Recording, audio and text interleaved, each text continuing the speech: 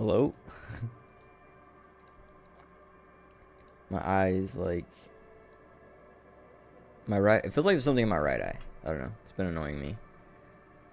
It's like frustrating because I had an eyelash this morning, and this afternoon there's like a tiny little black speck. Like I went and got Starbucks and a brownie, and as I was driving back, I felt like there was something in my eye, and it was like, I thought it was like, I don't know, I thought it was like another eyelash or something. And then when I looked in the mirror when I got home, there was like a tiny little black speck that just like was sitting like on my eyelid, touching my eyeball. And then when I like pulled my eyelid back, it would like roll down like the inside of my eyelid. But then when I would let it go, it would like roll back up. It was annoying and weird.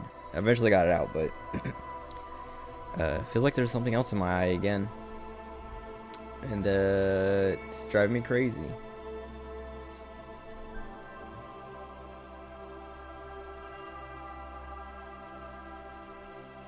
I don't know. It might just be like irritated from earlier, but I don't know. Annoying either way. But yeah. I think everything looks good. It's been forever. It's been like 10 days, more than that. It was so annoying. I've been like, I don't know. Just, yeah, I've had a lot to do, and I haven't been able to get decent sleep, and so my sleep schedule got all jacked up, and it's been annoying because I've been like, literally after I finished this day here, like the last time I played, like for the next 3 days, I was just dreaming about Disco Elysium and wanting to play, but I couldn't. I just like, well, I didn't want to play it off stream, but the only time I was awake was like during the day. Like my sleep schedule was just all jacked up, and it still is, but it's better now. I don't know. Like the last few days, I've been waking up because when my sleep schedule was messed up, I was waking up at like 3, 4, 5 in the morning. But like the last few days, it's been like closer and closer to midnight until like tonight, where it was like I woke up at like 10:30. And I was like, you know what? Let me eat. Let me get Starbucks, or I guess drinks. Have my Starbucks or whatever. Like, I don't know, coffee. It's not. Well, I guess it is coffee. It was a frappuccino, but it melted, which is fine because it was already melted when I got it. I don't know why, but anyway.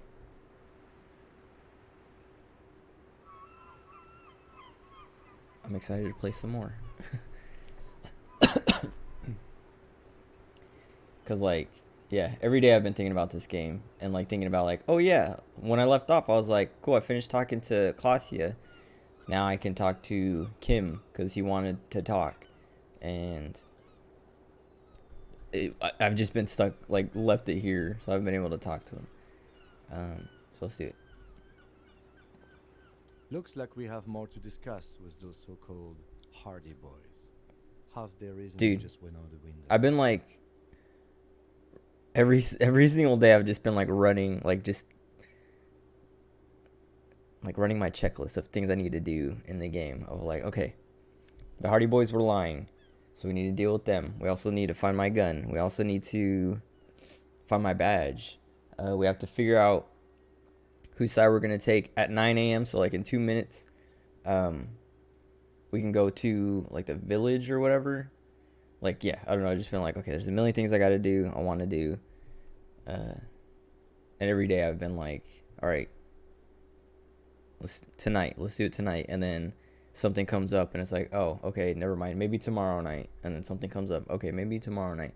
And then just like, yeah, I don't know, every day I've tried to like fix my schedule, but like my mom or my brothers or someone, the dog, like someone just doesn't let me sleep and is like, hey, can you do this for me? Or it's just like the dog's just like barking every hour. And it's like, okay, well, I guess I'll go to sleep when the dog goes to sleep, or I guess I'll go to sleep when everyone else goes to sleep so that I can actually sleep. I don't know. It's been annoying this whole week. And like yesterday, oh wait, okay, hold on.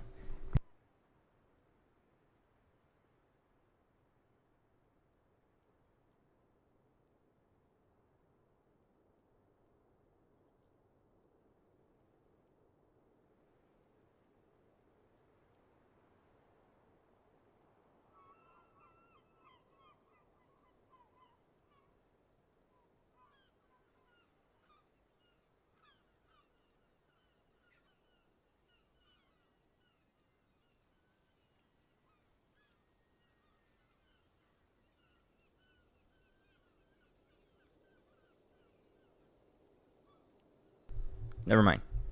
Or maybe, I don't know. Like my eyes still feel. I thought I saw something like blurry in my eye, so I was like, oh, it's like the eyelash or whatever's irritating it. So I went to look, and I couldn't find what was in my eye, but there was an eyelash on the bottom of my eye that was like it didn't look like it was touching my eye. Like my eye still feels irritated. Like there's still something in there, but maybe that was it, cause like there was an eyelash like balancing on my eyelid like halfway into my eye, but it didn't look like it was touching, but it was like half of the eyelash was like over the bottom edge of my eyelid, and then the other half was like off. So it was like I just like pulled that off, but my eye still feels bothery, or is still bothering me. I don't know. Whatever. Ugh, it's so annoying. Why?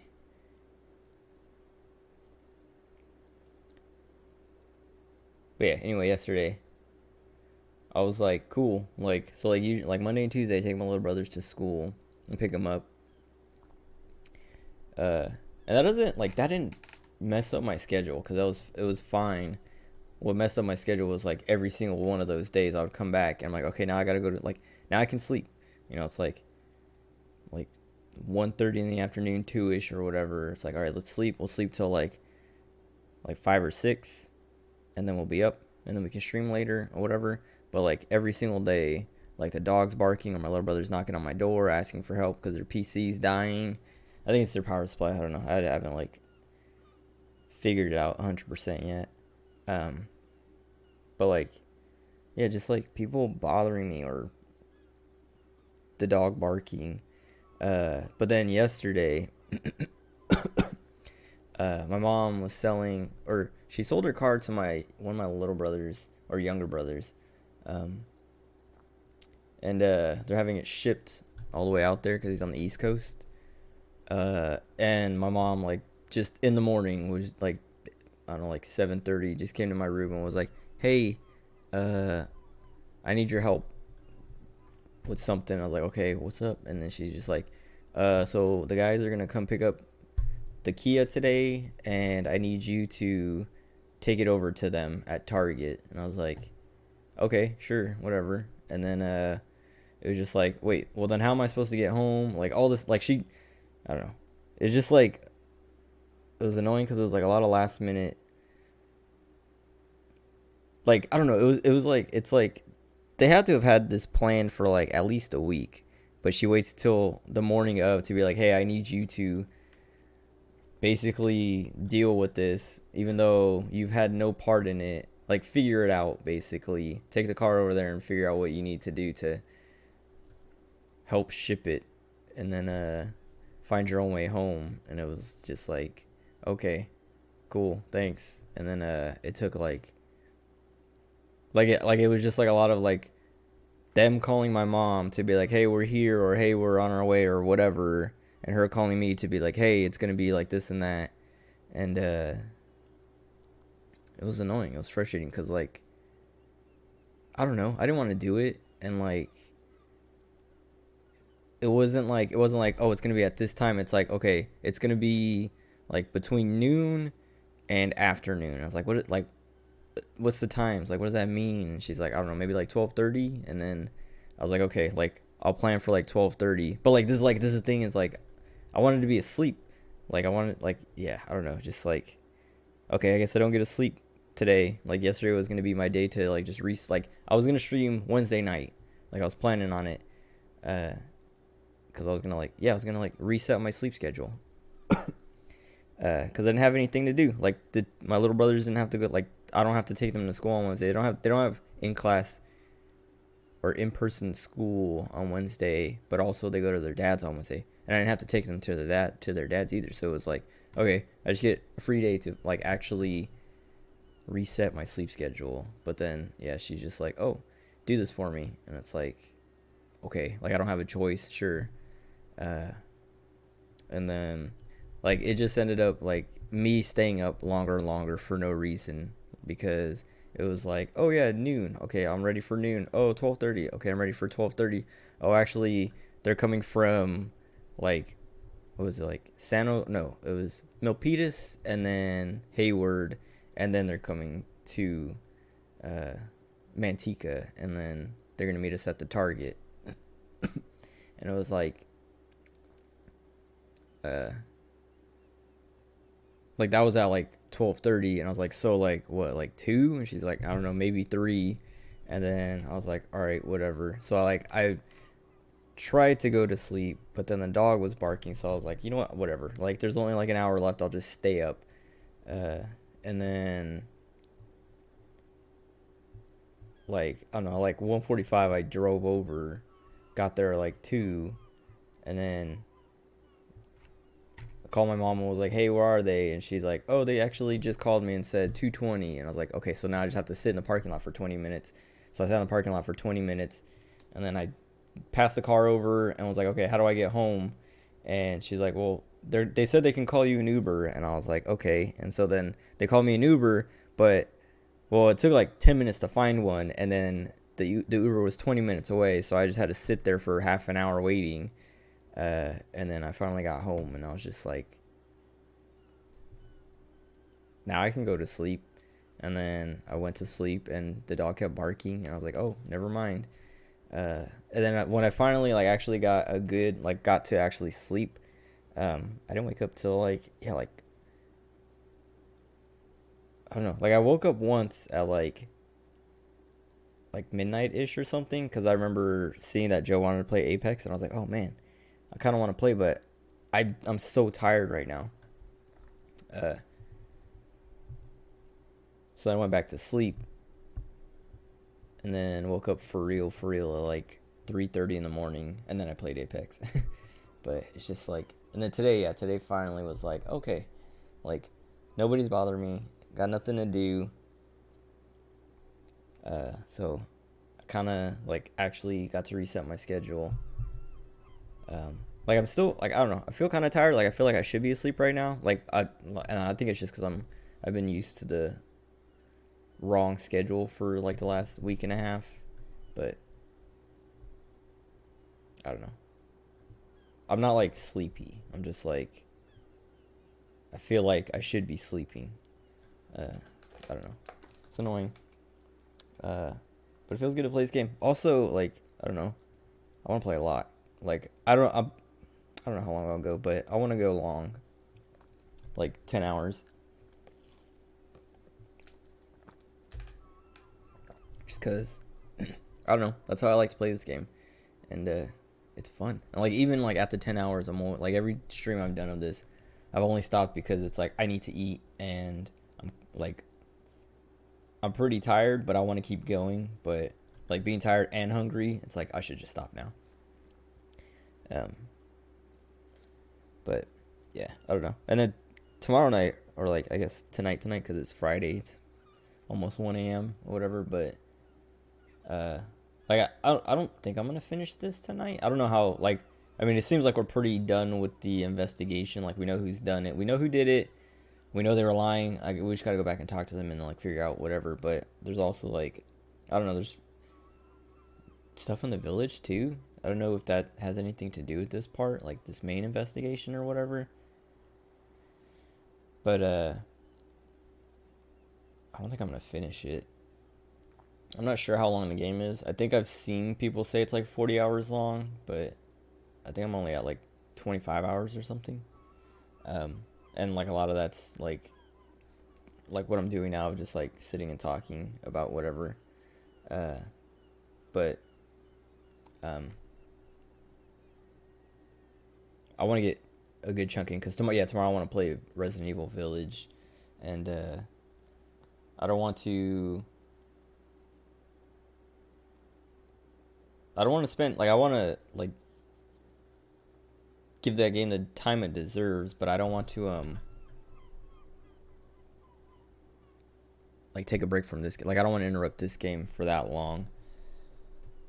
So I want to get a good chunk in tonight, so that tomorrow when I swap to Village, I don't feel like I am not giving Disco Elysium the attention it deserves. Because I don't know. I'm excited for Village. It sounds cool. Like it seems like people like it, so I feel like I'll probably like it. But I think I like this. I think I will like this game more. I don't know. Like I like this game a lot. and I can't see, like right now it feels like this game is worth more than Village, and it deserves my time more than Village or whatever. But excuse me, I've been looking forward to Village. You know, like had my eye on it. Had my eye on it. This game, I just kind of like was like, oh, you know what? I should play this finally. Um, but yeah, I don't know. That's just like, I guess an update.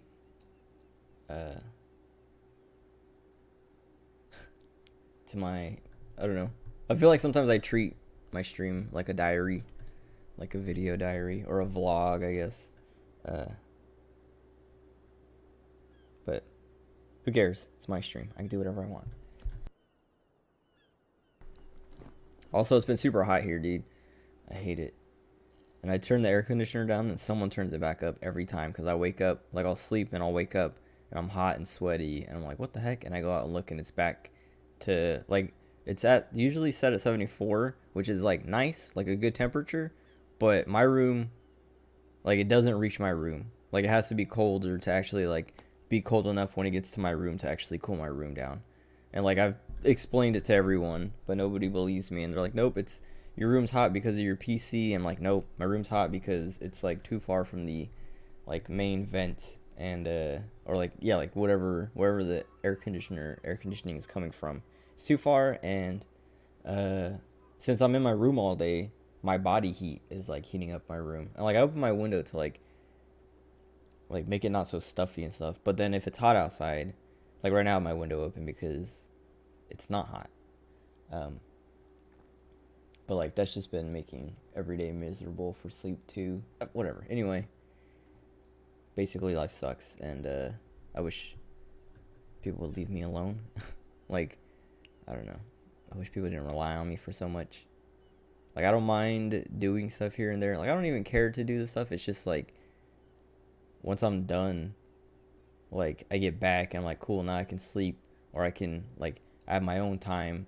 Someone else is like, hey, do this thing for me, or hey, can you help me, or hey, like whatever, or the dog is just barking and it's like okay, and nobody's gonna shut her up unless I do it. Like no one's gonna put her in her cage, like put her in timeout or like do anything. Like they're just gonna let it go until I get tired of it and come out and do it myself. And then no one's gonna let her out because they want me to do it. Whatever. It's just yeah. I wish the dog wasn't here. I wish everyone would just basically I wish I was not living here anymore. I don't know. I'm sick of it. It was cool at first because it was like cheaper rent and I don't know, easier, but like it shouldn't be as stressful as it is. But yeah, whatever. Anyway, enough complaining. Let's play this game. So yeah, so the Hardy Boys said Classy was raped, and that's why they hung that mercenary, but they were lying. That's basically what Kim's saying here. So let's see. Nothing will make them respect the RCM, but it will disrupt the game they prepared for us. We just stripped off one layer of whatever it is. Her decision to not corroborate their story was definitely not part of the plan. Why did she tell us? What else could she have done? Lie? She saw there was no way to lie and get away with it. I'm not sure she had to lie. If not you, then me. It was a smart move from her.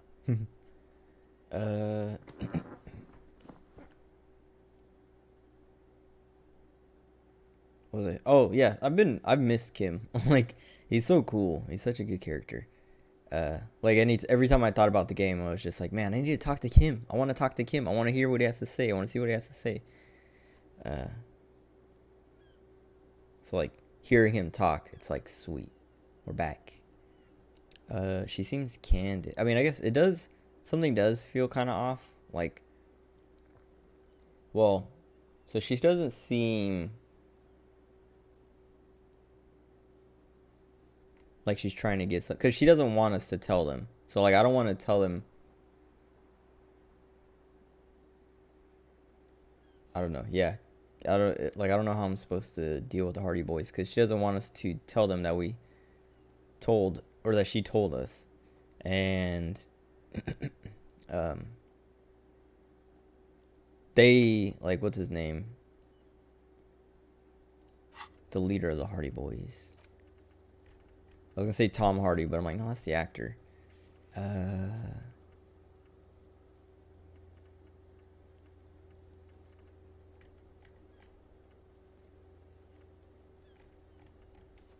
God, dude. My eyes. It's bothering me so much. I hate it. Why? Titus Hardy. There we go.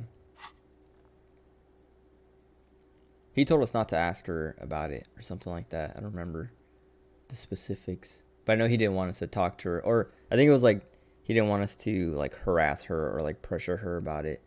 So maybe it's not going to matter if we say, oh, she admitted to it. But he was like pressuring us not to because he didn't want us to find out the truth, you know? Like, I think that's what it was. Or that's what it seems like, feels like. Like, he didn't want us to ask about it because he didn't want us to... Yeah, I don't know. Like, I think he trusted her or expected her not to just come out with it. I don't know. We'll see. We'll see. Something's off. You think so? She seems forthcoming. Unusually so. Being forthcoming about some things is a good way to obscure other things. The best liars are always forthcoming. Anyway, we should move. I suspect our investigation will bring us back here soon enough. Sweet. Let's see if we can do this. I don't remember what I needed. The same small, heavy door. Physical No instrument. lock in sight. I don't know. It is not the first closed door we found in this building. There is also your mysterious blue kitchen door. Oh, right. I don't know. The further we get, the more this building seems to be tied to the case. Below, the hostel cafeteria Shivers. creaks and groans under your added weight. A skeleton of composite I should get- beams and cantilevers. I should get eye drops. I don't know. It's like... Because, like, right now my eye is being irritated by the eyelash or whatever. And, like, I keep... I'm not, like, rubbing it, but I keep, like, messing with it. And, it feels like it's drying my eye out. And it's making it worse. Tap on the roof. A dull thump. Somewhere inside, a wind brace rattles from the imperceptible motion of the building. But yeah, and then like having eyelashes, eye drops would probably, I don't know, it'd probably help get stuff out of my eye because it might like run out with the tears or whatever. I don't know. The vigilantes, the cadaver, and a number of people connected to the case are in or around this building. This door is part of it. It's not unimportant. I mean, I guess I could rinse my eye out, but like every time I've ever tried to rinse my eye out to get an eyelash out or something, it's never worked. Like in the shower, I'll get an eyelash in my eye, and I'll just like basically stare into the water or like let it run into my eye and like run out for like, I don't know, a minute and nothing. Like I'm done. Like I like finished rinsing. I'm like, okay, I can't tell because my eye is now annoyed by all the water that was in it just now. So I hope it's out, and then like a few minutes later, like I get out of the shower or something and I'm like drying off and I'm like, oh nope, there it is. Like I'll see it actually like in my vision and I'm like, okay. Wasted time. Didn't even work. It happens every single time. I don't know, like, so like yeah, I've just given up on trying to rinse my eye because I'll like go to the sink too, like if I'm like sitting at my desk or something and I'm like, oh, it's really annoying, I'll go to the sink and just like scoop water into my eye because like I can't just like get under the sink or whatever until I feel like it's good, but then it never is because then like yeah, I'm like, okay, my eye's now irritated from water being in it, so I go back to do whatever I was doing and then like 10 minutes later I'm like, oh nope, there's still something in there, and it's like, okay, thanks for nothing. But I think, I don't know, eye drops might work better because they're also like, I don't know, better for, I think they're, what do they call them? They call them like art. Some eye drops are called artificial tears. So I think they're better for your eye than just like tap water or whatever.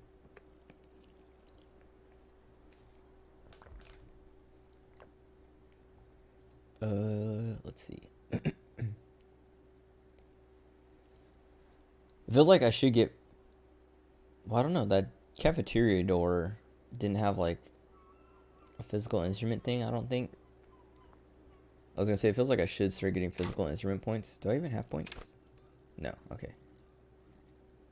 And what are my? Okay, just one thought.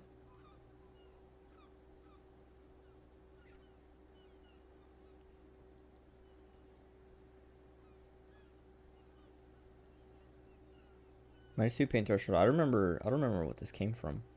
Oh, anti-object. Oh yeah, it's from like breaking doors down, I think. Let's see.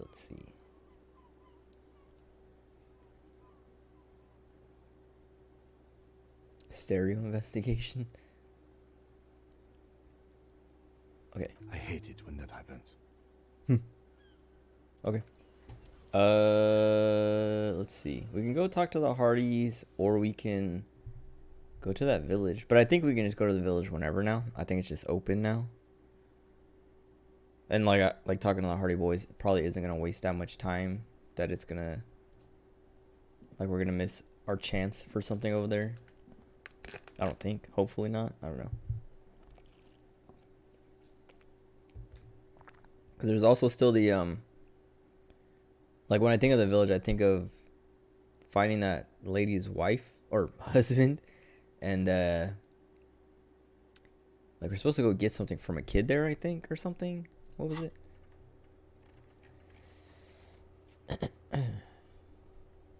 Armor piece, right? Armored gloves from, yeah, the little girl knows something about the armored gloves. Okay.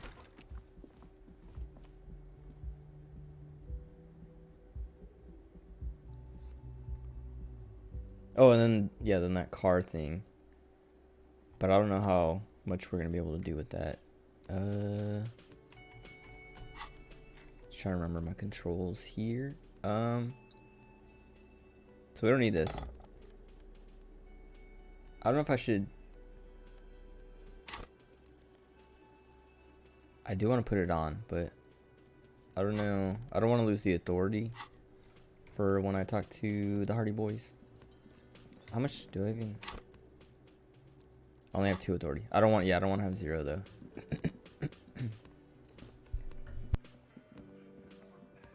It's you again. What is it?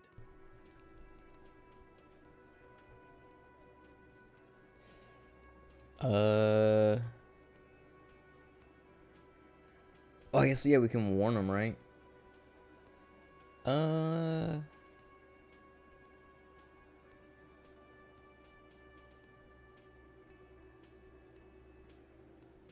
mean, I guess we can. Well, this is probably that one guy, right? From, like, that. Like, where, there's like this guy right here. His, what is it, Sunday friend or whatever. Who was a witness, but he didn't see anything. Like, I don't know. That whole guy and that whole conversation was annoying. He was just annoying.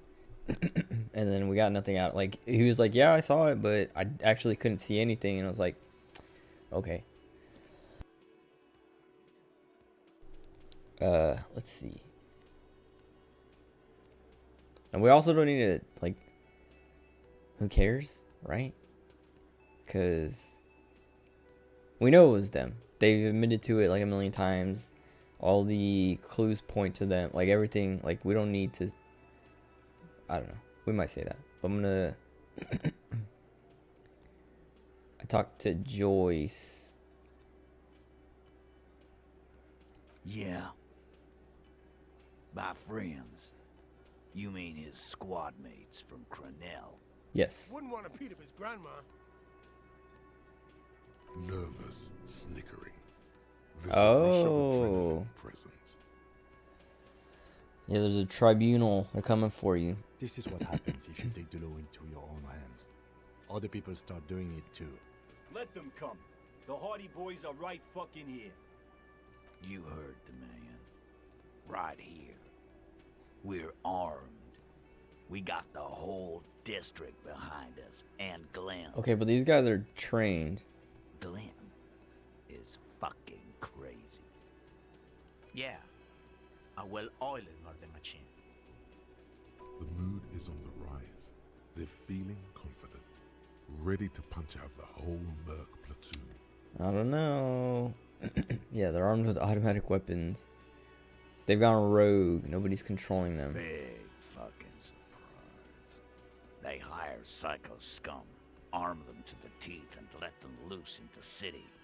What do you think is gonna happen? He's really prepped himself up for this. He has to keep the fear in check. They're armed with automatic weapons. We got weapons of our own. We got Ister 50s, Zila guns. Glenn's got a knock cannon at home. Well, they pierce ceramic armor. I guess we're gonna see, aren't we? See what? That they don't? Yeah, like you've been up against ceramic armor. You haven't even seen the whole suit, right? I've seen the whole fucking thing, and it didn't make him immortal. I mean, if you're shooting at him, maybe. Like, if you get him drunk and then hang him while he's, like, unconscious, sure, the armor's not gonna matter, but if you're shooting at him, it might. They're bad news, you know that, right? So are the local gangs, the fucking Barmy army, and the Madre scum. You've been up there. Seen any around? Yeah. Where are they now, huh? Sent back to Madre in an airtight cargo crate. These people are trained military professionals with decades of combat experience. They are not a gang or a barmy army. That's what I was No, saying. they're not. They're uncoordinated and drunk. We know The one more guy about was. them than you think. I don't know. There's that dude in the, like, down by the docks or whatever, the scab leader. He's pretty big. He doesn't seem drunk. And I don't think we've seen the girl yet. What do you mean? Okay. Okay, they're gonna wipe you out.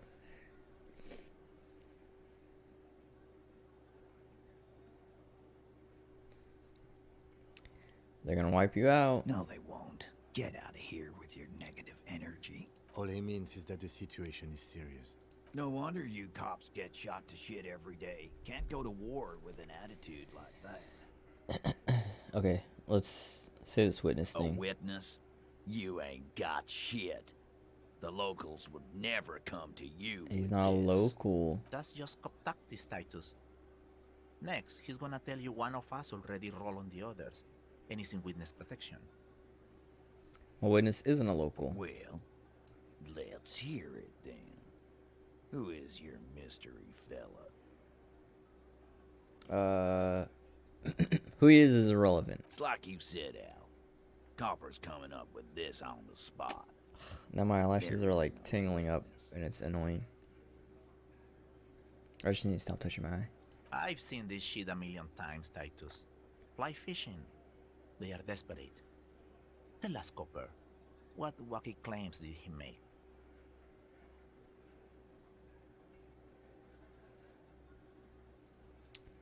No shouting, no commotion. It's you assholes that feel the need to go around like a fucking brass band. The Hardy Boys are dead silent. Yeah, it's like they put cowbells on you before they send you to the streets. What's with the cowbells, policeman? Damn, they wormed their way out of it somehow. Try something else. I guess we can say this. Arab guy? Boss, I think he's trying to say me and Theo. Well, yeah. What is confusing you? Eugene, Theo, and Elaine were there too. I already told you. We were all there. Serial play. That means absolutely nothing to me. Sounds like some made-up horse shit. It means the whole scene was long and drawn out, like it was from a film. What is this fella's problem? Sorry we didn't make it more action-packed.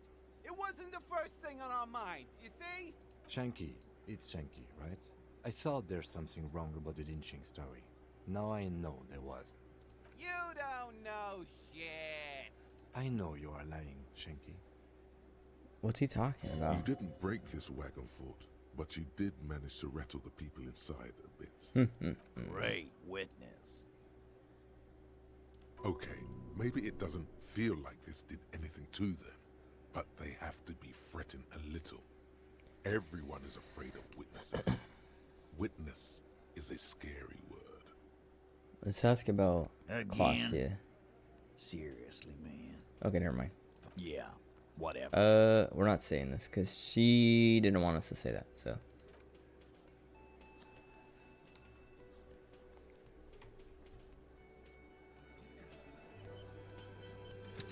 Let's see if anything new with I've got nothing to say to Liz. Okay, nothing. I like her accent.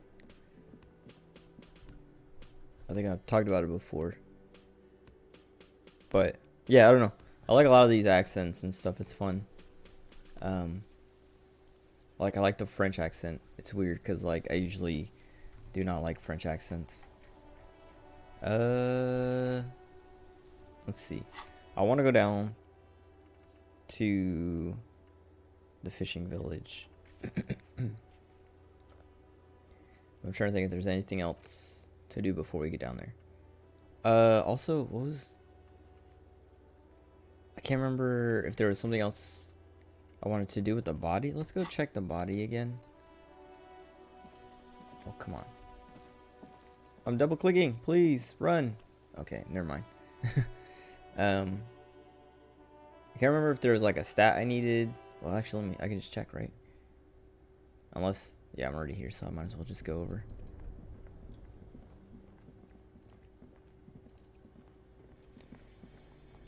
The bear's eyes are still glowing red. Perception. It's guarding over I don't want the freezing to...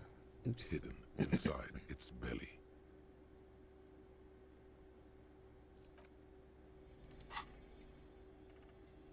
An hour and 12 minutes for that.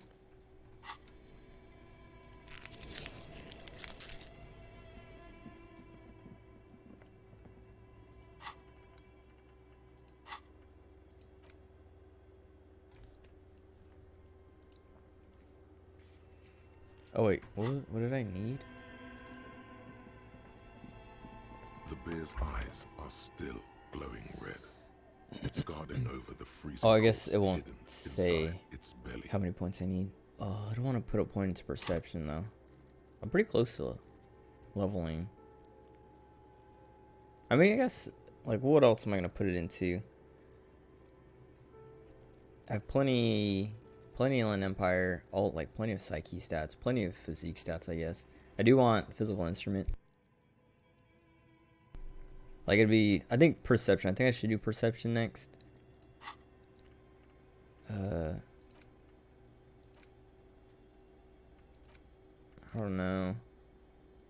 I don't want to touch this one because I don't want to lose 2 Inland Empire. Because I feel like a lot of times when it's like, oh, minus this many, the solution is still like not as much, but it's still like you still lose that stat or whatever. Let me check. Also, yeah, why? So like -2 Encyclopedia, and it's like it's still -1.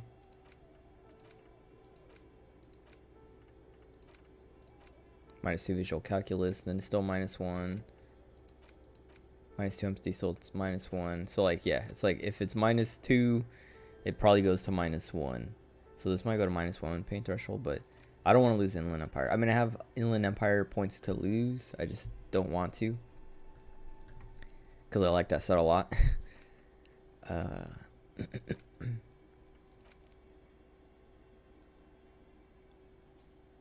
This one could be cool. This is probably like good for Esprit de Corps, maybe Authority. I don't know. It'll probably make me and Kim work together better.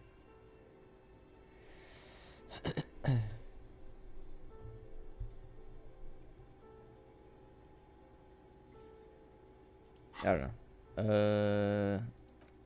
We'll think about it. We'll see. We'll see when we get there. Also, there's this, right? What do I need for this? This orange machine is buzzing like an oh. You slip your fingers on. If you want to try again, then you need to have the pry bar. Don't I need a better one though? This orange machine is buzzing like an old submarine. Pry bar not It strong has enough. a hand-cranked ice cream churner on top and an electric freezer that appears to be frozen shut. Trying to think. I mean, we can go to the fishing village. We might find a better one there. I don't know.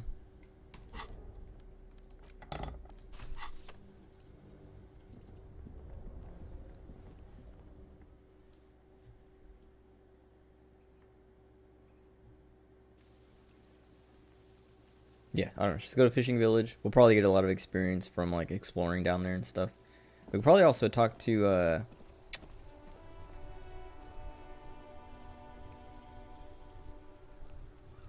the leader of the union. What's his? I can't remember his name.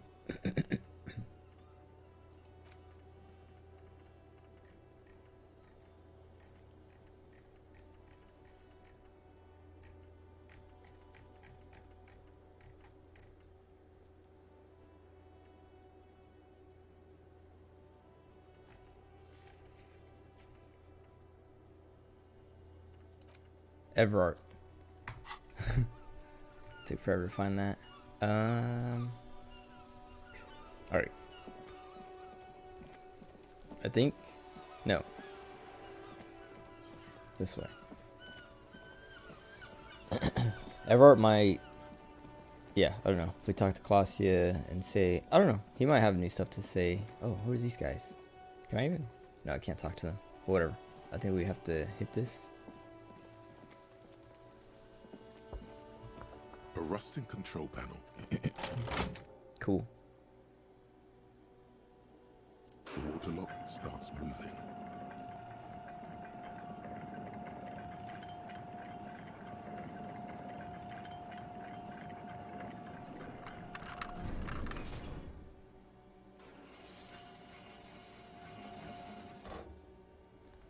Do we just walk across it? Okay, if we ever need to get to the coast, then this is the way. But please, contain your wanderlust for now. See- I don't want us to get sidetracked, not with everything that's going on. Yeah. Focus on one thing. Achieve it, then the next, he thinks. That's the task chain. I also like was thinking that of like it doesn't seem like we need to go down here for anything to solve this case. Oh, I should put my bag out.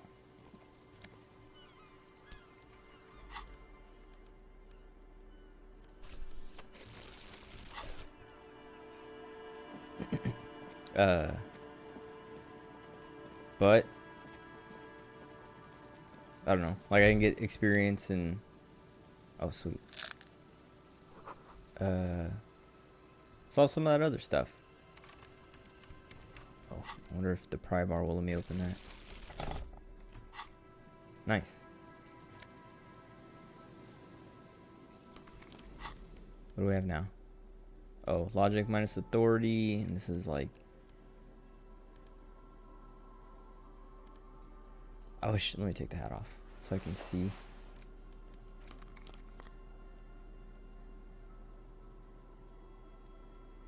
What's my logic at? Now it's at 1? Yeah. I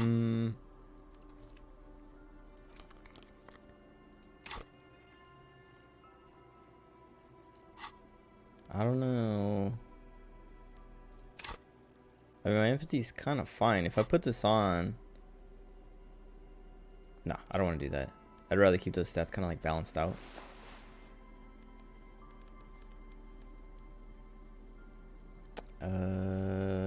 Let's put that bag back on.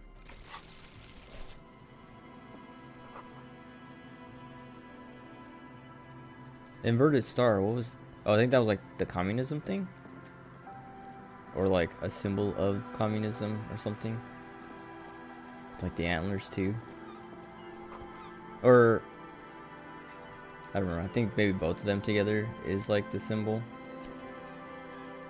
Whatever. Oh, there's that car. Or a car. Must be, yeah, because like look at the tracks.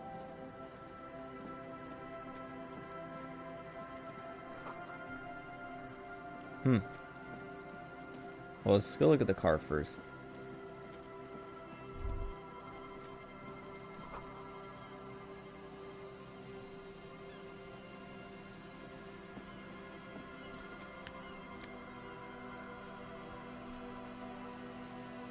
Oh. I mean, that might just be for selling. I don't know. I'll hang on to it. Lies half submerged in the icy water, slowly sinking into the Insulindian Ocean. Only Oh, the we're standing on captain, ice. Rear wheels and the engine remain visible. It must be cold and lonely down there in the icy water. It appears to be so. Let's investigate. I agree. We should definitely investigate. You get a sudden sinking feeling. Stomach acid comes up as you look at the motor carriage in the deep, dark, cold water. Why the doom and gloom? It's just a sunken motor carriage. Some motor carriages are bound to end up in the sea.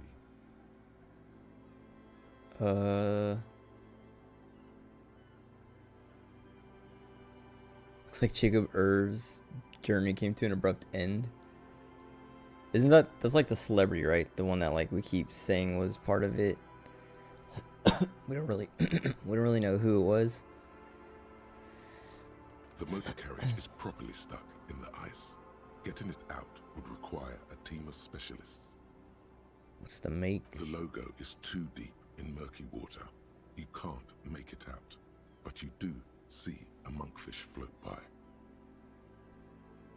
How long? The ice hasn't closed around the vehicle yet. My guess is it's been here since last Saturday or Sunday. So if there's nobody in it, which I feel like if there was somebody in it, they probably would have said something by now. Probably crashed and then ran.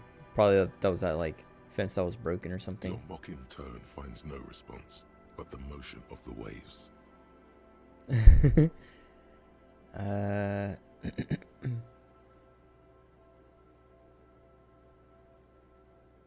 Yet another case of the engine displacement triumphing over the driver's IQ. Yes. Clearly, this is a triumph. I'd say the vehicle has been here since last Saturday or Sunday. What should we do? Let's wait for the low tide and see what's inside. How long? I don't know. Oh, An hour or two, tops? cool. Okay, sweet. Sit and wait. Huh. Is it gonna pass that much time? As you sit Oh, this is down kinda cool. in the old rusty playground, the world around you becomes very silent.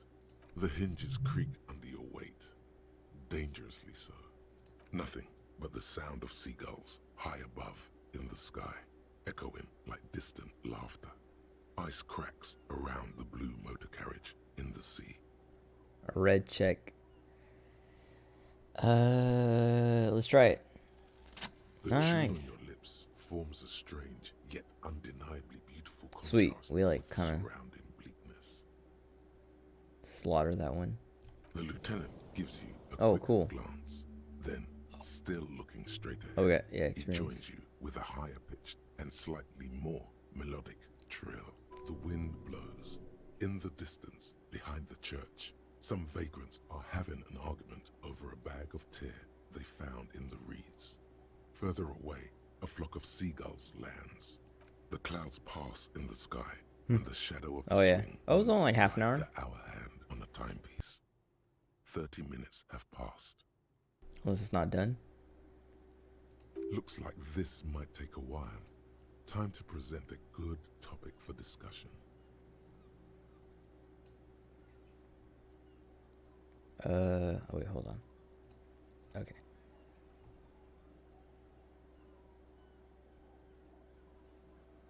What? Your dad also, points to your eyes. Was drunk or something? I don't know. That's like all I can think of. Oh wait, no, his vision. Binoclard.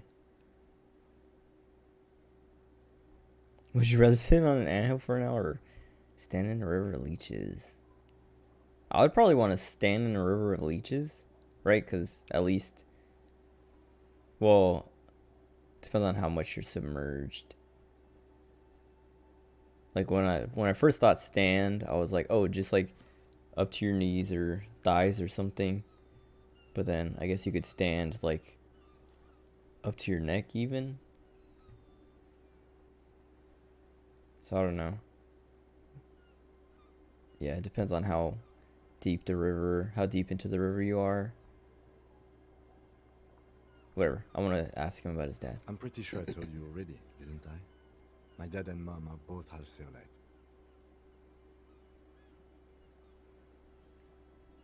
Wait, was I asking about him being Asian? Is that what the eyes thing was? Oh right. Clouds on the horizon grow darker. Oh, and the shadow that's of the swing that's set sweet. keeps Like climbing. past You that hear time the super distant easy. rumble of the city. 30 minutes pass. Okay, so I can't do this yet. Or I can't finish it yet.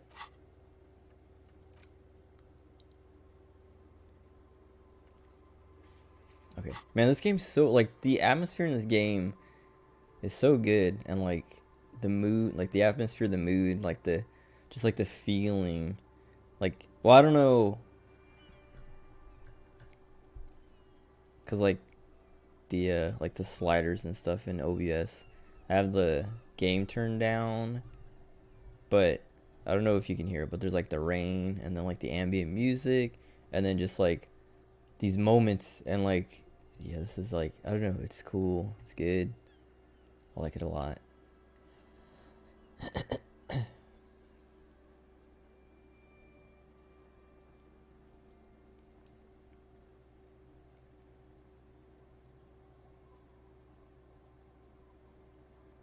If you had to decide with either the strikers or the shipping company, who would you choose? Luckily, I am already a member of an independent organization, and therefore do not have to choose between a rock and a hard place.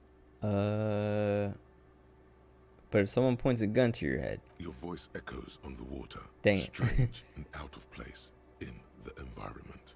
I think I 30 would more side minutes with pass. Joyce.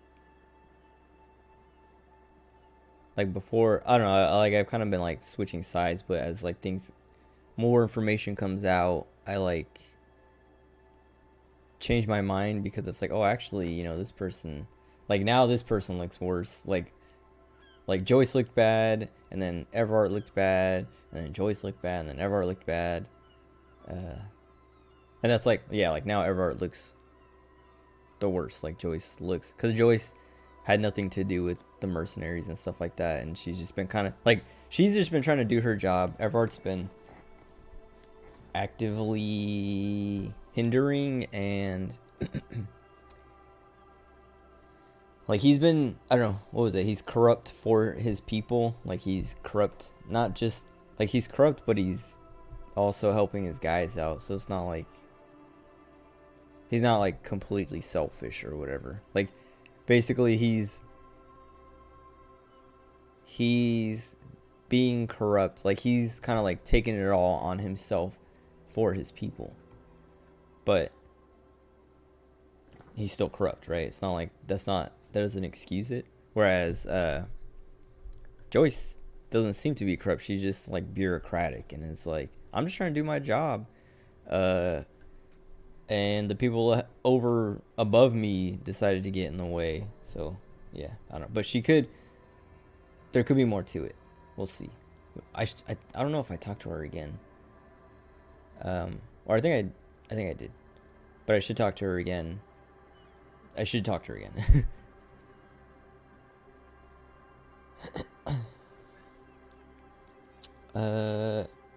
see.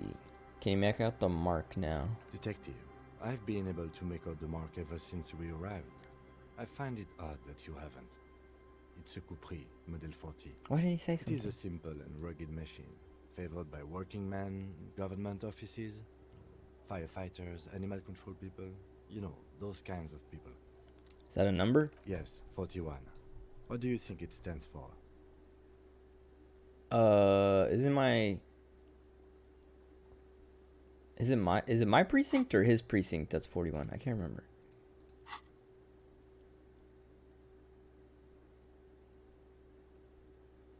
Is his rank in the underground street racing hierarchy?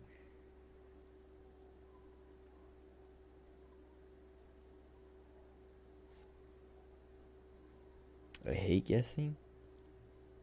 Oh god. It's my car, isn't it? It's my car.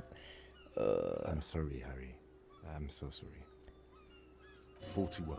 Precinct 41. It's my precinct. A massive pit opens up in your My stomach, car, I and did the it. most terrible feeling comes over you. You feel like you're about to faint and fall off the swing. Your hands get clammy and the air tastes sour to breathe. Oh God, Harry. Oh God, Harry. Whoops. What did you do? No. Just no.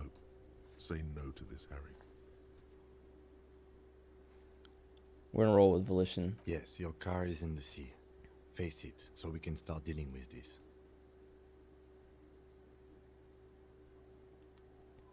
It's just a coincidence. Alright, you know, actually, Kim's right. I trust volition, but it also feels like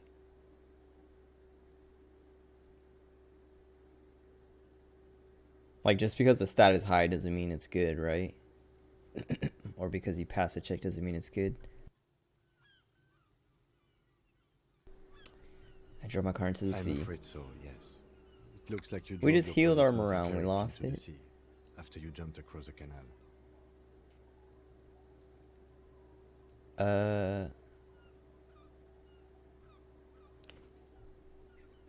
Let's see.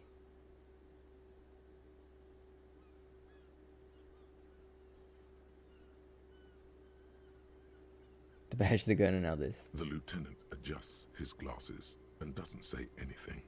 There is also a fourth thing you've lost. A fourth More thing. precious than the gun, the badge, and the motor carriage combined. My wife? Lost forever into the deepest of seas.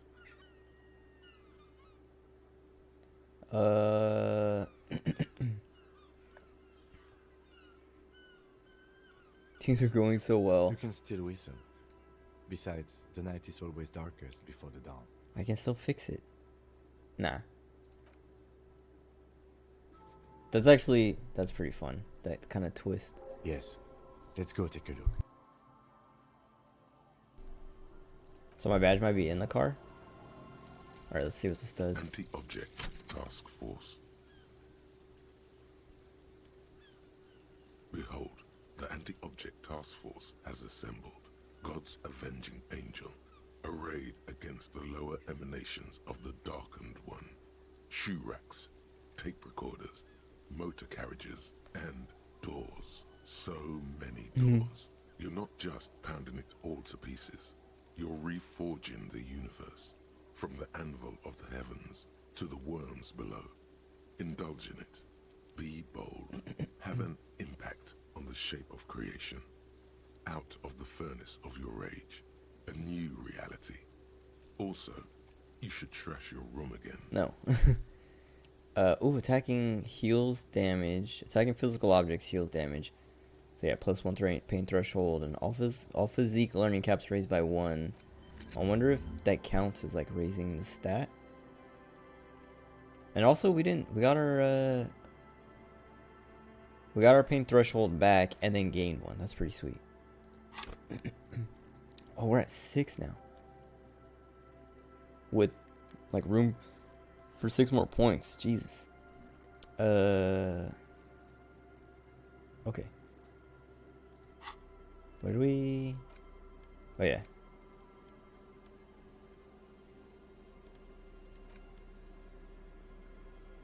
Map.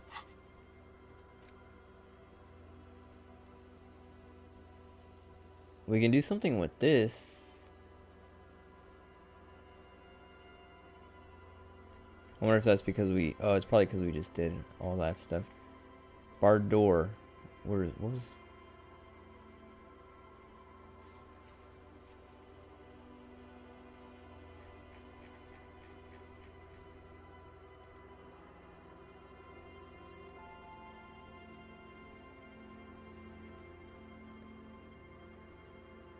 Is that in like the apartments? I can't remember where that bar door is.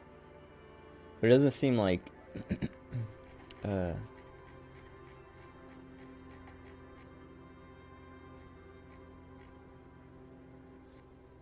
wasn't there like another physique check I wanted? Well, electrochemistry's physique, and it didn't get unlocked. But I mean, this one got unlocked.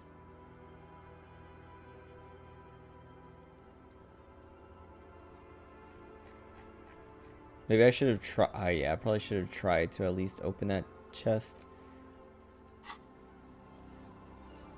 Because when we find the new crowbar or whatever, it might. Oh, let's actually check the back. My badge! And a cool jacket. With just good stats. Esprit de corps and shivers. Oh. What's my shivers? 5. I should probably put that on because we're about to do that. We also have a point. Oh, I have 2 points to level up? Oh, wait. Oh, I think I've been holding 1 point. I forgot that you have to click level up. I was thinking like click or double click would level it up, but if you don't have points, it wouldn't work. So I did that earlier and it didn't do anything. So I was like, oh, I don't have points.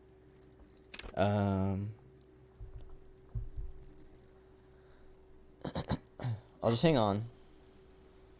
Oh, I also want to look at my badge.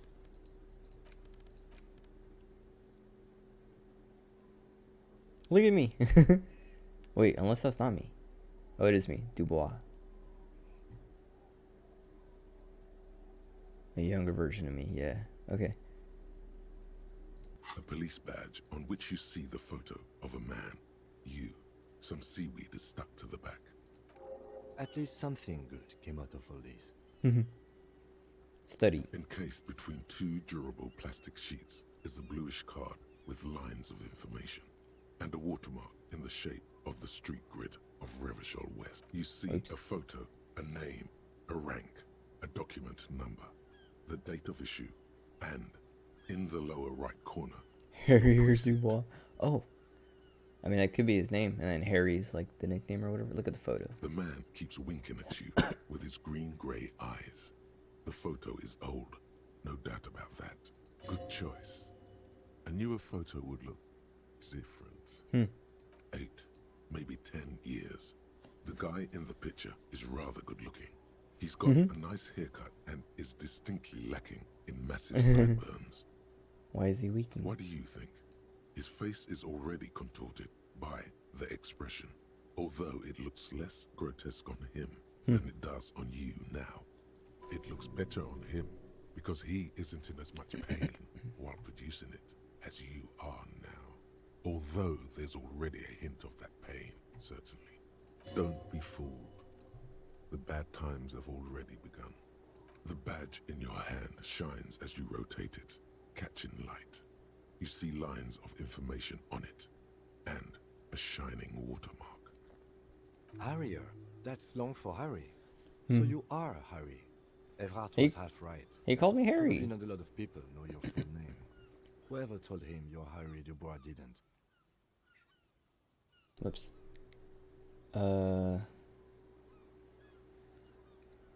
What kind of name is Harrier?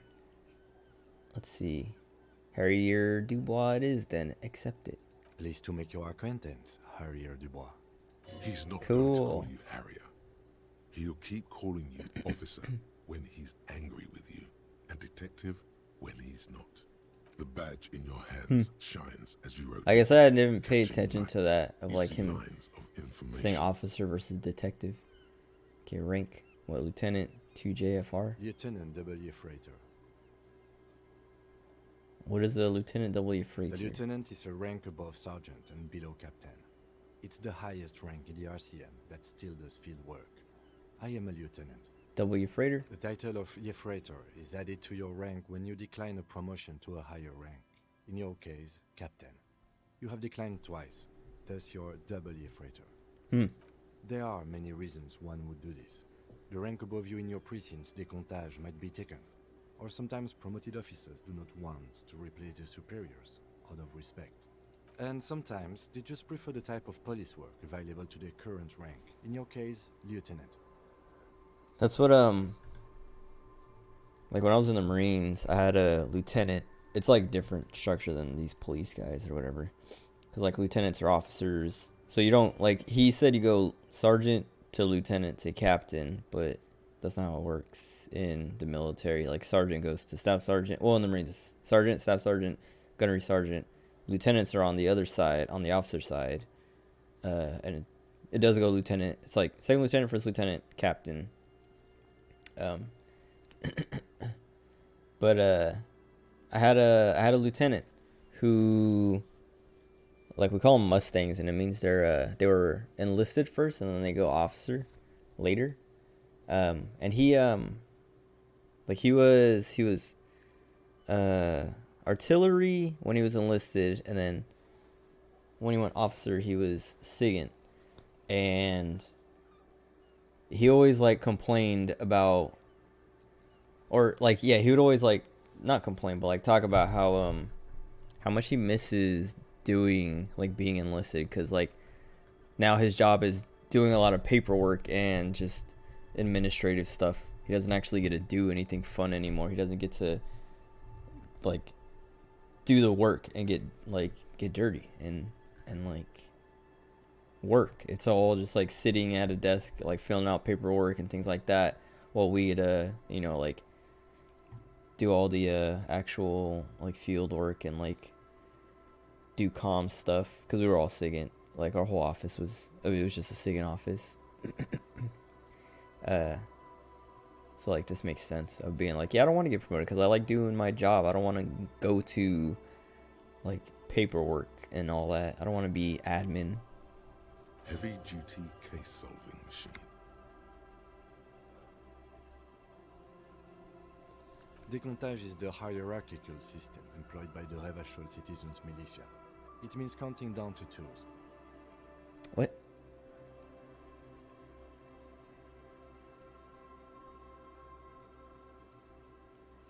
The lowest rank is junior officer, usually teenagers. Then there are the patrol officers, then sergeants, lieutenants, then a captain. That's basically it, except for a few kings. Kings like satellite officers and the additionally a freighter rank I already explained. The long and short of it is, you're his superior. Ah. Well, I'm not gonna like be mean to him or anything. Oh, you've been putting up with me because I'm your superior.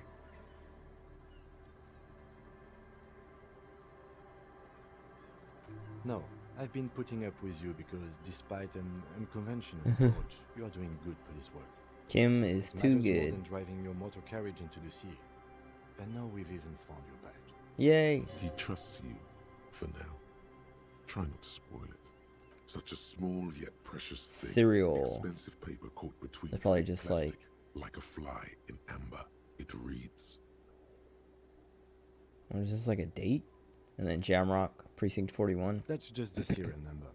Revachol, Jamrock, Precinct 41, with some numbers thrown in there for good measure. Okay. 4 months ago.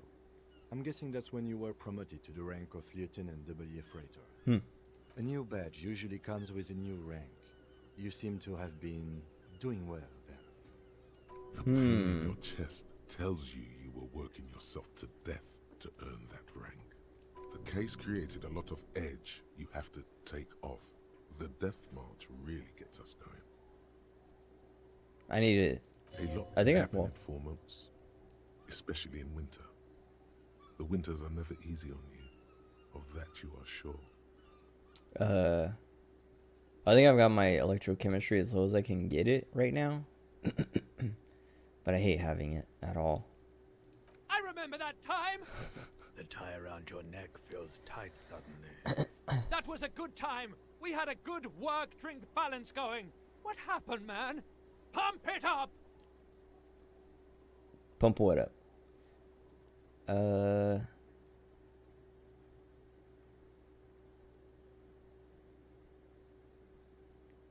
Is there something? Oh yeah, so whatever like it's been 4 months. So we were doing good 4 months ago. So yeah, whatever's caused my character to become the way he is recent. So precinct 41. Yes, it's the designation of your precinct. 41. Like mine says 57. The 57th is mostly industrial harbor. A lot of asphalt. The 41st is... it's a tough station to work in. You have all of Jamrock to cover. That district should have 3 precincts, but money is what it is. It's no wonder you are like you are, he thinks. But then again, it's a legendary district, and a hell of a station too. It must be an honor and a curse to work with people like Price, McCoy, Berdiaeva. the badge in your hand shines as you rotate it. Okay. Cool. So now we just need to find our gun. Oh yeah.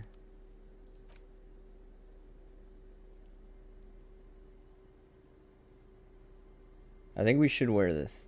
What would I lose? Shivers? I'm kind of fine with that.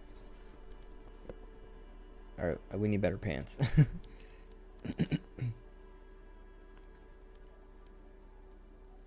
Yeah, we don't have any... Oh, we do +1. From what? Oh, I guess no matter what pants I wear, it's gonna be there. We need better pants.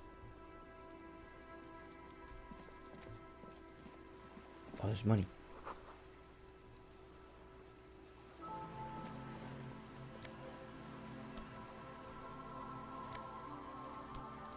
Okay, I want to get back over 100. I remember...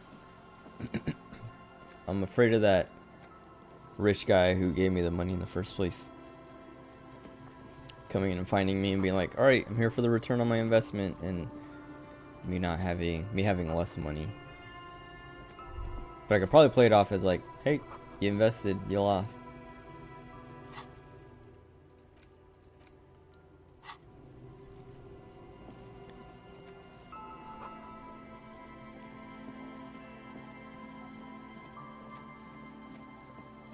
So this fence was probably me.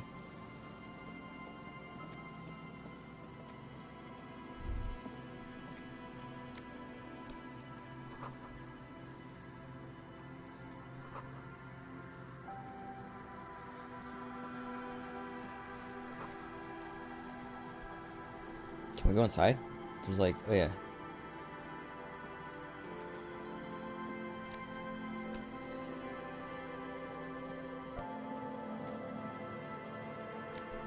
Oh. Alright.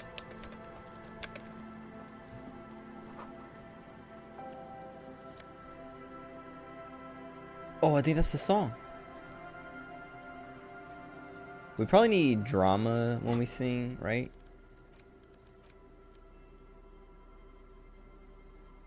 There's no way to listen to the tape without a working tape player or portal reel at hand.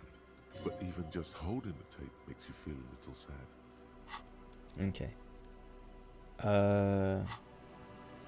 I don't really want to buy a boombox or anything like that.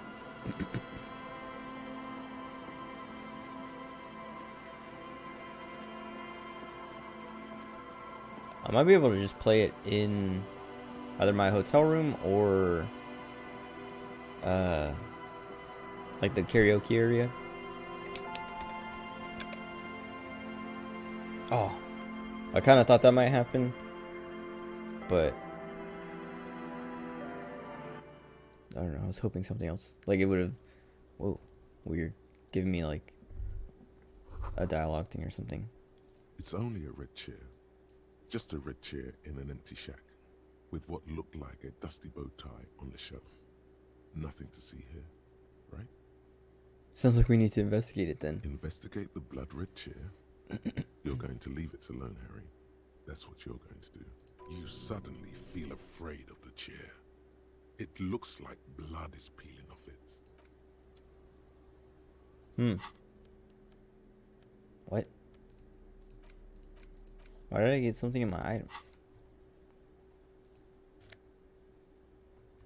Oh, another postcard. Where does that go?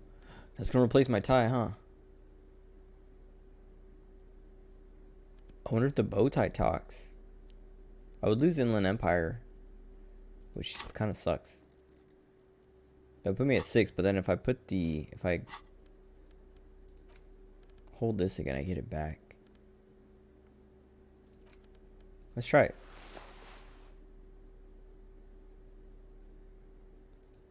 I wonder if the tie doesn't talk to me anymore if I do that. But maybe the bow tie will talk to me? I don't know. We'll see. Where's drama? Drama's at 5. Wow, that's pretty good. There's like a yellow... Weird. Like when I first walked in, there's like a yellow ring thing. Oh yeah, cool. Okay, whatever. I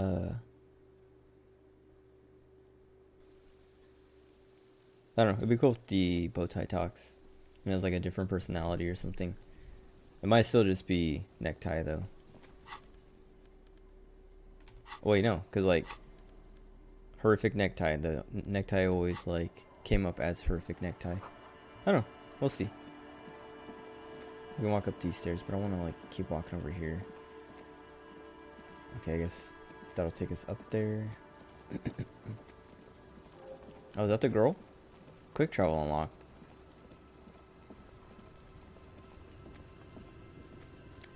I didn't even know that was gonna be a thing. That's cool. Wait, stop. Ugh.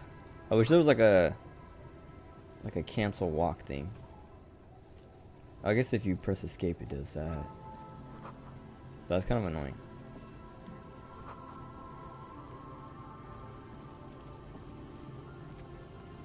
Oh, she doesn't seem like a kid. Let me put this thing on. No, wait. Well, I guess that works. Whatever. Hi, officer.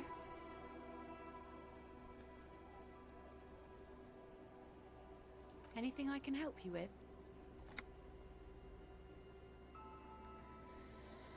Where are we? A fishing village on the seashore. This place doesn't really have a name. It's sometimes called Elysium. Elysium.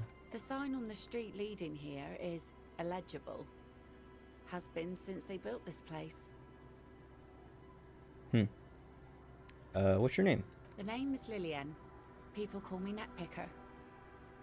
I think I have time for questions. And that was actually the second one. Indeed, you're always confused as to your whereabouts. Ask her about the cool sword. Helps to break the ice. Nice sword.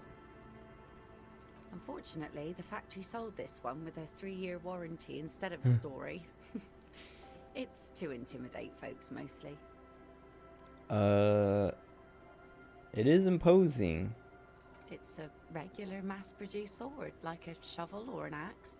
Nothing fancy, just for intimidation. What for? From time to time, people need a lesson in respect. That's just the way it is.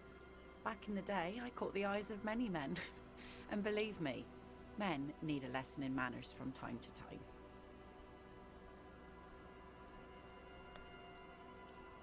So where are all the men now? Some went to patch their wounds, their lesson learned.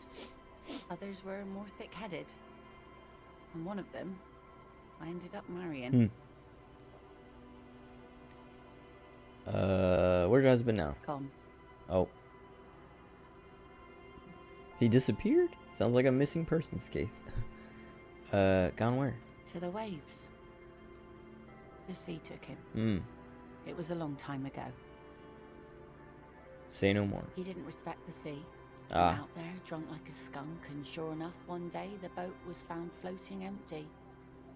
The bloated corpse turned up 2 weeks later.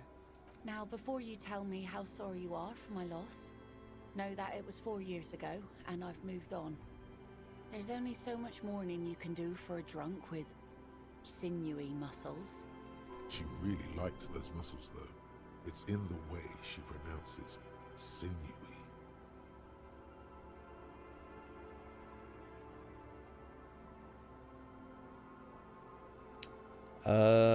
Time really is the best cure for sorrow, isn't it? Us working folk don't have the luxury to be bedsick with melancholy. I buried him, mourned for an appropriate amount of time, and went on. Life didn't really change that much for me and the kids. Oh. That's right, I forgot there's a whole village here. Or supposed to be. I was listening to Castle Super Beast, the podcast. And I learned that like they've both been playing this game. I don't know how far Pat is, but I like popped in on Woolly's stream earlier today, and he's still on day 1. But Pat was like telling giving Wooly advice and stuff, and he was saying like, yeah, if your health or morale aren't maxed out, your stats are reduced when you do checks and stuff, or something like that. Or it's like harder to pass checks. But I don't remember if it's like if they're not maxed out or if it's like less than half or something. I don't remember. I remember it's like depending on what your health is. Like if it's maxed out, your stats are, you either get a bonus or they're like normal. And if it's like if they're less than maxed out, there's like a penalty or something. So that's why I just like maxed out my morale there, because like I'm about to get this check, and I think, I don't know. I also needed to max out my morale anyway. I don't know. Like I was leaving it at 3 because I was like, oh, maybe I'll run into something, but it always feels like I never really need to worry about that. This is neither a touchy nor a very interesting topic for her.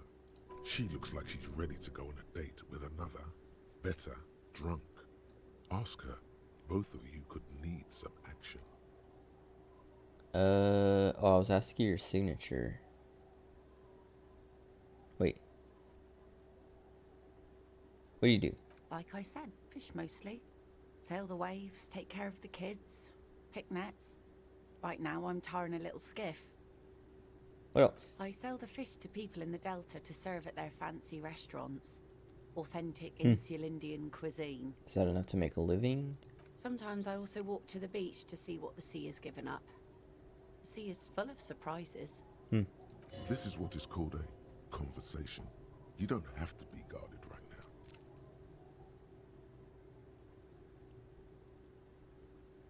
now. What have you found? Wood, pieces of glass. Every once in a while we see dead bodies. Human, animal, fish, other odd sea creatures. A mine washed ashore once. Bottles, drugs also. Lost cargo in general. Most of the time it's just wood and glass. All right. Major choice moment. You only get to ask one thing. It would be weird to say them all. Choose wisely.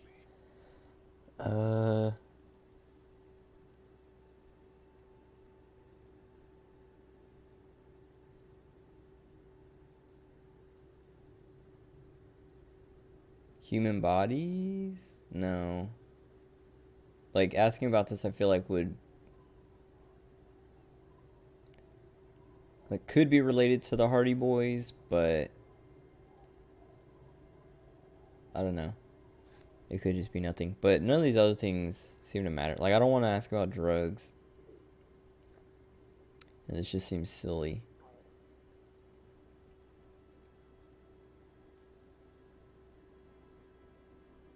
This place looks bad. Why don't you leave? Let's do the human bodies. Well, you're barking under the wrong tree then, officer. I have no interest in floaters. Seen enough of them in my life already. Very unattractive bunch. Yeah, maybe stay clear of the things reminded her of the floater she used to be married to. Oh, I'm not doing this. Wait, explore the coast. Oh, and Kim's present makes it awkward. Let's see. So take it that's your boat. Sure is. The sun, I call her. Coated with a fresh layer of tar just yesterday. It'll take some time for it to dry, assuming the sunny days continue. Looking for someone. Let's see. Who are you looking for? Cryptozoologists. I don't think I know what these are. Care to elaborate? People who look for animals who are hard to find. Aha!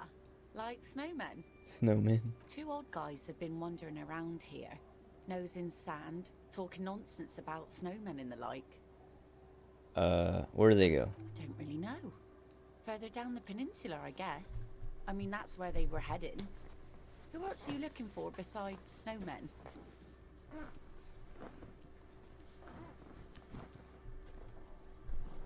That's it. Isn't there... So we need 2 signatures. I mean, I guess we're not really looking for the other person yet. Isobel. That's it. Well, how can I assist you then, officer? We need your signature. Where are you? This says by signing, I agree to living with construction noise. What exactly is the Union building? A youth center. What a nice idea.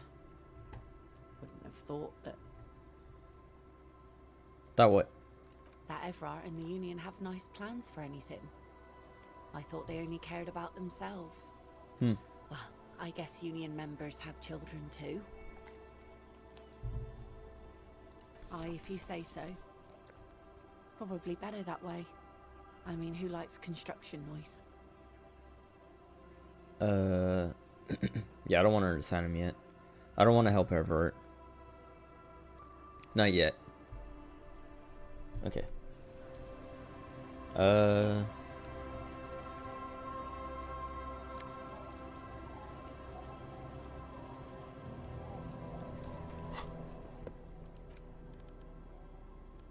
+1 perception. Oh, right.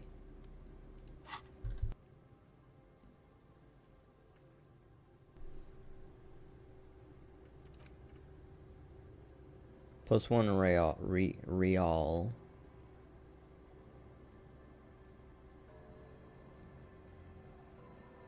But we have to pick the ultra liberal dialogue options.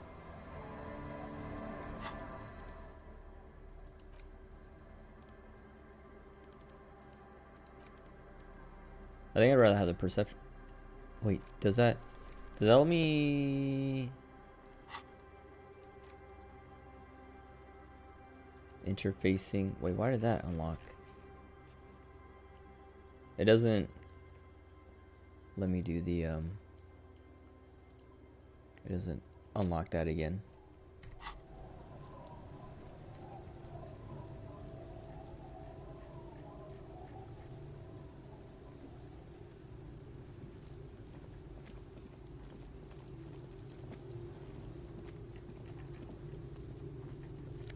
Oh, this village? Well, I don't know. I guess we'll see. Let's say it might be smaller than I thought. Whose house is this? I think it... Wait. It's probably hers. I don't want to break it open, though.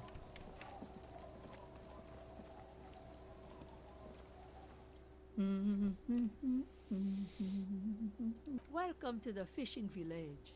Please lean in closer. I have cataracts. Lean forward. Oh, welcome, police officer. We don't cause any trouble around here. And we don't want any trouble either. We are not here to cause any trouble, madame. We don't cause trouble. Oh, of course. Last time we saw you around here was 12 years ago. You also came to take care of trouble then. Wish you did. But still, in Martinez, you're considered an ill omen.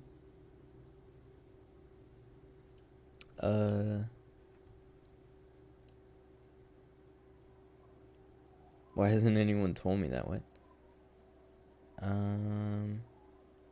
What kind are we talking about? Oh, the usual. Dark tidings.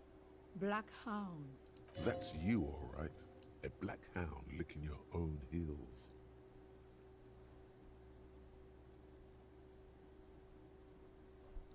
Okay, why hasn't anyone told me? Maybe they are afraid. Why? Because you're an ill omen. But you're still welcome here. As long as men with guns aren't chasing you. They're not And yet. maybe even then. Because that's the kind of fishing village we've built. I'm sorry there's not a lot of room to park the motor carriage. And not a lot of houses. Or a lot of people. My kids are long gone. Searching for treasure. So are others. Ah, look at me Mhm. ramble on. What brings you to us? I mean, I already paid for my room. What is in this village? Just us. It's barely a village anymore. We almost don't exist. What do you mean? This is pretty much a non-place. A gap. A blank spot on the map. Just a cluster of nameless shacks on a nameless street. I wonder if we go back and talk to Everett.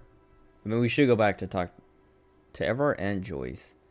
See, after we clear out here, just see if they have anything new to say. Because we could probably ask Everett why these people aren't taken care of. If he takes care of the city, or the Hardy Boys maybe even. Who else lives here? Well, there's Lillian and her kids. A few new folks live in the house to the east. But they are away right now. And then there's the Drives. Oh, maybe that's what that house is. Not a pretty sight, but there's little we can do about it. Home is home, even for them. Lillian is tough. Tougher than the men here, at least.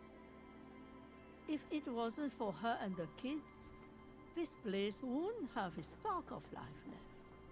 Sooner or later, you'll see for yourself. Don't have to look long to find these guys. Another topic. She nods, rinsing another piece of cloth. What's further down? Not much. There's the abandoned church, the Dolorian Church of Humanity. It's been there since before. Oh, I thought that was time across, even. like, the water, but maybe not. Some things just don't fly, officer. Look around. Who'd go to church here? They built it 300 years ago. Must have been nicer then. So, they don't hold services there anymore? The Ecclesiastes? No, we've tried, but things just keep happening. Crime, accidents, other things. The place never stays open. It's a pity. It used to be such a nice church. She's not telling you all she knows. Keep her talking. What else is going on? Well, there's that music. Music from across the sea. It started a few days ago, and now it's blasting, even through the night. And now, suspicious-looking people are sneaking around the church. I don't like that. Perhaps the mysterious music is somehow connected to the case. A Rusalka or a half-demonic Apsara singing. What else? Before you get to the church, there's some ruins, an apartment complex, or some kind of electrical plant. Run-down bunch of houses, empty. Anything else? Of note, the old fish market up on the boardwalk, but it's closed. It's gotta be more. What? You're one of those real estate people with big plans? No. If you want a development opportunity, you can check out the abandoned building over at Lansing.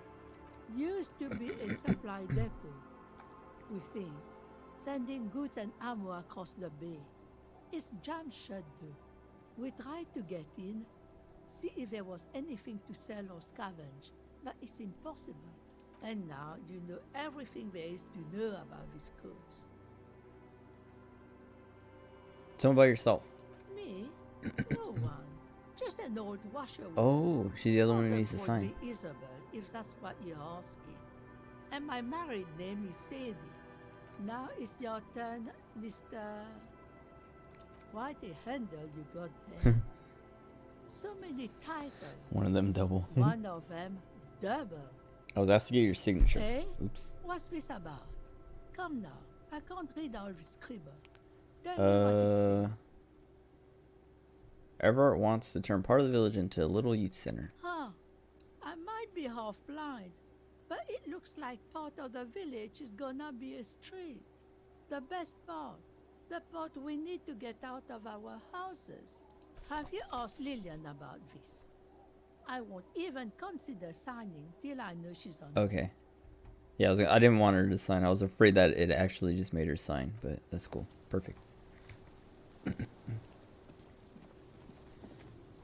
So I think I can probably break into that without, or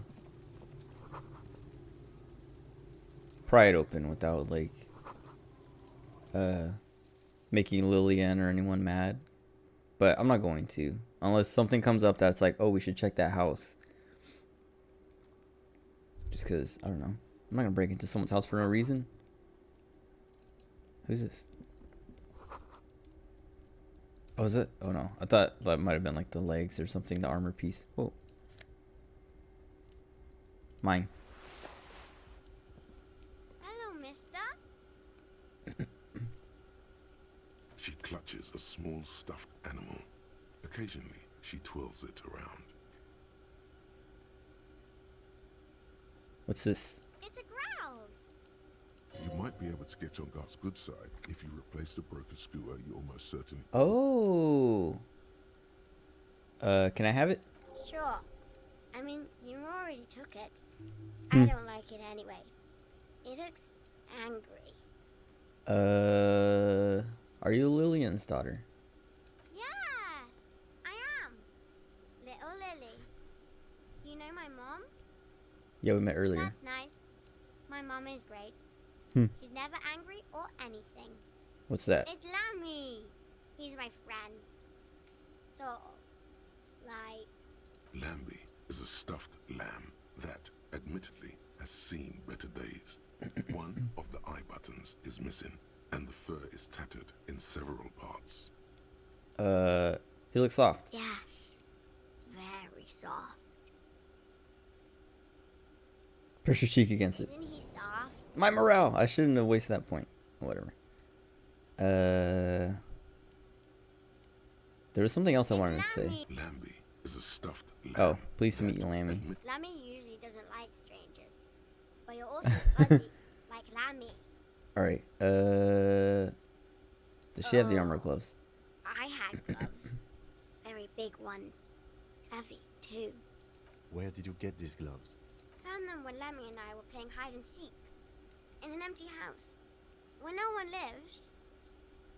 I think someone hid them there. She doesn't want you to think she stole them. Where are they? I hid them. The twins were gonna take them. Oh, those kids outside, They're probably. stupid. We are going to need those gloves. It's for important police business. Oh. They're in my sandcastle. Behind our house. Understand? You can break the castle. It's not very good. Bye! That was like a really quiet bye compared to everything else. I mean, I guess we'll break it, but I don't want to...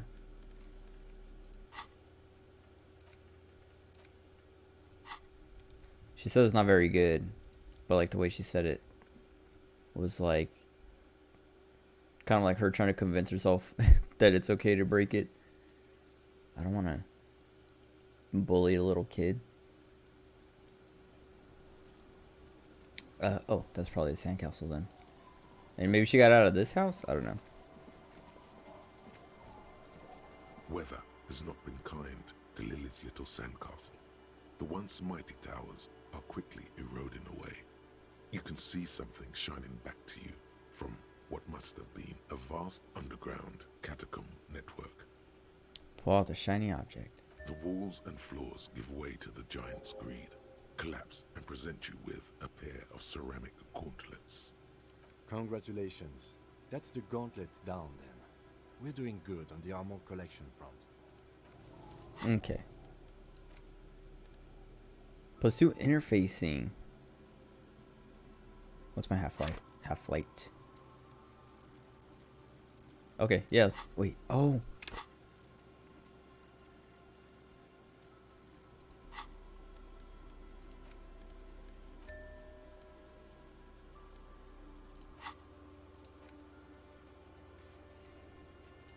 We should go do that. Can't do that.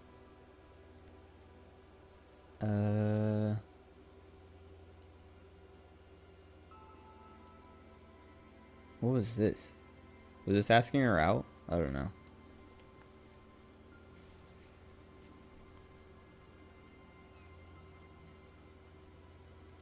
Okay. As you fold your fingers into a fist, you realize you could knock anyone out with one punch. The white ceramic gloves wrap around your digits comfortably. Your movements cause tiny little clicks, like dice rolling somewhere far away, as the plates reorient to your motions. Like a cop ought to be. I'll be responsible. The hardened vitreous enamel, at once sleek and voluptuous, adds a glow to your cheeks and a spring to your step. Just imagine what a full suit of this stuff could do for you. I don't know what I would need a full suit for. Like, I like the gloves because it's like we can punch stuff. Wait, 2 pieces to go. So the boots are already on the body. What was...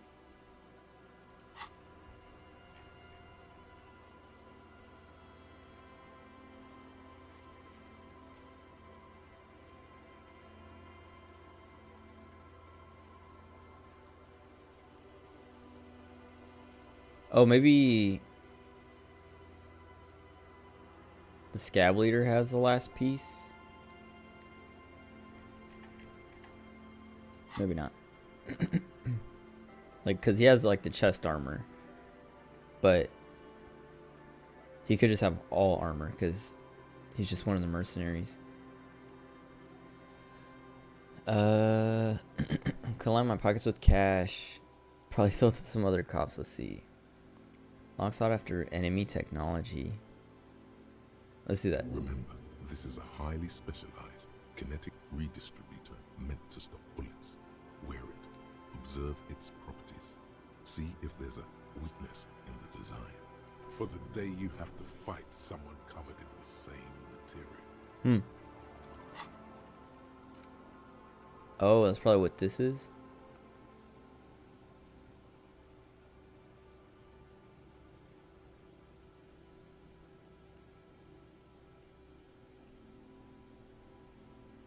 Beating yourself while wearing it, shooting yourself. I wonder if now I kind of want to get this. I wonder if it would like give me some kind of advantage when talking to the scab leader.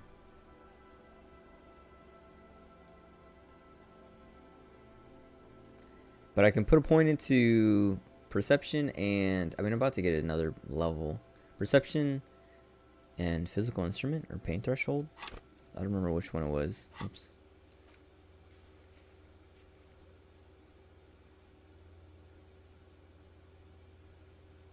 Physical instrument. We should actually, what was it? There was perception for the body. So we should put a point into perception. Actually, we should just keep looking around the village first. Because we might unlock it somehow.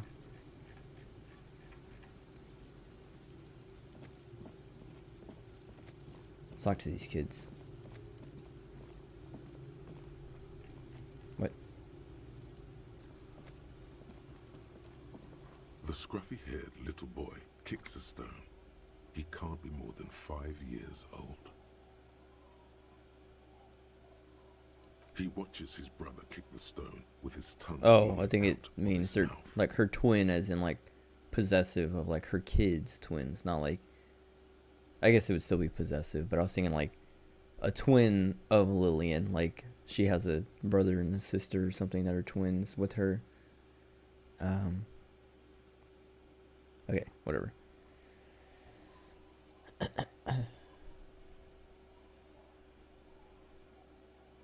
You must be Lillian's twins. This one doesn't say anything, kicking the concrete with his worn-out sneaker.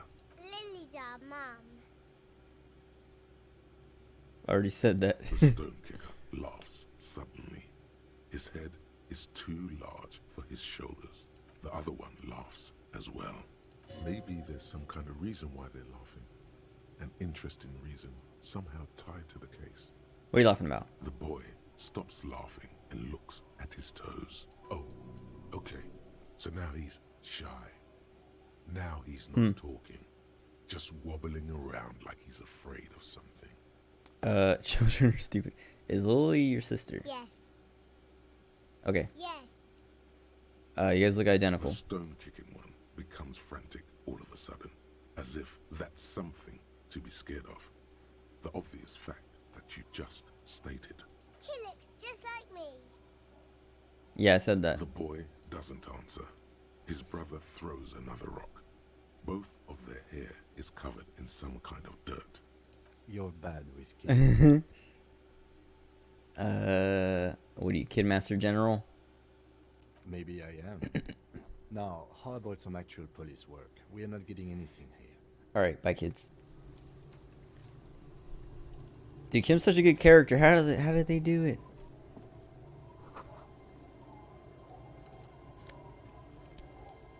There's something right here. Oh.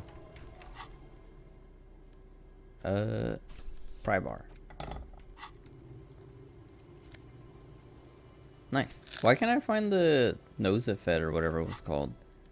I'm sure I'm just looking in the wrong places. Oh, these are the drunks, I think.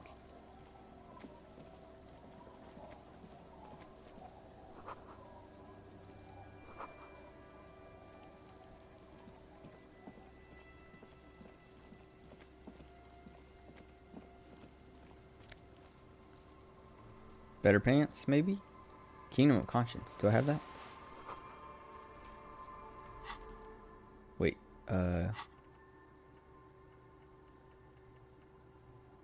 I have the thought to internalize, but I haven't internalized it yet. I remember thinking I wanted this one because it's the moral intern.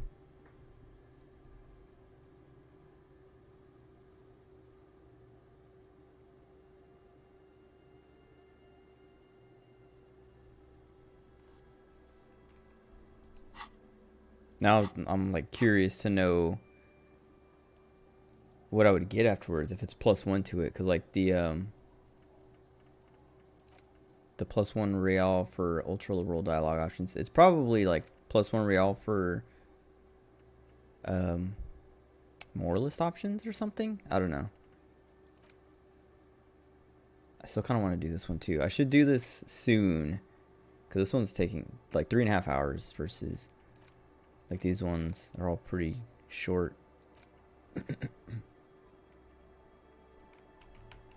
Let's do it. Let's get a slot, internalize this, and then right now the next point is going into perception, but then when we level up, that'll probably go into physical instrument, right?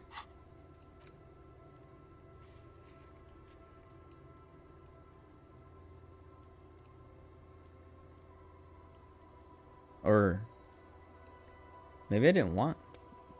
Maybe I wanted it for this, but since we got it unlocked again, we can try. But we might want it if we fail again.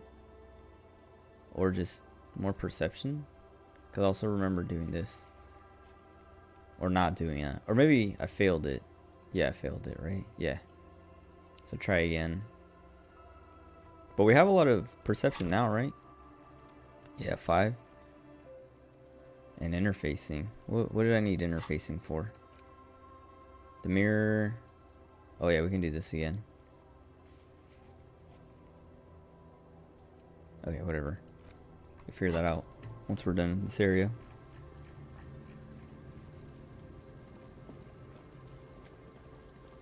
I think we already checked that. That's the one with the chair, right? Make sure.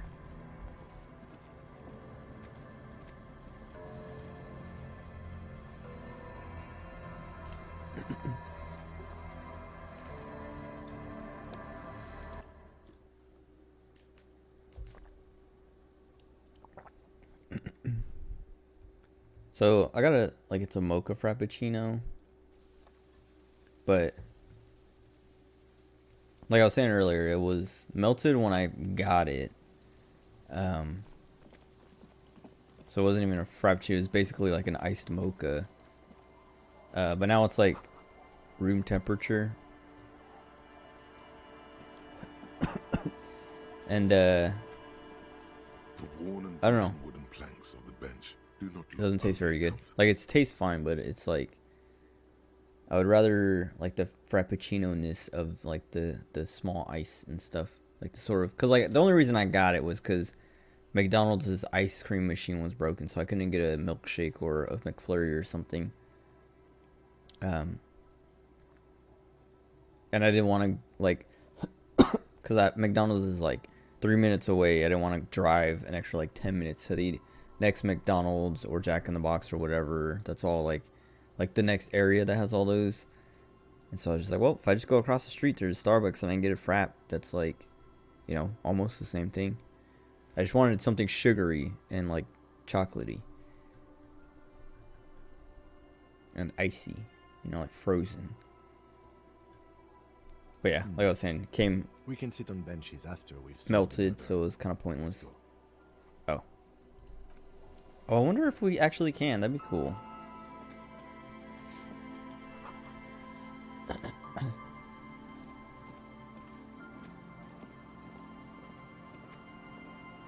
Oh my god, I'm going all the way around for that.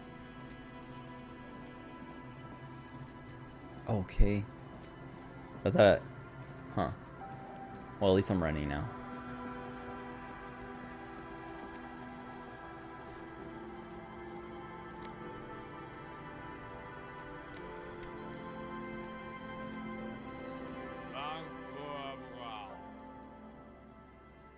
The noxious odor emanating from the drunken man is strong and familiar. Don't you call her? Yeah! Don't call Abigail! Who's Abigail? Uh-huh. Abigail. Don't you fucking call Abigail. Abigail is his wife or girlfriend. Chances are she's gone. Calling her wouldn't make it any better or worse. Never thought you'd see such a thing in your life. But this guy's a little too drunk. Tell me about your friends. Don't you fucking call her! Hear me? Abigail? Who are you? Don't call her Abigail! Okay. Why? He snorts and beckons you to lean in closer. Lean in. Don't call Abigail. Don't call Abigail. Whatever. Don't call Abigail. Good to see you, friend. Hmm. Do I have deals set up for you, buddy boy? What are you talking about? So what do you want? I've got smokes. They're cheap. Very cheap. I've got Pilsner. Great deal. You won't get a better deal on that piss. Spirits I can let go for 300 real. I also have speed. And by speed, I mean amphetamine. Why does a bottle of spirits cost 300? See, friend, it's real valuable. Worth every real, if you catch my drift. Got it from a bit of a business venture. Let him speak. You know, it's funny, actually. He's finding it difficult to focus his watery gaze. What is? What? What was funny? This guy. Conversation might bring a discount, no? Where'd you get it from? Oh, this is medicinal spirits. The good stuff. Got it from the doctor's office. I got one of those scientific ampoules a few months ago. Torpedo, they call it. It's supposed to keep a man from taking a drink. Didn't stop me for shit, that's for sure. 5 lemons with half a pack of butter and you're good to go. That's a good tip. I sure remember it. Oh, he's not gonna talk.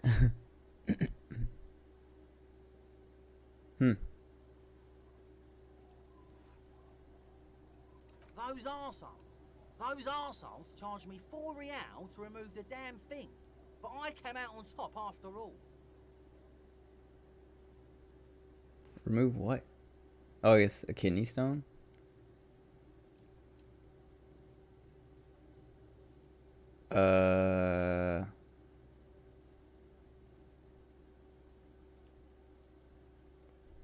Okay, how? The idiots left me alone in there. Now, Oh. I used to teach high school biology. I know what doctors use to preserve dead things.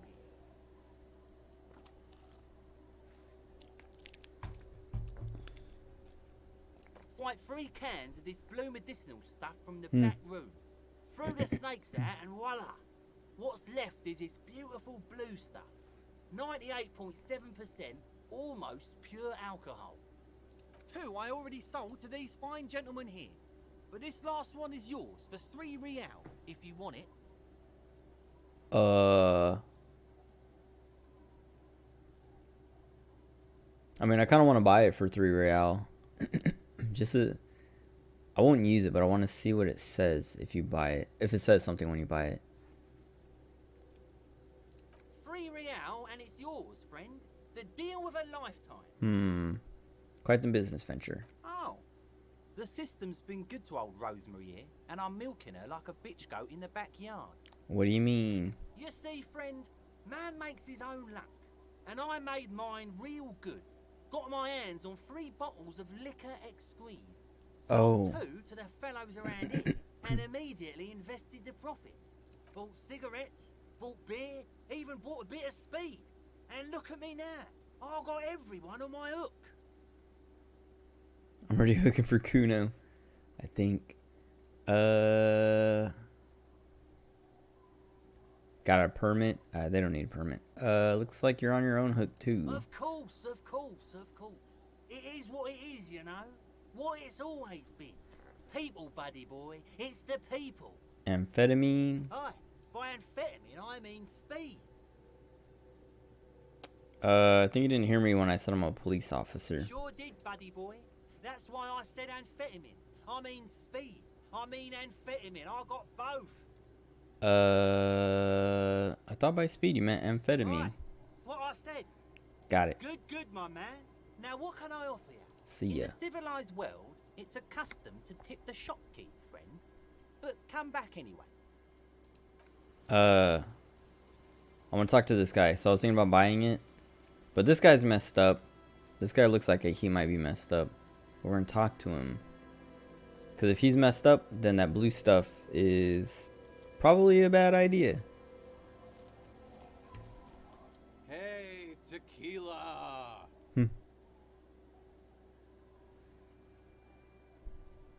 Good to see you. How's business? How's the whole reality situation treating you? Shakes hand. So what's happening? Tequila. Yeah, Tequila Sunset. How are the high concept reality-based adventures proceeding? Idiot doom spiral. Good.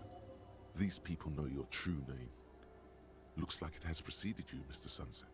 That's like More on that later. when he said that.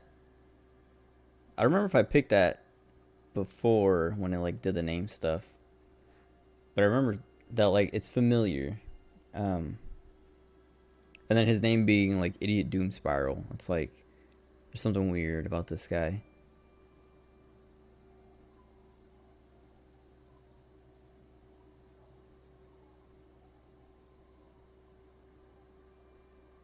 And then he had the high concept reality based adventures. Like who talks like that?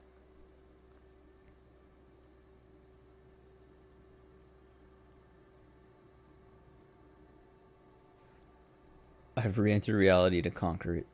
That's the spirit. I used to shape reality into my Whoa. image long time ago. Those days are over now. Sadly, things aren't going that well in Idiot Doom Spiral Land. Haven't found those keys yet, haven't won that great piece of ass back. No word from my business buddies. This guy's your buddy. You feel it immediately. You belong to an organization, a fraternity of drunks. What do you guys do around here? We are saving the world. Please stop. Okay, we're drinking. We're drinking alcohol. This guy's kind of That's cool. What we're doing. I tried. Like, I like to his save voice. The world once, a long time ago, with enterprise, creativity, and willpower. But that didn't work out. So now it's a pirate's life for me.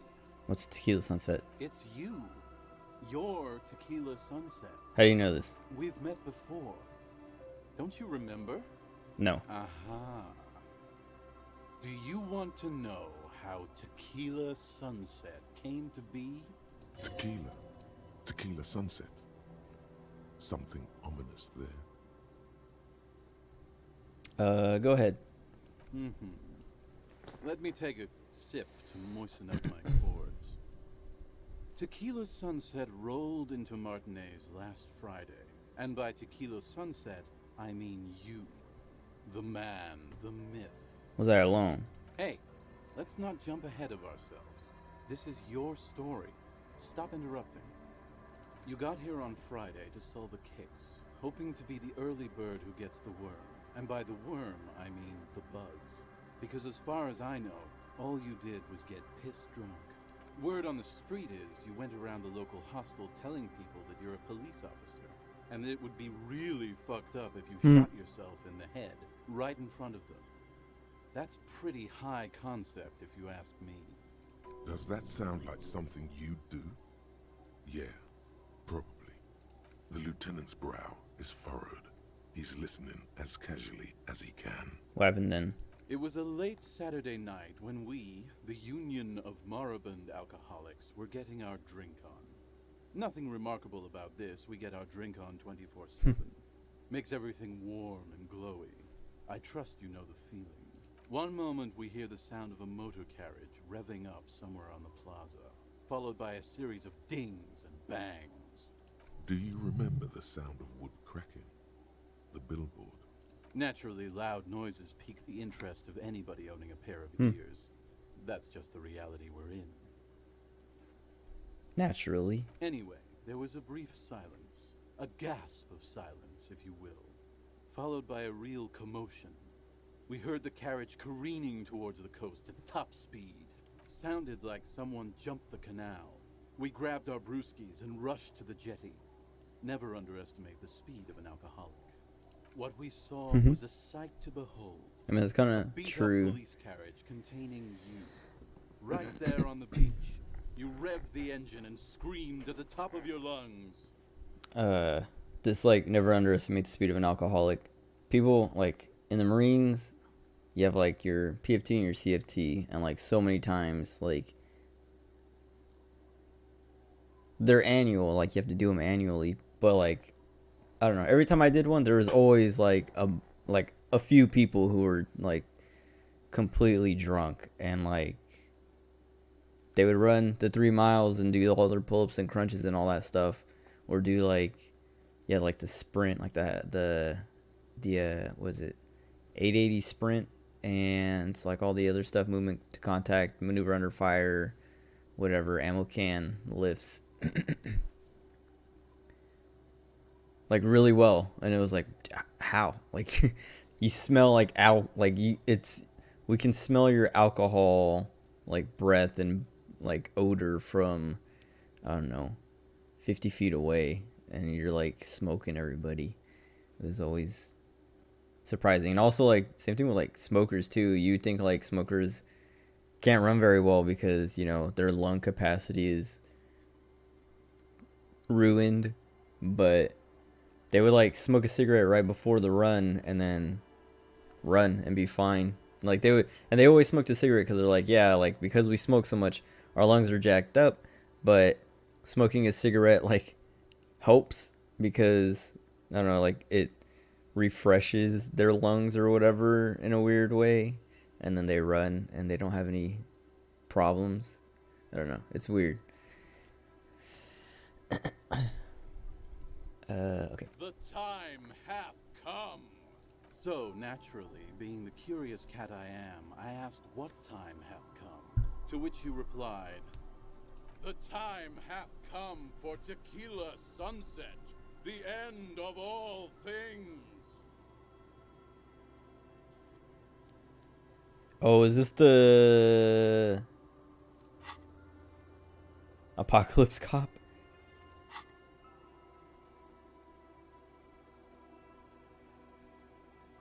Say nothing. After which, your reality contracted. You jammed the pedal, Hmm. plowed right off the jetty, and through the ice. Your hands cramped on the steering levers. We ran towards the ice, whilst you crawled your way out, miraculously unhurt, covered in seaweed. Okay. I don't know. It's probably a Twitch problem. Because I've been like watching other people's streams and they've had the same issue. Or like I've had the same issue watching, or yeah, issue watching the streams and then them talking about it. Where like their stream, like like me watching, the player starts flickering and then they go out, like it just like stops, like they're offline, and then they come back and they're like, yeah, sorry, I don't know, like it's, I've seen two people have this problem and they both were like, yeah, my internet's acting up or something. But then one guy kept happening to him and he was like, I think it's a Twitch issue because my internet is fine for everything else right now. And like OBS, like even for me, like right now, OBS was fine. Like it was still green and pushing, like streaming, but the player wasn't up. So I think there's something like Twitch is acting up, because it's been like the last few days that I've seen it, and then yeah, like I've had it just happened to me now, which is weird.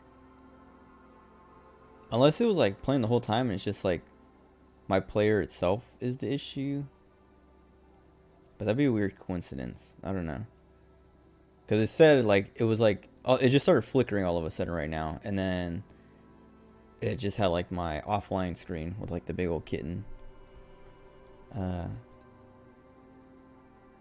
Yeah, I don't know, that was annoying.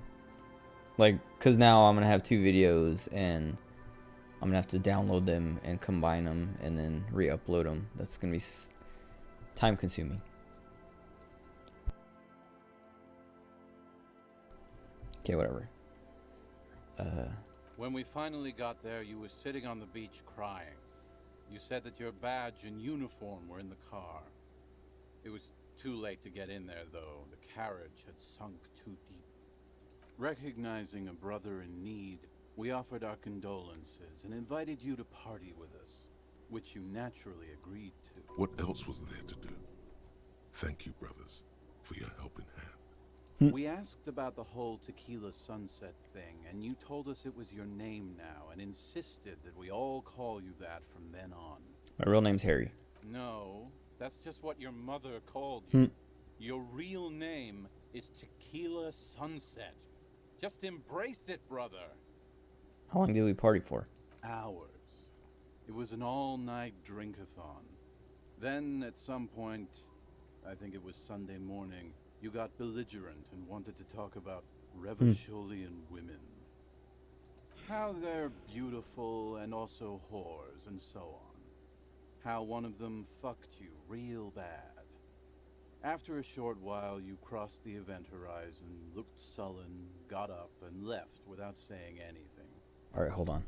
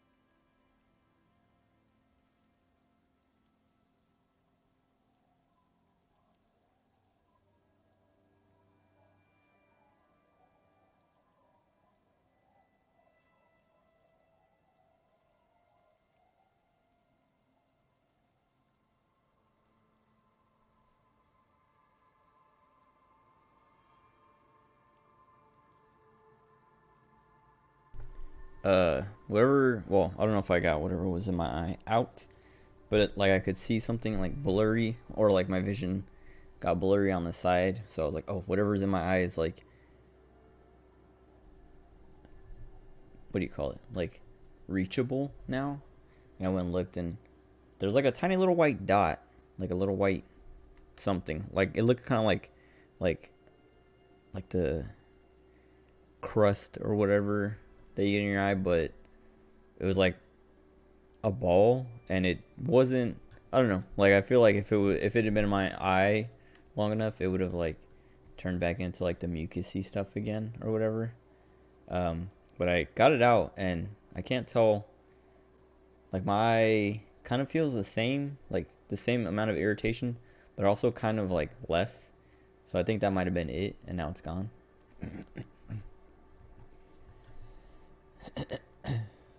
Then I also went to the bathroom while I was there, so whatever.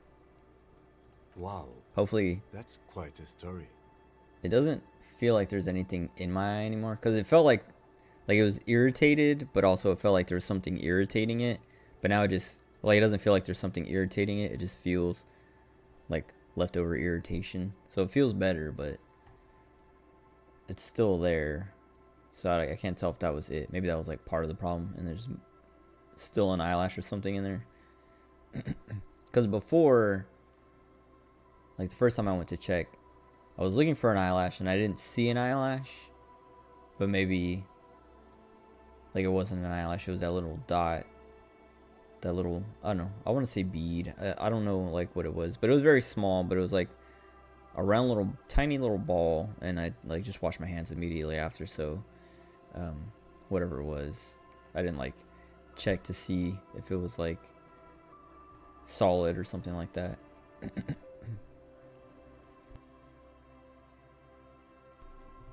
Yeah, I bet Tequila's a fucking legend around the precinct. You must be proud to work with him. If you only knew.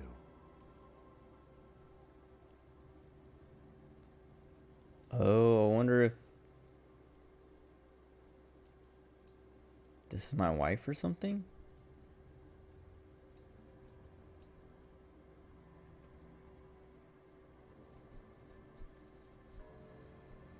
Did we talk about politics? Did I tell anything specific? You were pretty vague about it, but you kept saying you got fucked real hard, and that we've all been fucked too. Please, don't open that door. No one's fucked me. I do the fucking around here. Abigail! It seemed pretty painful, to be honest with you. If I had to guess, I'd say you're still working through some shit. Did I mention losing anything else? My gun? Besides your Well, I gun sold and your it. badge, you said something about your hope or heart or something. To be honest, the details are a little hazy. In retrospect, I guess you lost your motor carriage too. That's a big one. Okay. It's a hard thing for a man to confront his past. That's why I avoid mine at all costs. Tell me another story. Whoop-de-doo. So now I'm a fucking storyteller. Yes. Right. Why not? Better than a beach bum. How'd you become idiot doom spiral? It depends, really. Are you willing to help me out? The It gleam in depends. his eyes and the slouch in his posture is so incredibly familiar. You might get scammed here. You're on booze, don't you? I don't want it, man. I need it. Can't tell stories without it. Dry stories are boring, see? So, have you got anything for good old idiot doom spiral? A bottle for a story. Seems fair to me. Yes. Classy. Hey, Spiral Boy, you gonna share that? Don't call Abigail. Shut up, guys. I'm telling a story here. Something happened to you. George. Something happened to me, too. My actual name is George. But around here, you already know. I was once a reasonably high net worth individual.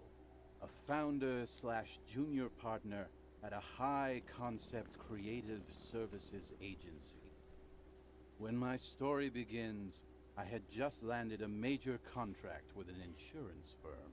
I used the profits from my agency to finance what I called a cultural incubator. Abstract value generation, value per person, high concept stuff.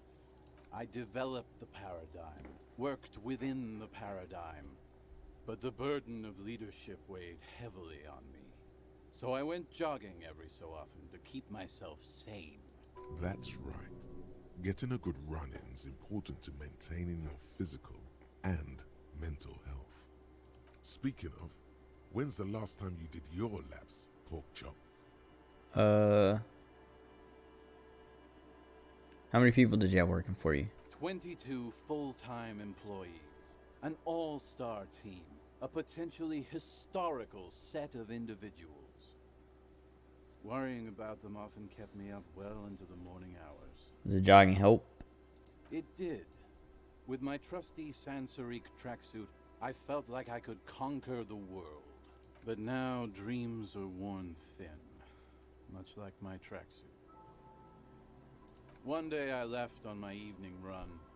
As you may know, it's impossible to clear your head when you're distracted by the sound of keys jangling in your pockets. His eyes are clouded, his dilated blood vessels encircling his irises like stinging brambles. So I removed the key ring and put the keys for the front gate and the apartment into different pockets to stop the jangling, you see. At least, that was the plan. I was halfway done with my usual lap when it started to rain. The reality situation became very wet, very quickly. Go on. I made my way back home and discovered that I didn't have the key to the front gate. I'd mixed it up with the key to the letterbox, which was useless. What? Naturally, the situation required me to climb over the gate, which I did. There was no climbing down because I slipped and landed on my ass.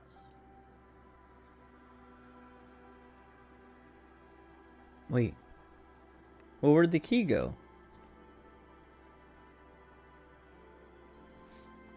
Because it says he put them into different pockets.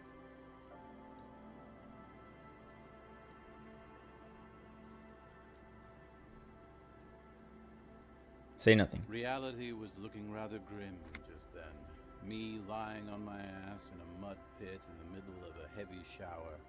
But when life knocked me down, I always got up. So I made my way across the yard. Standing in front of my apartment door, fumbling with my pockets, I realized that I'd also forgotten my apartment key. Wait.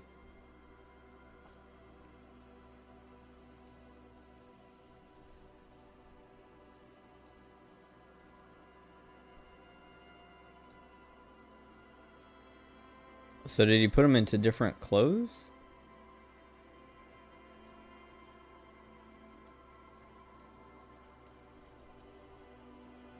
Okay, what happened next? I rang my neighbor's buzzers. It was late, and most of them didn't even answer. Those who did assumed I was trying to sell them something, and hung up before I could even explain the situation. People are naturally wary of ad men, you see. One moment someone chats you up, 5 minutes later you've bought a box of edible lingerie and a strap-on. I don't begrudge them, especially since I was known to be one of the best. Heavy is the head that wears the crown. Just then, I experienced a moment of clarity. I still had the key to my office. I could wait out the storm there. But when I reached my office, I remembered that I'd asked one of my producers to change the locks that day. And since I hired only the best, he'd already done it, and I couldn't get in. Anyway, long story short, life spiraled out of control. I haven't gotten into my apartment for years. My girlfriend left me because she didn't want to date a homeless man. The company, well, you see where I'm going with this. I feel like if you lose your apartment key, it's probably not that hard to get access to it again. You could also just break in So, now you've heard my tragic tale. What do you think? Like nothing you've ever heard, huh? I feel like there's some steps missing. Tequila, I've thought about this series of events for a long time. If there was anything else to it, I would have thought of it by now. Why didn't you go to the authorities? Yeah, exactly. Well, at one point they came to me, but, you know, I didn't have any ID on me. So they tossed me in jail for 2 days. I can't say it increased my faith in the RCM. No offense, gentlemen. Look on the bright side. Yeah, maybe I've exaggerated certain parts over the years. When you tell a story too often, it begins to take on a life of its own. But what matters is that it's true to my subjective experience. Anyway, that was all the story one bottle gets you. Almost empty, this one.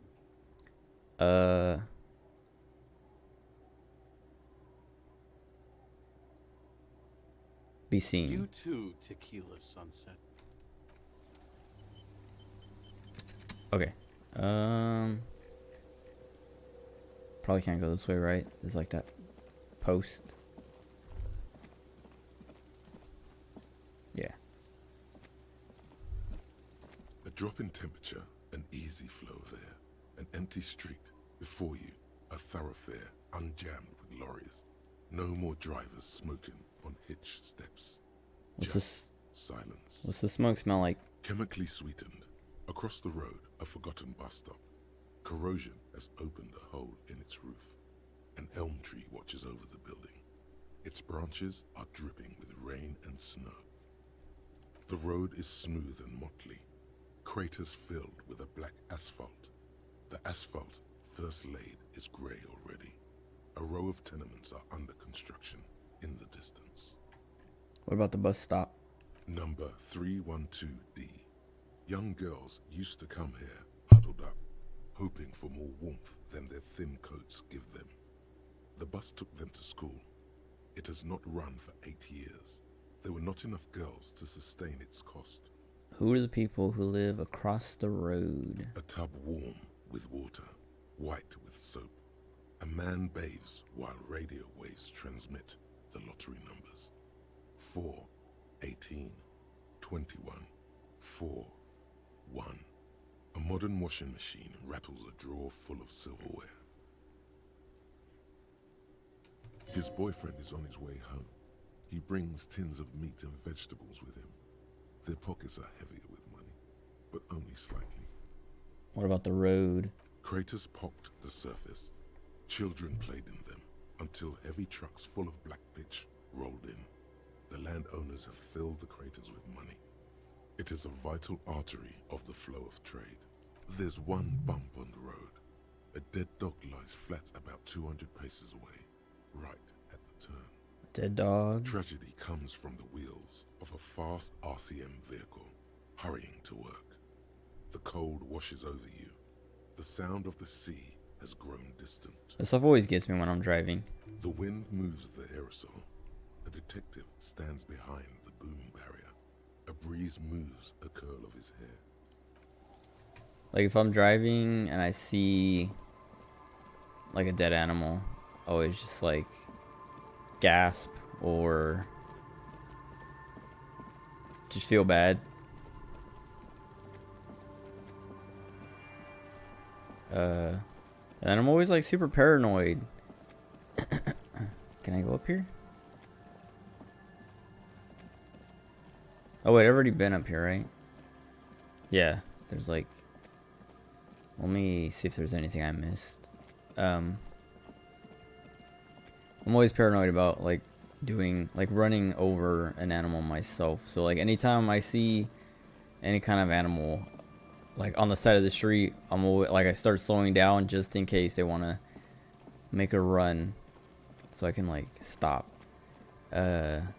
Like a few weeks ago, I saw a fox. Like I don't know. Like I had plenty of time to react to it and stop, but it was like on the edge of the road, and then it ran like all the way across, and it looked like it was holding a bird in its mouth or something. It was kind of funny. But like there was another time where I thought I hit a cat.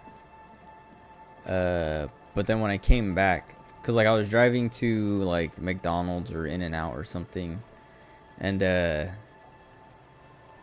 cat like ran like right out under my car. Like it was dark, so I didn't even see it on the side of the road or anything. It's just like I saw it like run out, and like the road was kind of bumpy anyway, and it didn't feel like I like hit any. Like it did feel like I ran it over, and there's like a bump from that or anything, and I didn't hear anything. Like I didn't hit anything. But like when I got past it, I was like checking all my mirrors, like looking behind to see if there was like to see it like finish running across, or to see if there's anything in the road. But I didn't see anything, so I was like, man, I might have hit a cat. Like I might have ran it over. And then when I came back the same way and like slowed down in that area. And like as I like drove through, I was like looking everywhere, and there was no cat anywhere, like no flat cat. So I'm pretty sure it got away. Like I didn't run it over. But I don't know. It could have been like I ran it over and someone came out and cleaned it up immediately. I don't know. Like the owners might have been like, they might have seen it happen and dealt with it immediately, or like we're like, I don't know. Just like, I guess like that's just like, oh, okay. Like paranoia of like, man, that would suck if that happened. Yeah, I don't know. Is this the church? Oh yeah. But I don't know. I'm pretty sure I didn't hit it. I hope I didn't hit it. Like I was saying, that's like not like a fear, but I don't know, I would feel so bad. Like I think I ran over a squirrel once, like a few years ago. 1147. And it felt terrible. But there's like nothing I could have done. Like I think I reacted and tried to brake or something. But it was so like oh. A metal payphone under a yellow plastic dome. You could use it to call someone, unless you're out of change. But yeah, it was like so like sudden, and like squirrels are fast. I don't know. Like I had no real chance of not. I mean, maybe slowing down. Like maybe if I would have maintained speed, it could have got between my wheels, and slowing down was like the perfect speed. But I'm pretty. I don't know. I can't remember if I. Yeah, I don't know. I'm pretty sure I hit a squirrel a while ago though, or ran over a squirrel. You hear the tone. The machine is inoperable. Let's do it. Calling. Still calling. This feels wrong. Should you be doing this? End of tone. Someone picks up. Pierre, is that you, Pierre? No, this is not Pierre. Do you have any news about Pierre? Who's Pierre? He's my sister's grandson. He used to visit me as a lad. Fine young man. But who are you then? A salesman of some sort? Modern goods are rubbish, and I can't afford them anyhow. It's a shame what you did to our country.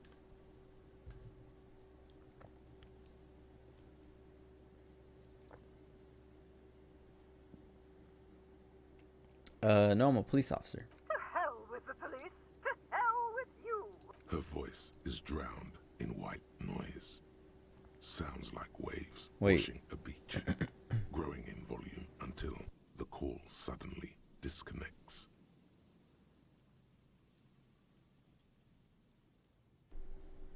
I kept like trying to tap it. I was like half an inch away every you get time. a sinking feeling. It makes you look if Lieutenant Kitsuragi overheard you. To your relief, he did not. What was I gonna say?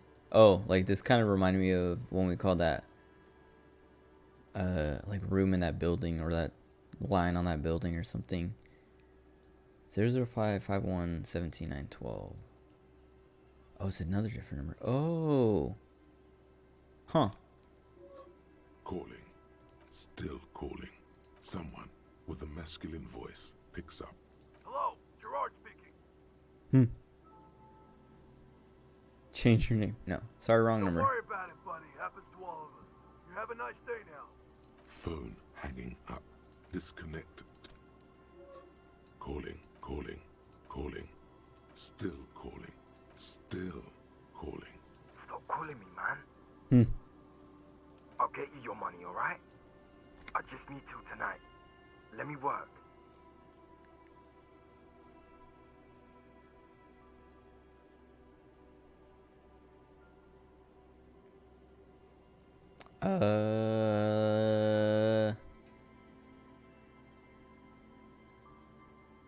Consider your debt paid, my friend. That feels like awful, because then that guy's going to think he doesn't have to pay whoever he has to pay, and then they're going to show up and he's going to be like, wait, didn't you call me? I'm just going to say, who is this? You got the wrong number. Don't call here again. Disconnect. 11-11-3-13. Is that the first one? I think it might be. Whatever. Kim doesn't want us to keep doing it. We'll stop. Anything for Kim.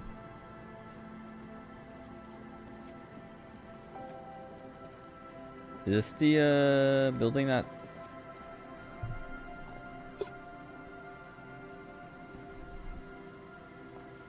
Isabel was talking about? Oh, there's a guy and a kid. Okay, yeah, this place is bigger than I thought it was gonna be.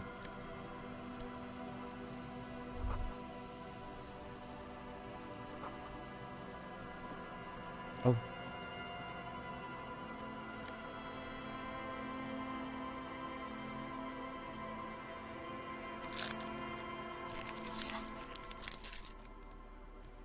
Oh yeah, we didn't check these. Oh well, we didn't put these pants on. But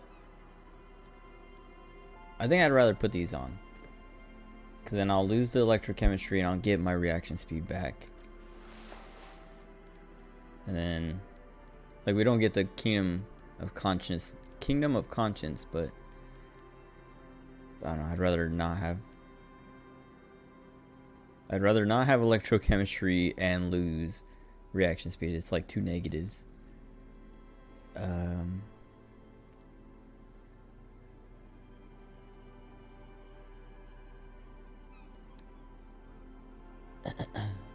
I'm not gonna. Yeah, my visual calculus is already low enough. I'm not gonna do that. These are some wonderfully regular pants. Not too tight, not too loose, moderate in every sense. You'll blend right in at some pleasant dinner party. I like regular, normal things. I know you do. These inter-Isolari pants are like wearing a perfect compromise in your nether regions.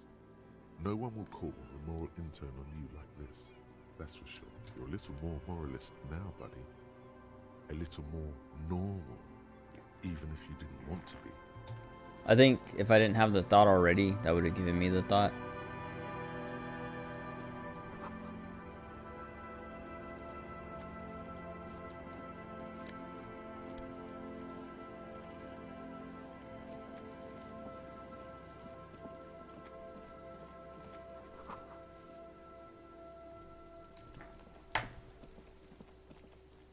A scattering of bullet holes is spread across the cracked wall, reaching from one corner to the other. Bullet holes on the plaza, bullet holes in the backyard. Know about the revolution. Even more bullet holes. Correct. The density of the bullet holes is unusual. Even in a general average bullet hole frequency in Martinez sense. Grim affairs. Meaning, this is a lot of bullet holes. Looks like fully automatic rifle fire. Something you don't see these days. Just nod. The lieutenant also nods. It is quite a scene. The two of you standing next to the broken wall of an abandoned building, nodding along. Two officers of the law against the world, nodding in unison. It is your source of power. The bond of camaraderie between you is palpable.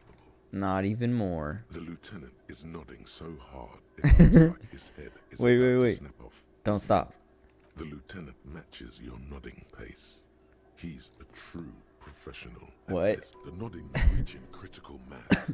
You can't take this much longer, Captain. Keep it A going. small bead of sweat. This is insane. The lieutenant's face as he maintains his nodding is too much. You can feel your vertebrae starting to crack, your muscles groaning. Just one more. As the lieutenant takes out her handkerchief and softly taps the sweat off his temple, a faint crack echoes through the coast. Oh. Almost snapped your neck, but I fucking got this. No pain. Nice. No pain. Phew. Got off lucky there. That could have resulted in a world of hurt. All Barely right. passed. It's a good moment. It's starting to hurt. If there's nothing more, we should get going. He would follow you into death itself, and you would do the same for him. That's pretty good. Alright, let's try this. Unable Dang. to piece together the big picture just now, there's a hole in their hypothesis. I'm dumb. The scattering of bullet holes looks like one giant smiling mouth, smiling its deadly smile, laughing at you, and the world, and the living. Okay.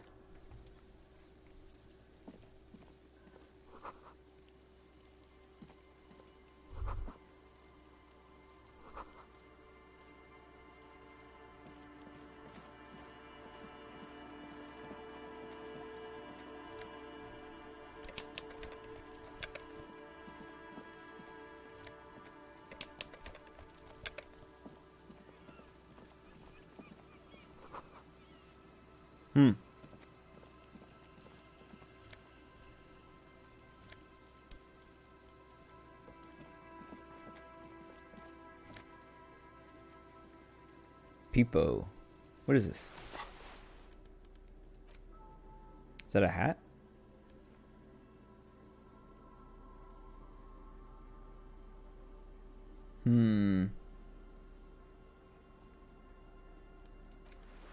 Oh.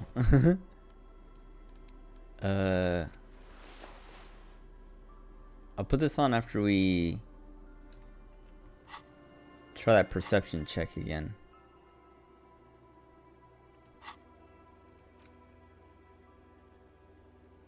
Well, I want to try this cafeteria one too. But we'll put a point into perception once we're ready to go back over there. Once we're done looking around here. Oh, I gotta walk all the way around? Okay, that's fine.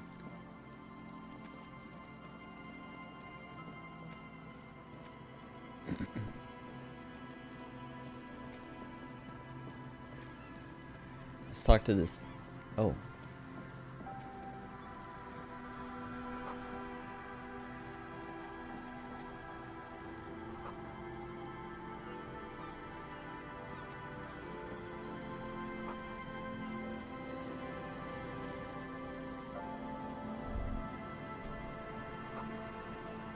That patch of reeds over there, it's a great place to hide something. Kind of out of the way, being so close to the water. What is this about? Nothing. Just a hunch. The hunch passes, leaving you there, by the old boy bobbing in the water. Maybe I should pick the... I can't see anything.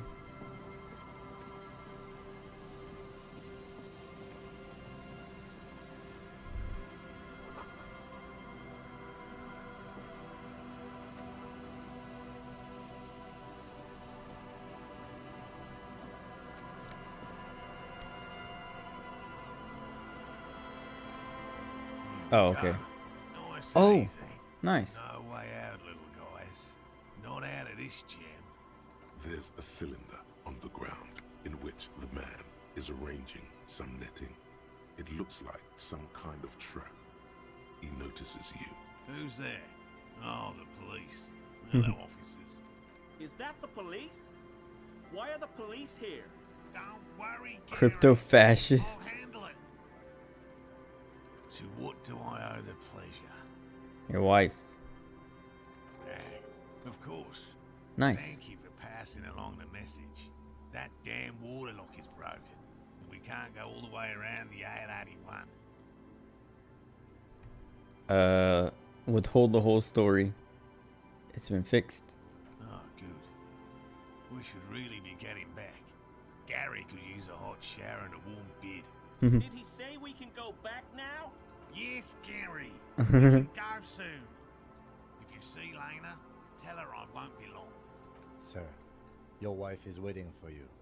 I just have to do one more round. See if the phasmid has taken the bait.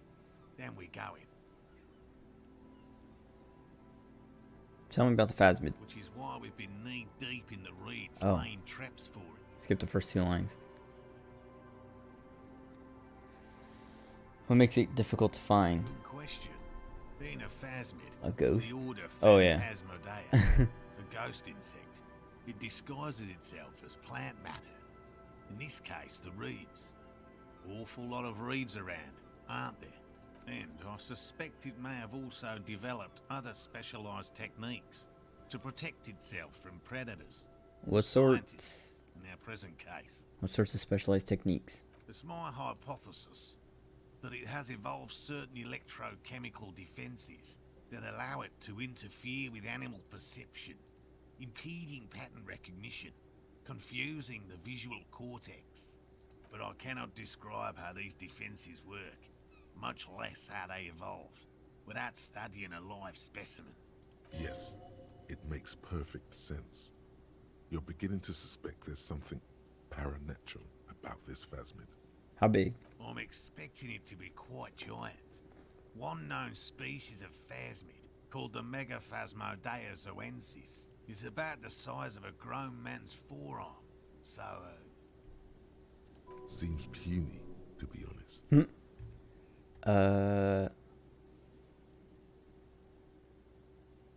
Why are you so interested? typical rookie assumption. Insects are much more sophisticated creatures than those unversed in zoology give them credit for. Even simply catching a glimpse of the Insulindian phasmid would be the apex of of any cryptozoologist's career. But to study it and its defenses, find out how it stayed hidden so long. Would be glory itself. What have you discovered about it? Very little, I'm sorry to say. No one's ever captured a specimen, so all our information is based on first and third-hand accounts. So no one's ever found one? Not yet. That's what makes it a cryptid. Just out of curiosity, if there's no proof of its existence, how do you know it's real? I know it's real. By which I mean, I've heard enough first-hand accounts to believe quite firmly that the Insulindian phasmid is more than mere superstition. What makes you think it's in Martinez? There was a credible sighting here recently. A pair of teenagers described a creature that matched the Insulindian phasmid to an uncanny degree, despite not knowing what it was themselves. It's the first credible sighting in several decades. Admittedly, it's an unusual location for this species, but with all the sewage runoff upstream, it probably doesn't matter much anymore. Maybe it's died out. I have to resist the thought. Such an extraordinary creature is doubtlessly highly resilient. After all, it's generally thought to be capable of parthenogenesis. Is this gonna be encyclopedia? Oh, dang it. Parthenogenesis? Yes. The females don't need males to reproduce. Makes it easier for a species to survive in adverse conditions. That's pretty clever. Yes, the Insulindian phasmid is a very clever insect. That's why it's so damn difficult to catch. But as a scientist, I'll try my best to remain dispassionate. Tell me more about the traps. Well, they may not look impressive, but Lena designed them quite cleverly. So How do I'm they work? sure they'll do the trick. Simple. Attracted by the locusts, the phasmid crawls down the funnel and, having eaten its fill, can't get back out. At least, that's the intention. The net isn't a perfect solution, but we didn't want to use anything that might damage the specimen's delicate exoskeleton. Yes. What are you using as bait, Locust? Locusts. Nearly all known phasmids are herbivores, of course. But we've hypothesized that the Insulindian phasmid might occasionally prey on other insects. Inside the traps, a number of locusts crawl and tumble over one another in a tiny, chittering swarm. Okay, what if they don't work? They'll work, I assure you. The predatory hypothesis, using locusts as bait, accounts for the failure of previous efforts by other teams, which use plants. We have given this some thought. The traps do seem to be deftly and thoughtfully constructed. It's clear the cryptozoologist's wife knows what she's doing. Something else. Yes. What? She seems pretty eager for your return. And I'm eager to return to her, I assure you. But I can't leave before we finish with these traps. My wife understands that just as well as anyone. Come on, Morel. We've been soaking out here for days. It's time to go back. And leave the traps? Absolutely not. I won't let Lena down. Come on, she wants us back. I'm soaked up to my nuts over here. We'll both catch reed crabs if we don't dry out soon. I didn't know it was so important to her. Of course it's important to her. She's seen him. A verified sighting, on record. One of only 4 this century, and it's hers. Really? Yes. That's how we first came to know one another, in fact. But that's her story to tell, not mine. Needless to say, you must ask her about the mysterious phasmid. Suffice to say, it's long been our dream to find proof of the Insulindian phasmid together. I can't abandon course now.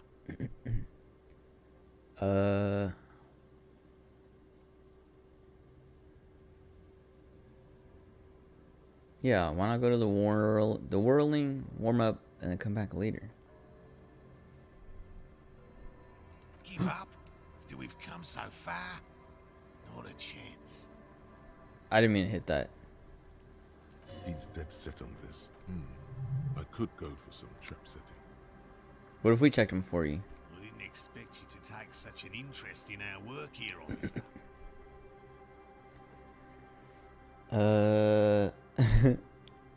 They're very similar. Yes, indeed.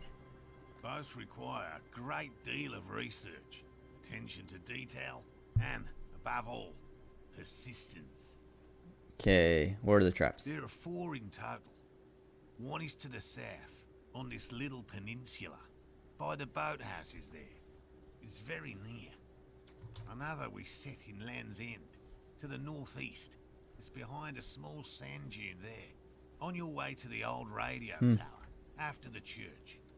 The third is set near the canal, where you crossed, by a concrete slab. A big thicket of reeds going up the slope, and among them, you should check at least one of those before returning to this one, since I just said it. This one's more of a technicality, but still, better safe and stupid than sorry. That seems like a lot. Do we really have time for this extracurricular venture? Yes. Aren't you having fun? Even relative to examining a week-old corpse, I'm not sure mucking about in the reeds qualifies as fun. But have it your way, detective. If you think it's important, you have been right before. What do I do if I find one? Bring it to me at once. Just make sure the trap is closed tight. He's not comfortable with the possibility that you'll Oh. blame the fire, but he's lying about this even to himself. Okay, what if I counter it in the wild? That's highly unlikely, officer. But in the event you do, I'll spray you with a pheromone mixture I developed. It's made of musk and research chemicals. The pheromone should attract the insect to you, or at least prevent it from bolting at the sight of you. It's quite potent. Will last you about a week. Lay it on me thick.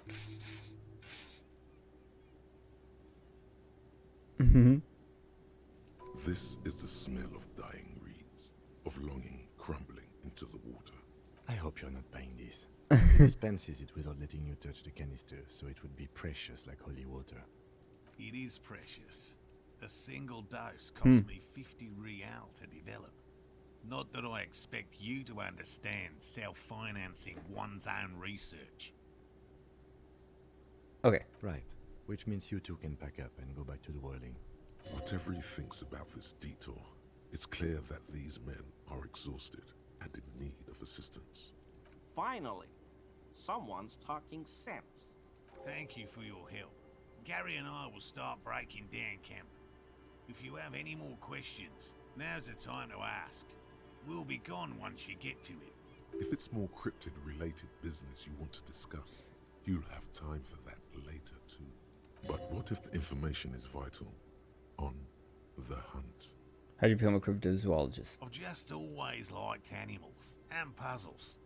Searching for cryptids is a bit of both.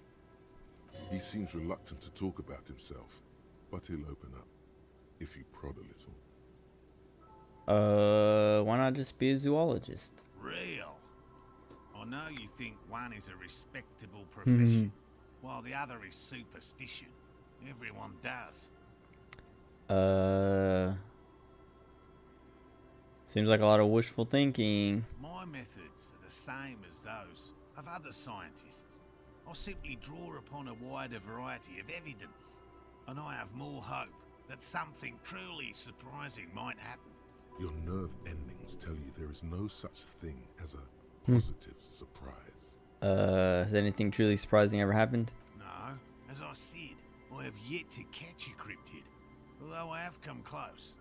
Close enough to keep trying.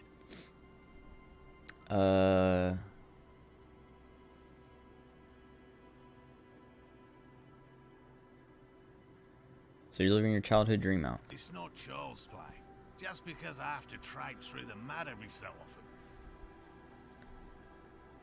What kind of evidence? Everything from forgotten regional lore to newspaper accounts, like the one that brought us here, to look for the Phasmid.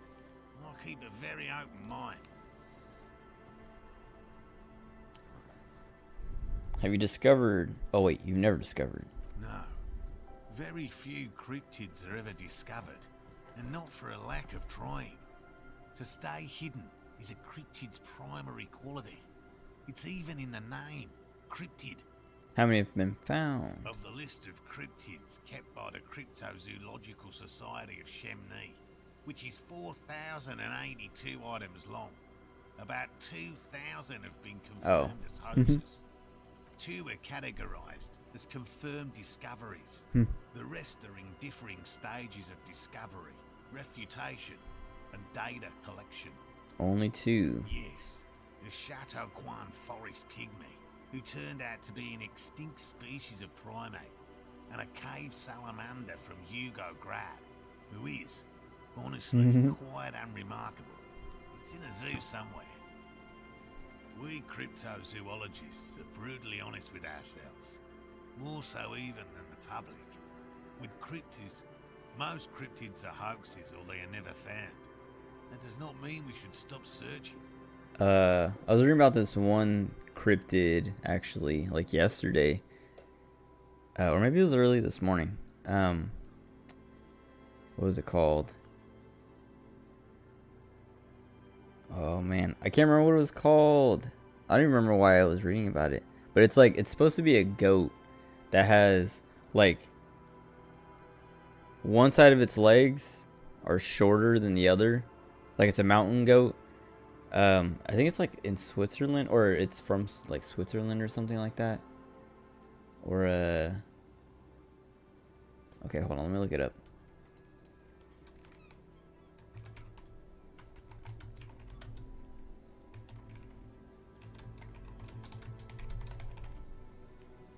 The Dahu. France. Oh, It's well known in France and francophone regions of Switzerland and Italy. But yeah, it's a horned goat antelope that has shorter legs on one side of its body, so that it can stand on a mountain slope, like, easier, I guess, because like the side that's shorter is on the upper part of the slope, but then like it's a cryptid or a fake like urban legend or whatever, because that doesn't make sense. Like, I mean, I guess it could kind of make sense, but it's mostly just a joke, because then it's like the Wikipedia article even says there's two types, one with like short legs on the left side, and then the other type is short legs on the right side, and that they can only walk in one direction around the mountain, so they have to like go all the way around the mountain like that or whatever, because like they can't turn, like they can't go to the other side because they'll just fall off. It's dumb, but it's funny. Yeah, I don't even remember why I was reading about that. I don't know. I think I saw it in like a thread or something. Let's see. Then the Insulindian phasmid will be the third. Indeed.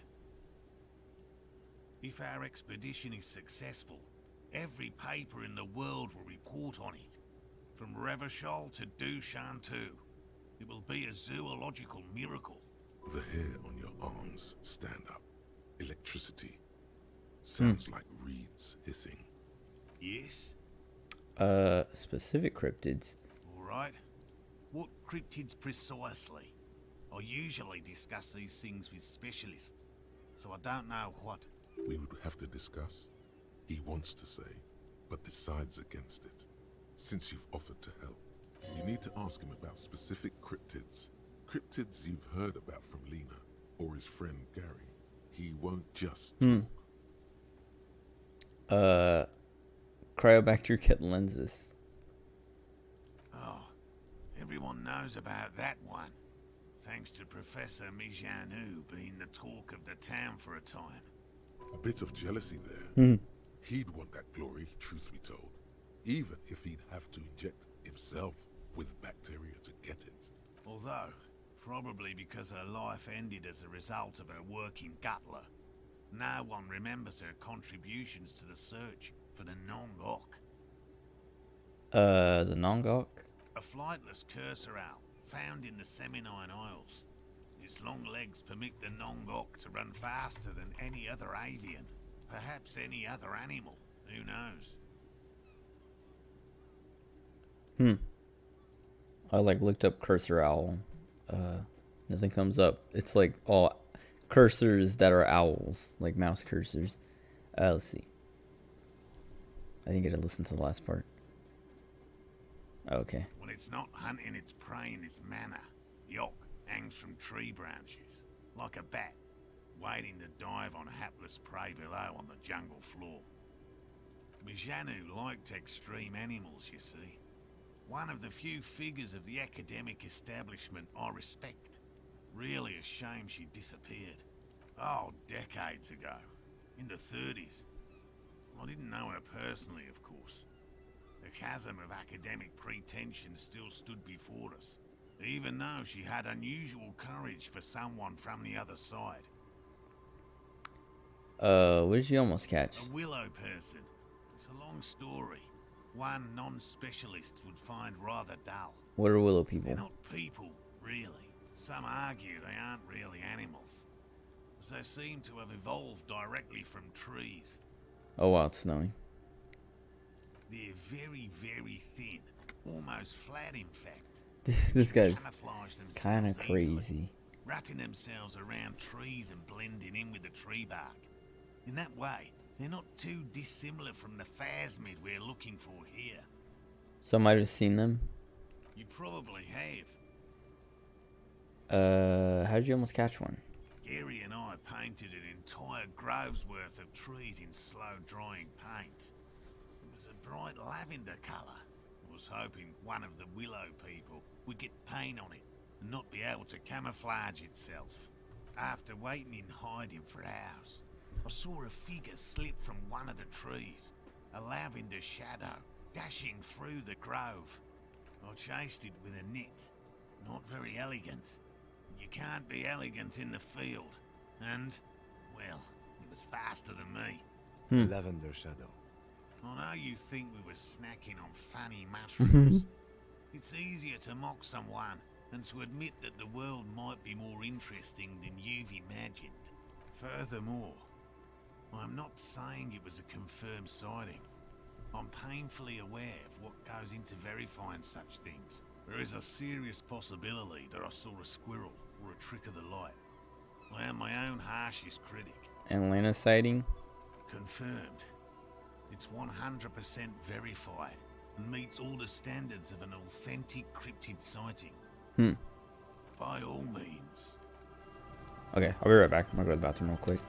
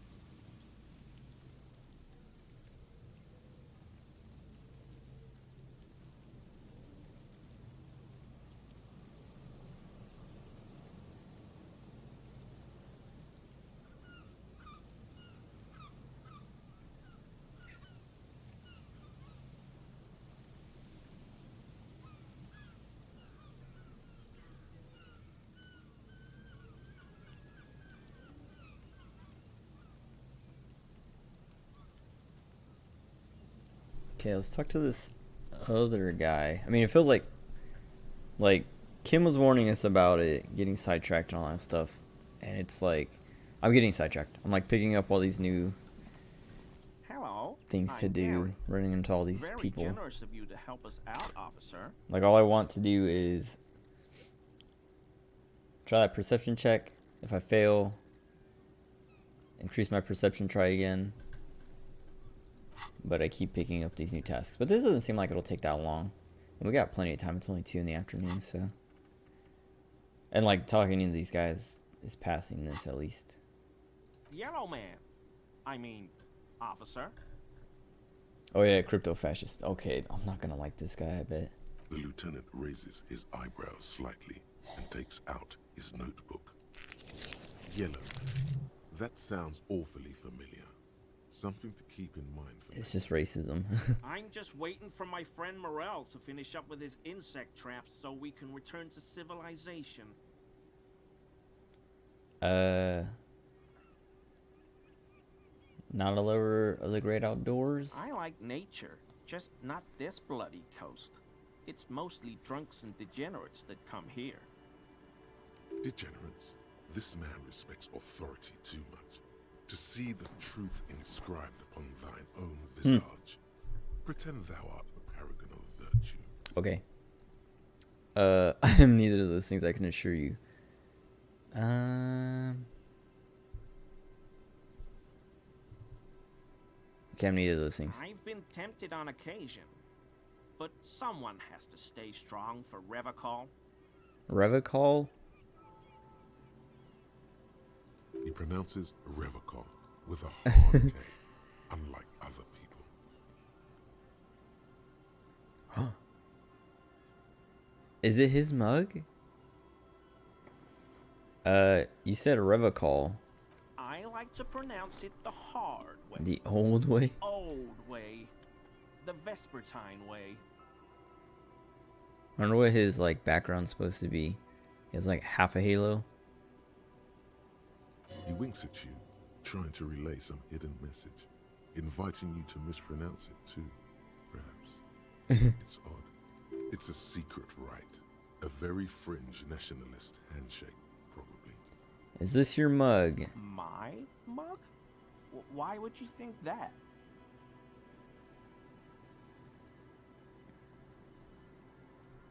My eyelashes keep getting stuck and it's, or like tangled.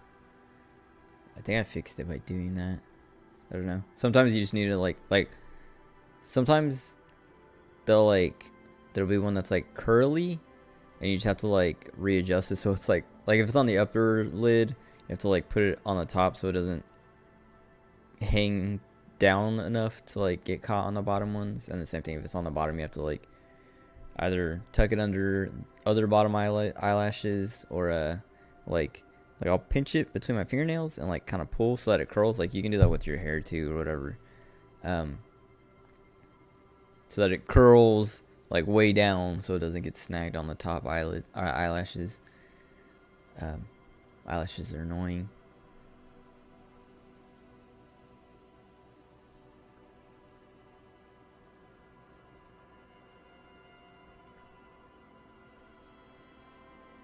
Wait. I wonder if this is the guy. This can't be the guy who owns that apartment. Can it? Whatever. You said Yellow Man. Really? I hear it all the time. All in jest, of course. Okay. No offense meant to anyone. Did I mention it was at the scene of a lynching? Okay, I admit it. I threw the mug away in the trash container behind the hostel. I know I shouldn't have, and I am very sorry, officer. You're not going to find me, are you?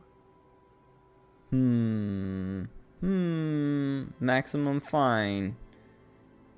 Oh, God. $250? How am I gonna pay that? Okay, I'll work harder.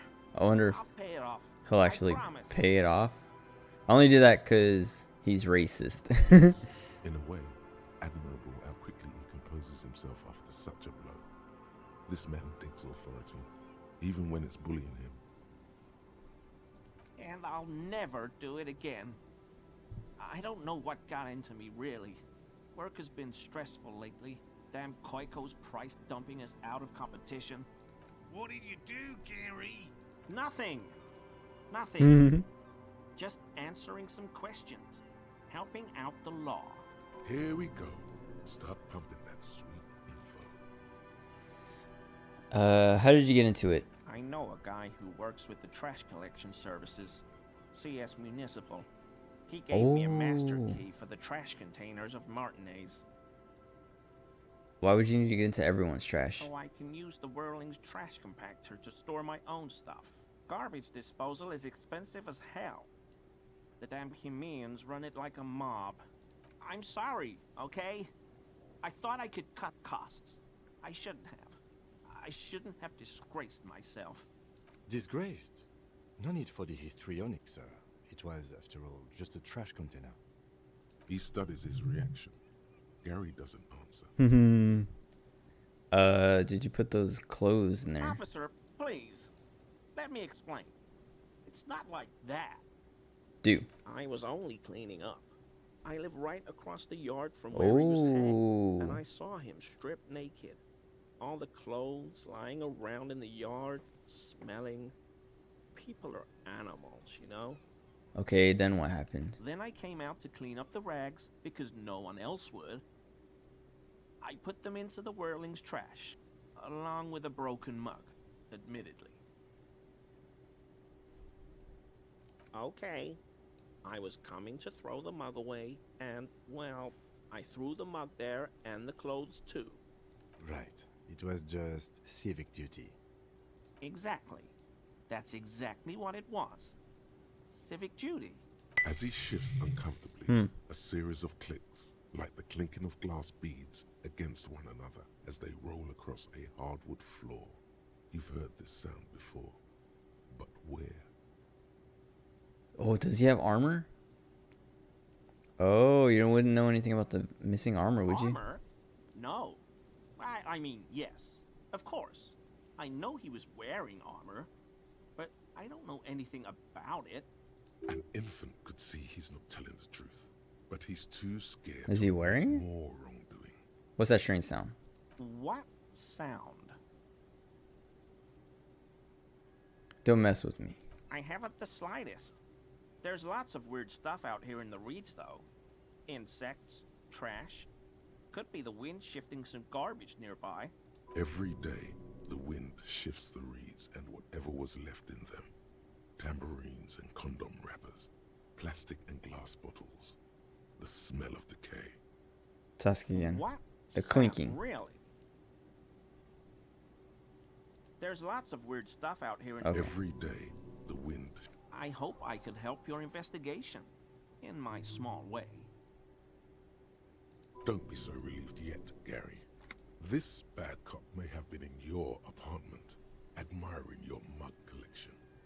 Perhaps a little intimidation.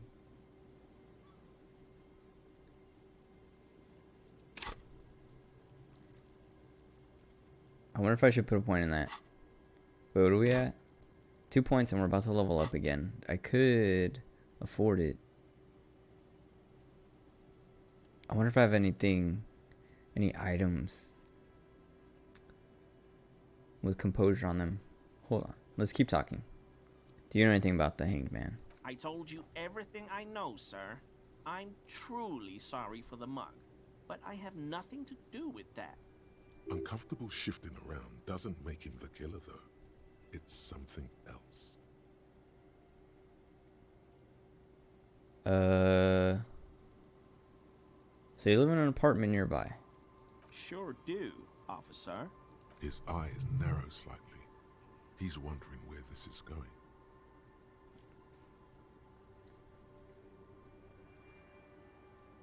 Mr. Clare must be very angry with you. Mr. Everard? Oh. Well, I didn't mean to snitch. So you work for Everard Clare? Officer, please tell him we're good. No, tell him I'll make it up to him. What have I done? He'll send the muscle after me.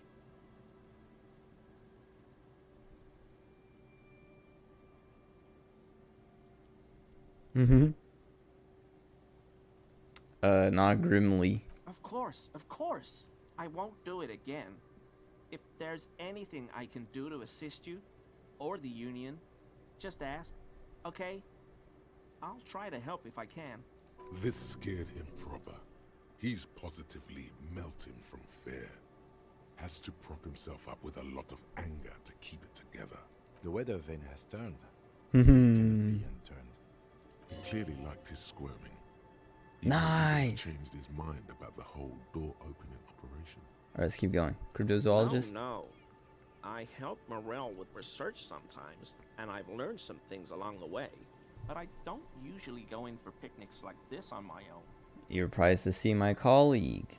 Not many Sealites here, or anywhere, other than Sale. I meant no offense, truly. Do you remember how, when we met Measurehead and I said the next races will be a really good one? Yes. Well, this is that racist. He's nothing compared to I Measurehead. don't know who that is. But all I meant was there are not many Sealites around here. He's a native. Oh, yes. Of course he is. I was just speaking about his connections. Let's change the subject, okay? Thank you for cooperation. See any composure stuff, and then we'll go back in.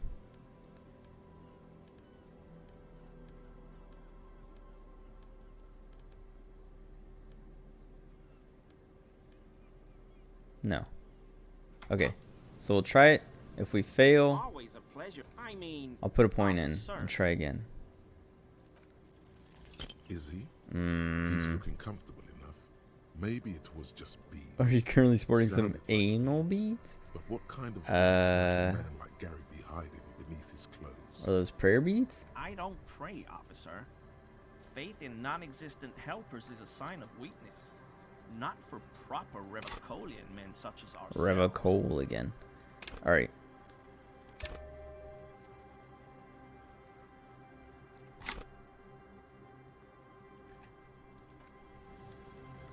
Always, I mean, officers.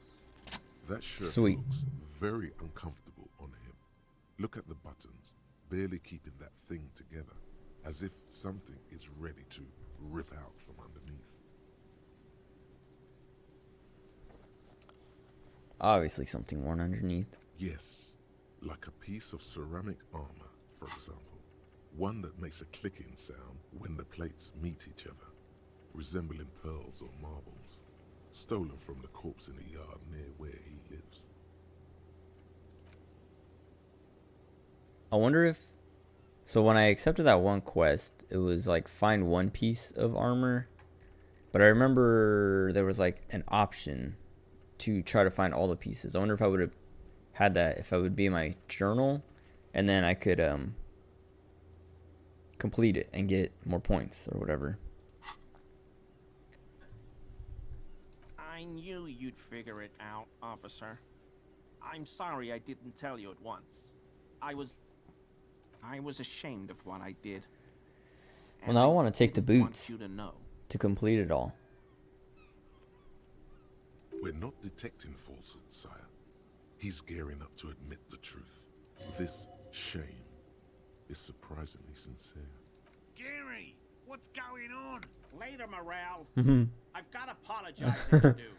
No, you've got explaining to do. Give me that armor now. He sighs again, hangs his head, and unbuttons his shirt fully. A cuirass that matches the dead man's boots comes into view. Soon it is in your hands, smelling of his sweat. Gross. But so light to hold, like a bag of cotton. Why'd you really put those clothes in the trash? Everyone was picking those pieces off him, and I was watching them do it. And they'd scattered his clothes all over the yard. Everything was smelling. So I went there to take out the trash and started cleaning up. All those rags on the ground, him swinging up there, and I had a lapse of honor, sir. I thought, he's a foreigner. They all say he wasn't from here. Only the cuirass was left, so I stripped it off him. It was early in the morning. No one saw me. I took it with me. It was a mistake. Had I known it'd give you guys trouble, I wouldn't have... Fuck.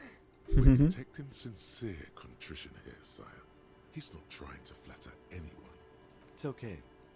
It was a loose end, and you are tying it up now. I'm so fucking sorry I called you Yellow Man. Sealite officers commanded the suzerain's navy. Most of them sided with the king when... It's difficult to say what the lieutenant thinks of this historic apology. His face does not belie emotions. Why did you lie? Because I was weak. I should have told you the moment I saw you. But... The hell, Gary? You in trouble? I'll explain later. Do you know who killed the hangman? I always thought it was the Union, but I sure as hell won't go around saying that anymore. You have my word. Maybe that's what I don't Everard know, and I won't be wanted running my to scare mouth him on this for. subject anymore. This is all he knows. Yes, absolutely. I will never do anything like this again. Okay. Sweet. So we got our composure point refunded. Oh. Wait, no, we didn't learn about any new cryptids. So let's just go up there. Also... Oh. Oh, -1 empathy, though. But +1 volition. What do we lose? This is going to replace my shirt, right? Oh, we lose a point of drama. What did we need drama for?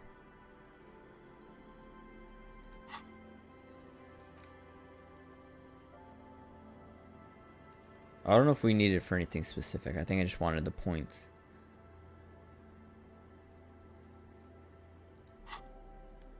Let's put it on. And we have to go back to the body for... that perception check.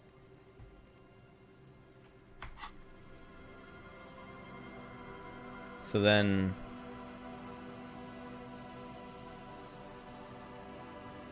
Then while we're there, we can try for whatever... Oh, what's this again? I thought I already did this. Maybe not.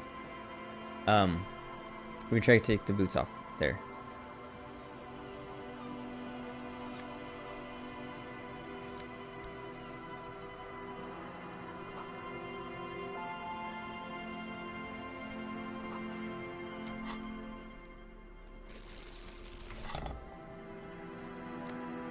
Oh. Oh, nice, finally.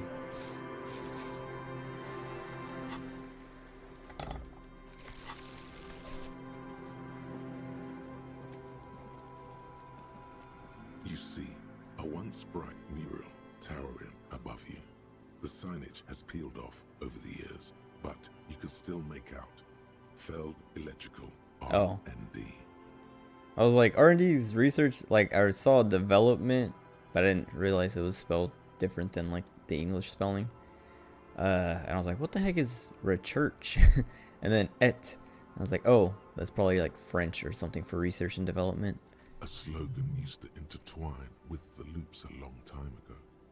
Now, only a shadow of peeled letters remains. It says, tomorrow is just a whisper away. Looks like tomorrow never came. Okay, let's talk to these people. And Mikhail noticed the windows, especially with how there are no windows on the south side. This was to deal with. You officers, come to investigate the historic subtext of West Martinez? I'm Tran Heilostam. You must be Kim Kitsuragi, right? Oh. I was just telling my son about this building. Not a lot of people realize the historic significance here. Very rich in hypertext. Nice to meet you. You know each other? No, I can't say that we've met before, but I've heard of Kim, of course. Mikhail, say hi to the officers. Mikhail's a little tired today. We spent all night trying to run Orbis on his radio computer. Have you heard of it? It's a programming language used in Grad. Quite tricky, but he wanted to play this Grad-made adventure program. We've been getting really into verbs lately. The man speaks in the artificial cadence of a professor, or someone who's been on too many radio shows. Oh god. I'm dropping frames. Like constantly. What? Oh, is the internet trying to kill itself again? Why? I finally stream again. And I have to have troubles. Hold on. Alright, well, websites are still working.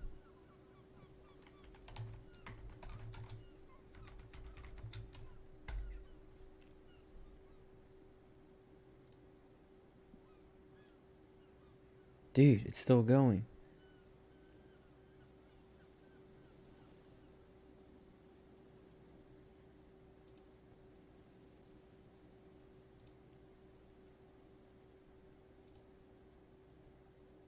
Okay, looks like it's fixing itself. That was weird. That was annoying.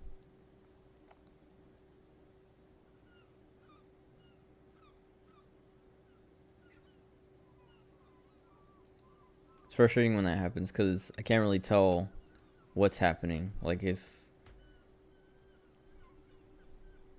I don't know. If it's even like possible to hear me or hear what I'm saying and stuff like that. Or if it's like skipping and cutting. Like cutting the audio and things. But that's also annoying because then the video is gonna have that in it. Whatever.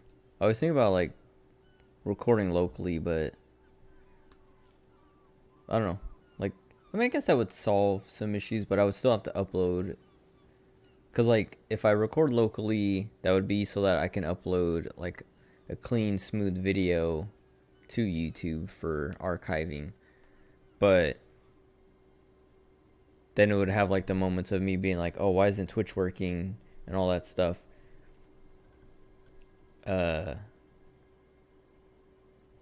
Whereas like when Twitch dies or like the internet goes out or whatever, like the video ends there on Twitch, and it is a hassle to download the videos and then combine them and re-upload them. But I'd rather have that than have the local recording be like, oh, why is Twitch down? And like have the video like cut on Twitch and then have me sit here for like 5-10 minutes being like, man, what's going on? Like, what's happening? Because I would have to stop my own recording to figure it out and then like restart it. And like there would be no point at that point. Like I would just use the Twitch videos or whatever. Like download the videos from Twitch and combine them and re-upload them. But also like when there aren't issues and the stream is just fine, I can just export it from Twitch straight to YouTube. And it's just like, yeah, like if there's no cut, if there's no break, it just all goes in one piece, and it's way more convenient. Yeah, I don't know. I think if I was, I don't know. Yeah, I don't know why.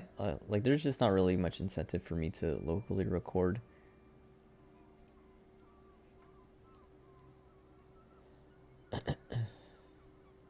But I assume you're not here for giant worms when there are so many real things to see. Just as I was telling Mikhail before, this is where the Coalition landed in '08. We could be standing on what is the most interesting landmark in Revachol West. This man is your half-brother. You feel it. What? But why?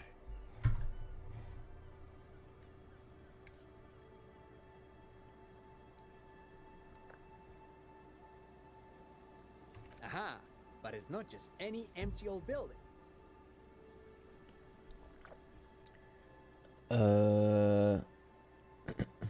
What not a lot of people know is this used to be the R&D department of Felt Electrical. And Felt, which now sells ink cartridges mostly, was once a top dog in the turn-of-the-century cybernetics boom. Hold on. What's... Oh no! Why is my encyclopedia? I mean, it's 2, which is pretty low, but... Man, I've been failing so many of these. Look at the building looming over you. It looks old and weathered, with seagulls. It says it right there. Stone and metal carcass. Bushy undergrowth has taken hold of the collapsed rooftop. Some kind of bird has set up a nest on a broken windowsill. I don't think I've ever heard of it. That's not surprising. Only a vestigial ink cartridge and ferrotape manufacturer remains. They started out as a midway electronics outfit in Königstein 2 centuries ago. After an aggressive move to Revachol, Feld became a global player in the emerging personal electronics market of the pre-revolutionary era. Still, Tricentennial was beating them in business machines. But Feld had an ace up their sleeve. Or should I say, they were developing an ace up their sleeve. I'm mixing my metaphors here. What was it? It was here in Martinez, possibly in this very building, that they developed prototypes for a tape computer. An elegant folding mechanism of rollers and ferrotape ribbons, portable enough to be a take-it-home solution. Revolutionizing business machines, possibly even bring them to the average consumer, which is a feat of engineering even today's giants, Rehm, ICN and ZAM, haven't achieved yet. I'm trying to think. I mean, I guess they're probably not references to anything.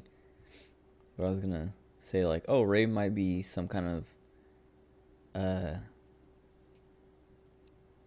like PC brand or something. ICN could be IBM and ZAM is something else. I don't know, but maybe not. I feel like I've seen ICN before in this game for something else. Indeed. What? The revolution! Unfortunately, their moonshot project never made it to the market. Feld's move to Revachol backfired. The revolutionary government liquefied their assets and expropriated those very advanced prototypes. Possibly from this very building, or one of the adjacent ruins. All of this was built by Feld, even the boardwalk. Wild Pines built Martinez proper as a resort for their middle management. Feld built this side of town for R&D.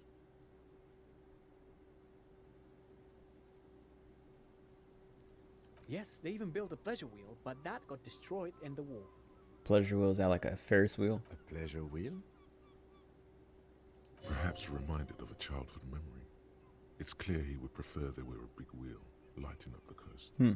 Yes, to lure in their star engineers. This part of Martinez was nothing but reeds before Feld arrived. They had to make the prospect of living here attractive. It was supposed to become a global center for innovation in cybernetics. But history had other plans. Alright, what happened? Oh, I'm afraid it didn't end well for the boys. But this story is a bit too dark for little Mikhail here. Now, if you were to ask about tape computers, Alright. they used them for military communications, but also to write and send out press releases. The most notorious example being Le Décret de Mars. What's the Mars Decree? I mean the radio transmission sent out to news agencies and world governments by the newly created commune of Revachol on the 7th of March in the year 02. It's a beautiful piece of text, actually. A singer-songwriter I know, Charette, called it a love poem to Revachol on her political concept album, Bon Baiser dans ce Lind. You should read it. Every local library in Revachol stocks a copy of the decree. I wonder if I to get Mikhail to memorize it. If I can actually find that. Someone was much too interested in worms to be paying any attention. The kid takes a peek at the green and silver worm on the cover of the book, already forgetting about this part of the discussion. Okay. Actually, no one knows. No one even knows what a computer made entirely of tape would look like. But word has it, they were very elegant, exquisite, alien-looking turn-of-the-century hardware. 10 years ago, I did a little freelancing, I guess you could say. I was a special consultant for an exhibition at the Wompty Dumpty Dum Center in Vredefort, Oranje. It raised the same questions, and we had lengthy discussions with Paul Ockerman, who was head curator at the time. This was before the twins Keith and Guy Jews joined the team. Paul Ockerman sounds familiar. Was that the guy? Whoops. The Sunday Friend?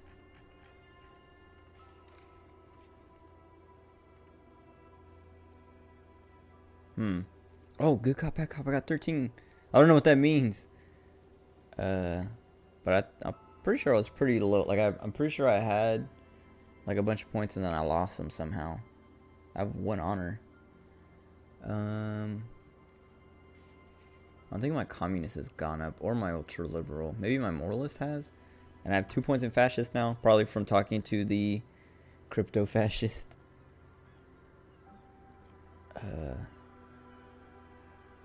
And I can't remember if I had 2 superstar cop before. I might have had 1. Wait, did he just say Wumpty Dumpty Dum Center? He did it. He said Wumpty Dumpty Dum Center, like it's the most natural thing in the world. What the hell is a Wumpty Dumpty Dum Center? And who the hell are Keith and Guy Yost? The Wompty Dumpty Dum Center for Contemporary Art. the exhibition itself drew on Lagerman's notion of memory, and so there were some parallels. That's why the head curator, Paul Ockerman, chose to... Kim, is he making this up? In fact, I'm not. The Wompty Dumpty Dum Center is a place you can visit if you're ever in Vredefort and are ever in the market for an exhibition space / contemporary art research center.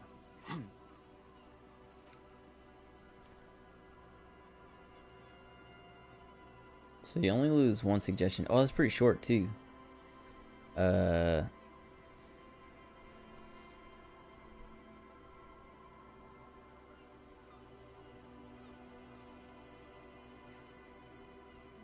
What do I get? Savoir faire for this or something? And this will max me out. I kind of want to get it just because it's short. I'll save my point though, because I want to make sure this perception thing works. But perhaps I should return to the tape computers. As I was saying, the device itself was very elegant, fragile even. One could write directly on the tape using a special chemical solution. The machine would then analyze the handwriting, perform operations, and project output onto a white screen. It was a beautiful, delicate thing. Cool. Very, very cool. Though I understand the socio-economic causes of the revolution, it pains me to imagine the revolutionaries setting fire to this precious device. But so they did. The felt playback experiment vanished into the fires of 07. What is that? Yes, the official name of the prototype. Oh. Some sources report it as the felt playback experience, but those are incorrect. Who knows? Maybe it was an accident, or maybe they didn't want the technology to end up in the wrong hands. Either way, they're all gone now. All 3 versions of the prototype. Nothing but debris and ashes remain inside that building. Something else. But of course, what else? Oh, hold on.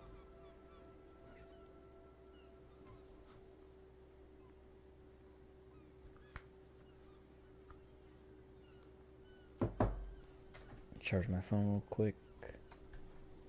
Or at least put it on the charger. There we go.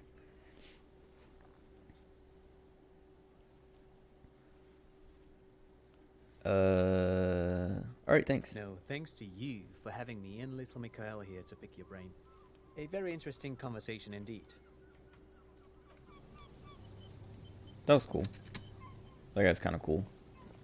Hope he's not evil or something. The remaining windows rattle from a strong gust of wind. They're covered in a thick layer of grime.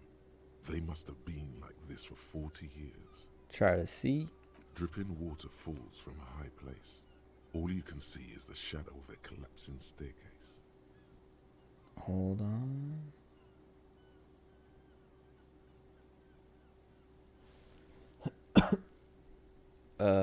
Kim. No, I won't even try. You know, I had a partner once. They called him Eyes, because he had to show me things. Oh. It's that bad. Can you still shoot? Well enough, actually. It's odd how that works. I'm no sharpshooter, but I passed my shooting courses 7 out of 10. Okay, now I feel bad. I'll be what do you call it? Careful? What's the word? I won't bring it up. I don't want to make Kim feel bad. Oh, there's all this up here.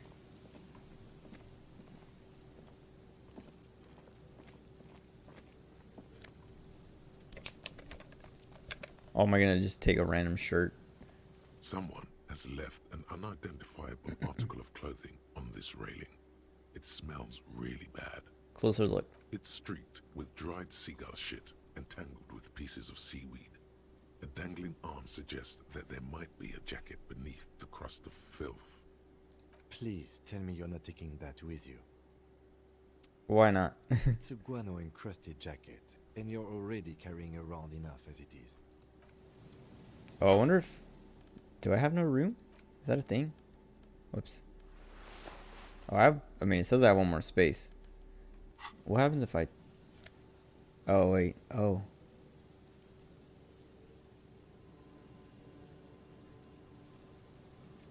Let's not take it. I don't want to disappoint Kim. Alright, hold on.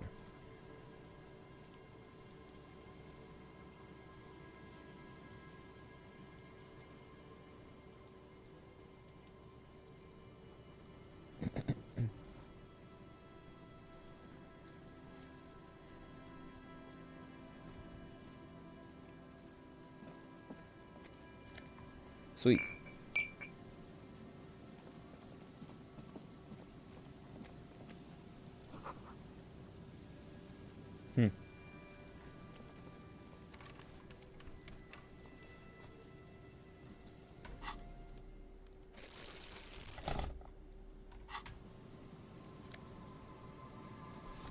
I feel like I should sell those.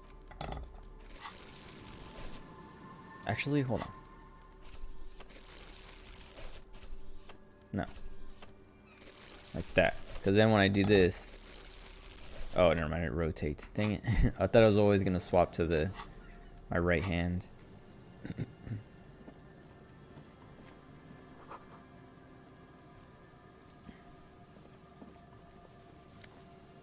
Huh.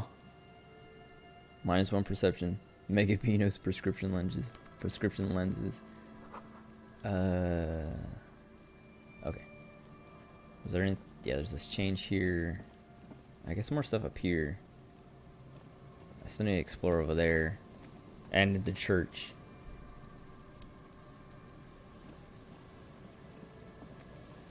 Whoa, someone's there. Oh, stop. The smell. It's awful and familiar. What is it? Don't you recognize it? That hideous pungency. That faintly cloying sweetness. Oh, is this guy dead? Death smells like that. Something cold wakes in the pit of your stomach. Fear. Something's not right. The lieutenant has already brought a handkerchief to his nose.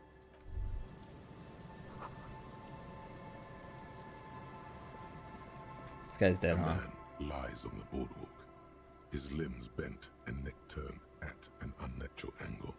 Right next to him is an empty bottle of spirits. In his cramped hand, a chewing gum wrapper. Is it gonna be apricot? Half of his body has slipped between the cracked boardwalk, starting with the left leg. The fall has left it broken, contorted like a sad puppet. Oh. I thought he said the fall has left it broken. And I was like, wait, is this leg broken? But him broken. The smell is not as bad as a 2-week-old corpse, but it's definitely heading there. I wonder if he like fell and broke his neck on this or something. Hold on.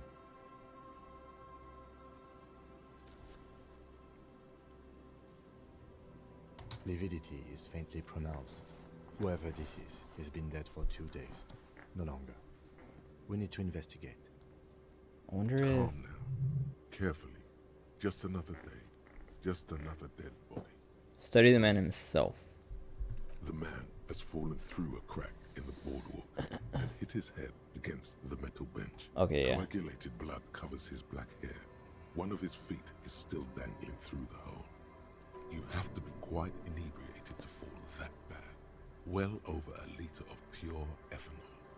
3 bottles of wine, or 1.5 of spirits. His expression is dull, like the sea behind him. Drops of water shining on his moustache. His eyes, empty and wide, look frightening in their frozen gaze. Height, 170 to 175 centimeters. Curly hair, stout build. Age, approximately 50 to 60 years. He was just about to head home. The first step back home proved to be his last. Study his clothes. He's wearing mud-caked boots, beige trousers, and an old brown leather jacket with a bright blue lining. There are traces of kebab sauce on his chest. You find some sunflower seeds and a rain-soaked library card folded into 2. His jacket feels sodden and heavy under your hand. Good. We should take a look at that library card after this is done. Study the surroundings. There's some dried blood on the metal bench. right where the corpse's head rests. The floorboards are rotten and slippery wet around the hole. An empty bottle lies nearby. A chewing gum wrapper is clutched in his fist. Examine his head. A dried chunk of blood covers the hair at the back of his head. An open wound.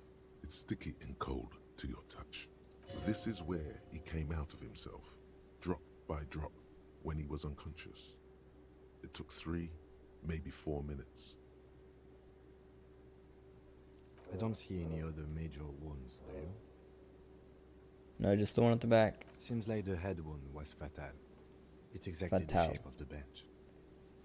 Stuff on the floorboards? They screech under your feet ominously. It's hard to say whether the dead man's weight was the cause of the boardwalk to break. It definitely looks fragile. I hope I don't fall. You see waves churning below. Something cracks beneath your feet. Examine the bottle. A .75 liter Tallulah vodka with its cap missing. There's hardly anything left inside. It's mid-market spirits with a slight touch of menthol. The man meant to enjoy himself, have a good time. Tear all around us. Oh, I wonder if I wasn't holding this, if he would have said anything.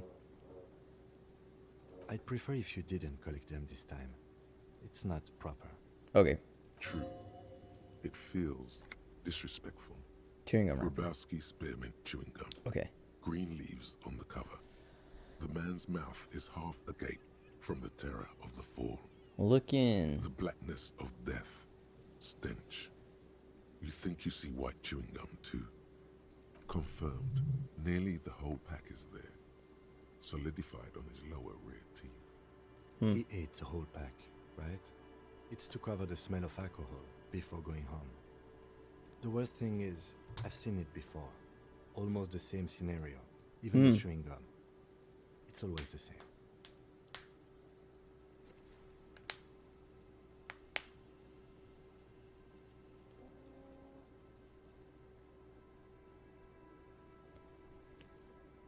In a ditch off a road below the 881, he thinks. A young father. Then he shakes his head to make the memory stop. The entire boardwalk creaks in the wind as you take a step back. Who is this man? There's some dried blood on the metal bench. Oh. Right where the entire boardwalk creaks in the wind. Wait. As you take a step back. Oh, whoops, hit the wrong button. Looks like one of the locals. He'd have to know this spot to come here. You don't just walk over here. But that's just a lazy assumption. What do you think?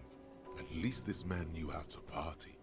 Imagine the same scene. Why do I keep passing these? Now that would be just sad. This is an omen. A sign from above.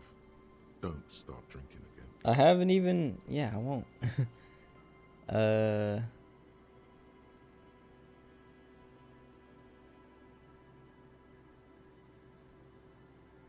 He looks like me. Well, at least you're not married. Or, what if you are? But let's try to not run ahead. For now, all we know is that he's an unidentified... Oh wait, I have 5 points. On that, on Martinez. Oh, I think... Something's giving me volition on my... Like, one of my clothes. What was it? I think it's the, ceramic armor. What do you think happened? By misadventure. He slipped and fell through the boardwalk. A truly unfortunate accident. If it wouldn't have been for that bench, he'd be alive. Could it be related to the lynching?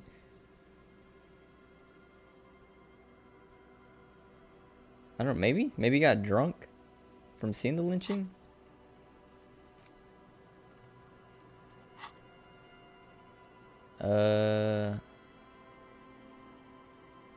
What about the kebab? What about it? The deceased ate some kebab. It's probably from a nearby place, maybe in the box. Okay. It does seem to be a pretty straightforward misadventure, although there's still a question of identifying the body. What should we do? From where I stand, I can see 2 options. We either take the case and follow the leads to identify the body on our own, or we report back to the station and leave this for our colleagues to handle. Let's take the case. Alright, we should first examine the library card you found. Then we can call the station from my kinema. Let them know we are taking the case. Oh, cool. So, yeah, it seems like there's no limit to the inventory. Because this row opened up as soon as we hit this slot.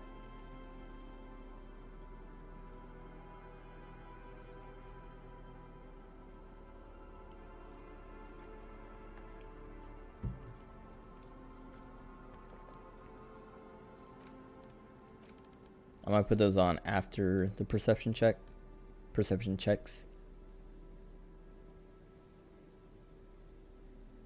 The library card is folded into two and still slightly wet to the touch. Billy The front Majan. side reads, Majan? Central Jamrock Public Library Card, issued to Billy Majan, expires July 53. Look inside. Whoever owns this card is an avid reader. You find a list of books written in blue pencil. Radio thriller. Stand a little less between me and the sun. The last one in the list is The Glinton Curve by M. Theobald. A library stamp indicates that the book has been returned. Most of these titles seem to be in the sci-fi genre. Some thrillers too. Backside. If lost, please return the card to Oh. the library. Dial 005 02 Tracing that. 55211 or visit us at Moreau Street, 78, Jamrock. What do they call it? Business hours 900 Phone, to but like 1800. payphone. Good. We should give them a call from my kinema. See if we can learn anything about Billy Majan. Okay.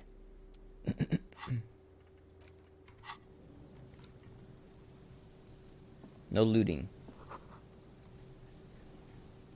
All right.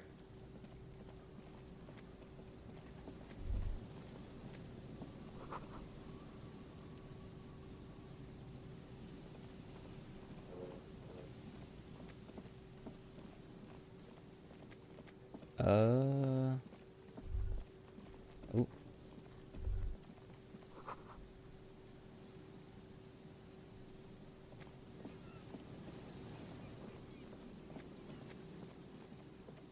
Church. Heavy wooden doors, more than twice your height, stand shut in front of you. The rectangular sea-worn ornamentation appears in stark contrast to the padlock, carelessly drilled into the wood. So 1800 is when the library closed. So I got that's like I feel like that's the only time thing I have to worry about right now. Right? Oh, and the traps. We should do that actually. I'll do that after this. See if they open. Nothing happens, only the sound of the padlock rattling against the door. I don't think that's going to work.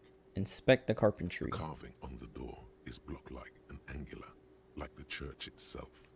Two large beams shoot downwards, sinking into the wood before they reach the threshold. Run your hand. The surface is smooth from the wind, but moist to the touch. Padlock. This cheap-looking padlock is sturdily built. It shackles together a hasp and a staple screwed into the wooden door. The lock is adorned with a yellow sticker. It'll be easier to break the staple than the lock. Also, that sticker is interesting, somehow. Look at it. You see a yellow circle with two X's and a big curve below them that looks like a mouth. You're pretty sure you haven't seen it before, but what the symbol depicts is clear enough. A smiling dead guy. The curve makes it smile, and the X's make it dead. Have you seen this before? He takes off his glasses and uses a blue handkerchief to thoroughly wipe them clean before inspecting the sticker. Then he looks up, pauses, and replies. No. Looks like a dead man smiling. Suggests junior delinquency. I haven't seen that sticker before, and I'm not a youth. Oh, look at this super high interfacing. Inspect the staple. The padlock passes through a staple that's been hastily attached to the wood. Closer inspection reveals that one of the screws is not a screw at all, but a nail. The work has been done recently and is unprofessional, to say the least. Should you want to get through, it might be easier to just pry the whole thing off. Maybe we should circle the building first and look for another way. The building has seen enough mistreatment. There is a touch of guilt in his voice. Kick drum? Yes, the pulsing base. A sure sign of junior delinquency, somewhere east of here. I wonder why interface... Oh, tool not equipped. Okay, I was like, I wonder why interfacing is so much easier. But then, I would gain 10 points for equipping the pry bar. Or I guess not gain 10, but I would stop losing 10. Then I don't have the +1 objects must fall. I know he would heal me too, right? But whatever. We'll do what Kim says. But first, I'm going to go use the bathroom. I'll be right back.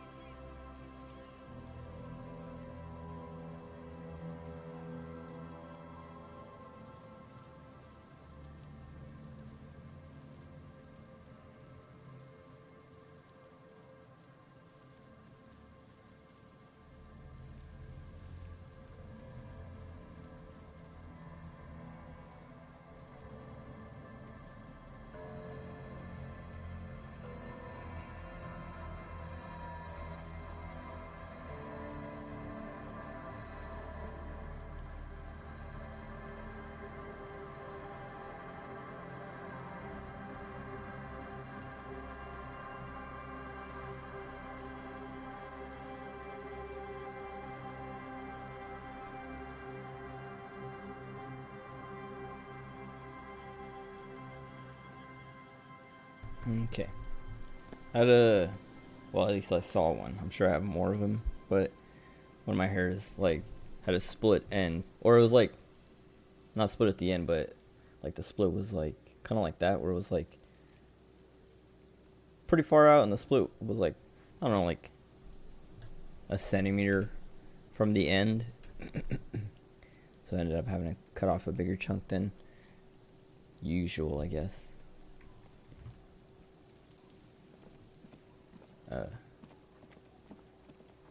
Yeah, I don't know. I hate it. I hate, like, cause, like, I don't know. Everyone gets split ends. It's normal, but, like, I hate it when they're kind of, like, far up like that, cause then it's like, oh, great. Been growing my hair, like, you know, trying hard to grow my hair, and now I have to lose a big old chunk. Oh.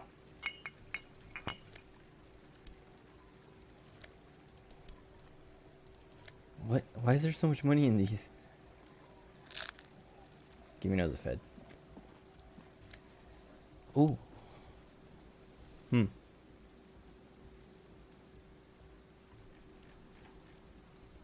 Oh, there's a person over there too. Wait, what did I? Oh yeah, the alcohol.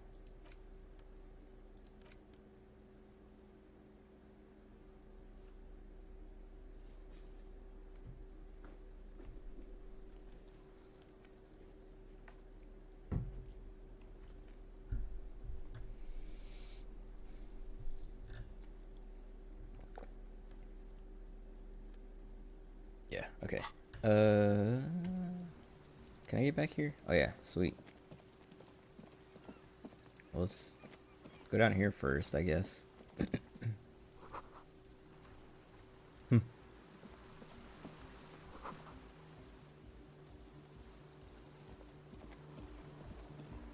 Oh, that's that music that's supposed to be coming from across the water, right?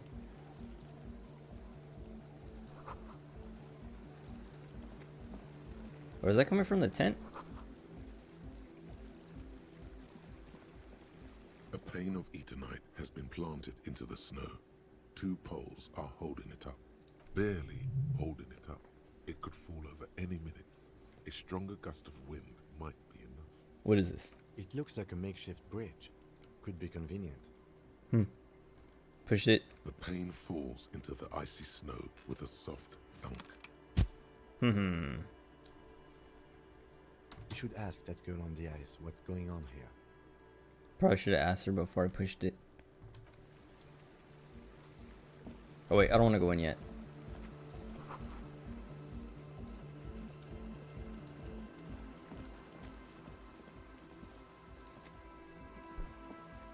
A shaggy-looking girl in her late teens A or seal? early A cell? 20s kneels on the ice with an electronic contraption in her hand. Hearing you approach, she looks up. Oh, hello there. It's cold out here, but she's not wearing a hat. She must be freezing. Everyone knows drugs make you invulnerable to cold. You bet this one likes to party. Where's your hat? Huh? Maybe she didn't hear you. A little louder. You should have a hat. So should you. I You do. don't have to do anything. I should and I do. Oh, I didn't notice that. You sure one too? Yeah, well. Look, man, fuck the hat. Pulse rises. Is that necessary? I'm sorry I said fuck the hat. I was concentrating on something else. My whole family swears and it rubbed off on me. What's your name? A cell. A cell. Her hair is dyed blonde, with dark roots showing. There's a coarseness to her features, some masculinity below that timidness. I'm not a young suitor. I'm just gonna say. And your surname? Why? Why indeed? Forget it. Okay. What's that device? This is a portable recording device. It's for field recording. Low quality, but still. And the wires? Actually, just one wire. I picked on it till the braiding came loose. The wire leads to a contact microphone. What's that? A contact mic records sounds from inside things, like this ice. Your mangled brain would like you to know there is a boxer called Contact Mike.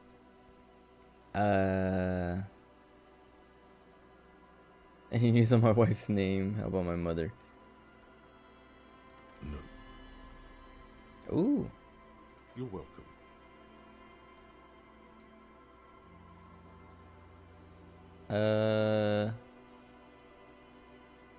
How's that work? The mic? I don't exactly know. Somehow it doesn't pick up vibrations from the air. The book said it only picks up structure-borne sound, if you like technobabble. Where'd you get it? Same place I got the recorder from, the Palaceum. What's that? Oh man, you haven't been to the Palaceum? It's the coolest place in this whole drug-addled shithole. It's a music club and a synthesizer workshop on Boogie Street in Jamrock. Musicians live there, like real musicians. I once saw Arno van Eyck. Thinking about it really cheers her up. It's a long way from here, though. It sounds like a place for congregating homosexuals. No. Sounds interesting. Oh yeah, guess you wouldn't know Van Eyck. Or really be a Palaceum going kind of person. I get down. I don't know what that means. I grind. I don't know what that means either. Means I'm hit beyond my ears. That's cool. Let's see. You're right. Time has deserted me. Sucks, man. Was there something else? About the contact mic, perhaps? Nope. Okay. What are you doing here? Recording, I guess. What? I think I'm recording cracks in the ice. but there's no way to tell. Not without headphones. I think I just recorded your footsteps too. Not sure how that will sound. What happened to the headphones? My boyfriend sold them. What for? I don't know, man. Things. Just stuff you need for life. A lie. They were probably pawned off for something suspicious. I wonder if I can buy him back. Look at this bird. Oh, whoa. Oh, I've never done that. Never put my cursor all the way in the top left like that. Now I'm like, okay, whatever. Yeah, I wonder if we can go like buy them and bring them to her. I would do it if it's less than $18. Okay, what are the recordings for? The musicians in the Palaceum used them for making music. They looped the stuff, cutting the tapes together. They make music out of cracks in the ice and keys jangling. Crazy sounds like that. It's hard to explain. Anyway, I thought I'd make some too. It's supposed to be like a music place anyway. The girl is cold all of a sudden. Very cold. I don't really know what I'm doing. They use synthesizers too. I don't have a synthesizer. She looks at the recording device. The thing she thought would fill her hours with joy and escape. No, I'm ruining it's it. out to be an empty fantasy. She feels childish. Very useless all of a sudden. Take this, your code. Oh. No, man, fuck that, I'm cool. I'm sorry I said that. I'm sorry about the fuck. Dang it. It's okay.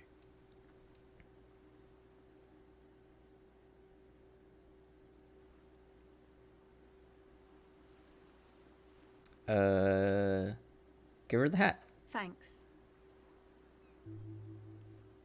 I should have been wearing a different. Oh, I want to put that other hat on anyway. What is this? That? The boys think it could be a It'd be place cool if she put like the hat on. Elysium or something. Stupid. It's really not going to be a Palaceum, that's for sure. Yeah, Andre and the guys, they're inside. Oh. In the tent. And why is that? Why are you freezing down here while they're inside? They got too much stuff crammed in there. No room. Like what? Music stuff mostly. Like this tape recorder, but bigger. And You mean there's like- piles of oh. it. I mean like those headphones. Yep, they were pretty. I'm sorry we sold those. Why not leave that stuff outside? That stuff is more expensive than I am. More expensive than any of us, really. Doesn't matter. I can take the cold. Go ahead.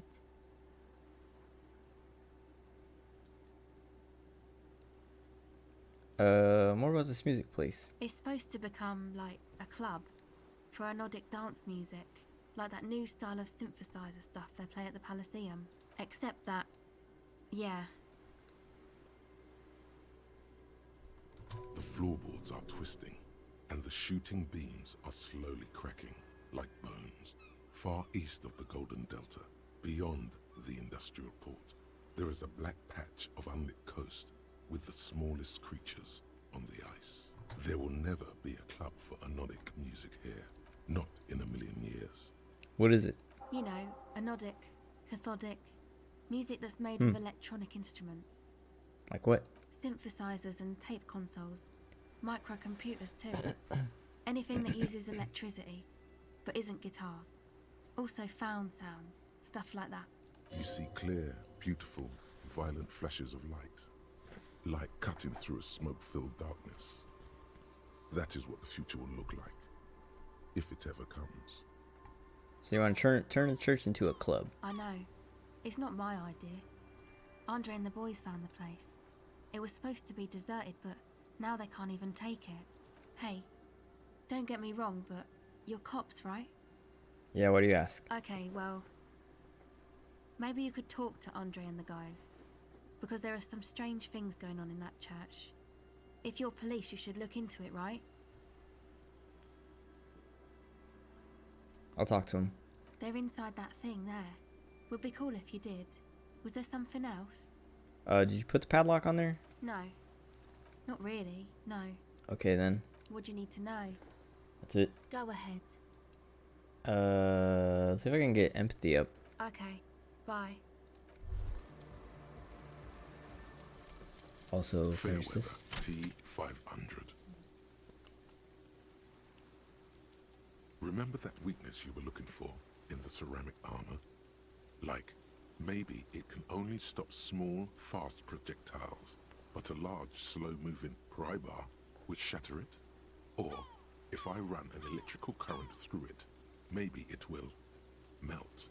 Or, personal favorite, frequency something something radio weapon? None of that would work. You need to shoot the part of the enemy that doesn't have Fairweather T-500 on it, because the armor itself is invulnerable. Good news is, so are the armor pieces on you.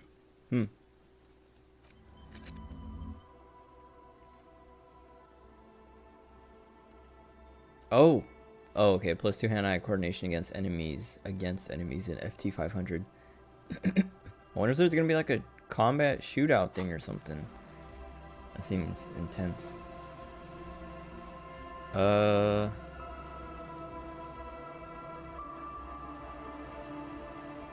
want to talk to these guys, but I want to do all my other stuff first. I also want to go to You see that seagull up there? Remind you of anybody? No one comes to mind. You and the seagull are just alike. Why? Think about the seagull's story. It's one of endurance and adaptation. The seaside was paradise once. They were birds of that paradise. Then their paradise became shit city. And what did they do? They became urban survivors, eating burgers out of trash cans, killing and eating pigeons. Hold on. Do seagulls actually eat pigeons?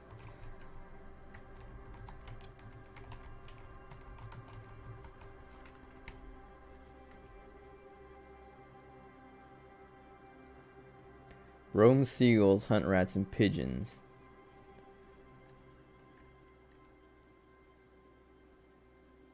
Britain infested with dog-killing seagulls. Bloodthirsty seagulls filmed eating helpless pigeons alive. What the heck? Huh. No time for that sentimental bullshit. They're hustlers, getting shit done. They're one pair of track pants away from gangsters, just like you. I'm not like that. Sure, inside. But outside, it's a tough world. You've got to do whatever it takes to survive. And you do. Question is, will you admit that to yourself? To admit it. Boy. I guess I am a bit like the seagull. Exactly. The seagull does what it takes. And so do you. You've got that same spirit in you. When the time comes, you push yourself. Okay, I thought I was gonna get a thought for that. Oh wait, I can't go that way? Oh, whatever. I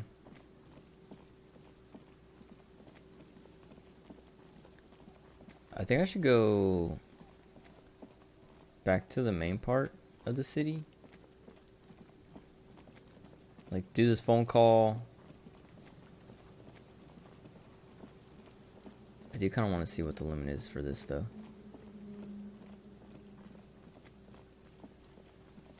Jeez, this goes so far. And it's still going. Okay. That's the limit. Alright, let's go... Wait, how do I fast travel?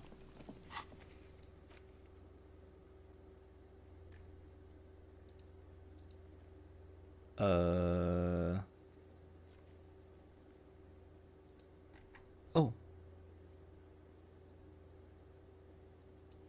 I didn't increase my perception, but I can do the fridge thing again. Or I can try again. Oh wait, no, I can't. It was just highlighted because it's the first thing on the list. I'm dumb. Okay. Well, we can try that again.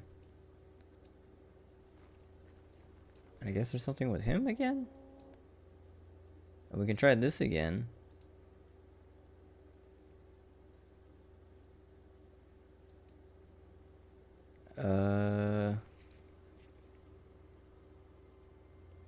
But how do I fast travel? And what is this like block here?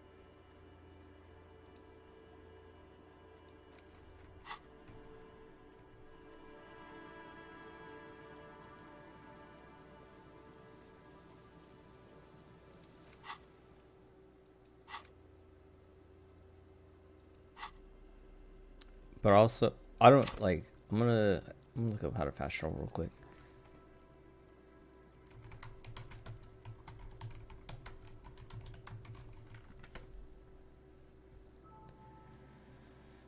Oh, says. Wait, hold on.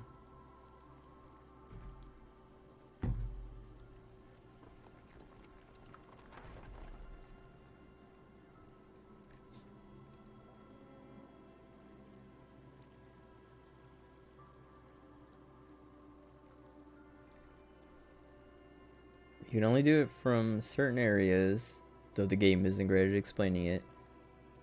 Once you bought the map.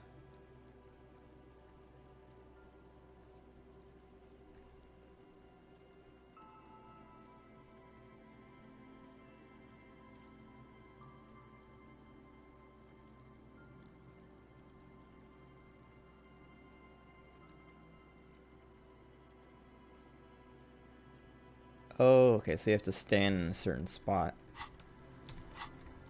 Let's see. So like look at the map, stand below the area that it would be on the map. And then when you look at the map, you can travel to the other places.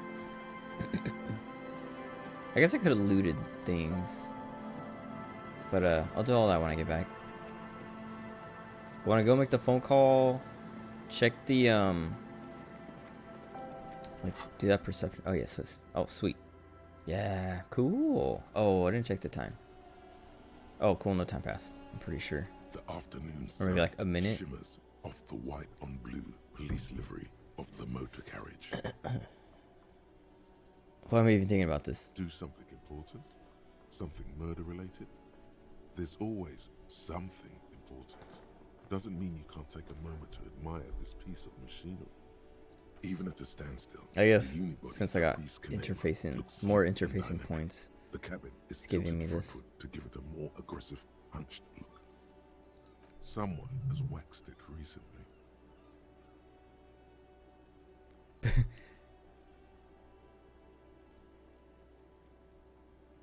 Okay. Very cool. You want to take a closer look? What's it pack in there? 130. I don't know what that means. I reckon that's a 7-liter V12 there. 7-liter V12. 7.2. Supercharged. Saying these words brings him immense joy. Fine machine. Yes. An extraordinary machine. It's nice and all, but why so modest? Put some zing into it. Flare it up. Slam it down. You need to slam it, Kim. Sorry, I'm not following you. Lingo it up.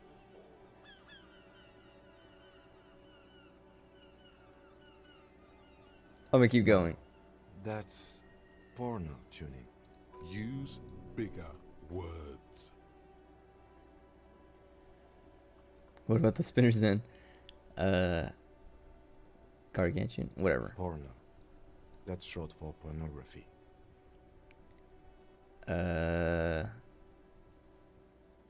So? That's a negative on the porno. Thank you, though. No one in the history of convictions has been more sure of anything. Okay, that was fun. Oh, we could also do that visual calculus thing. Well, okay, let's go in here. No.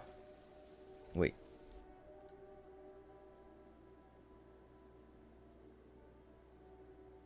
Well, we can give the hotel guy his bird, right? Alright, let's do that first. We can also talk to this guy. Can I help you? Mm-hmm. What is this thing? I thought it would look nice. What, the interior decorating kind? You know, I'm sorry. This is actually a nice bird. A competent piece of taxidermy. I can fix it to the plaque and cool. have a new bird in the establishment, I guess. So, I don't know. Thank you. I'm gonna go with thank you. People just don't know how to accept gifts. Especially taxidermy. He likes it. Cool.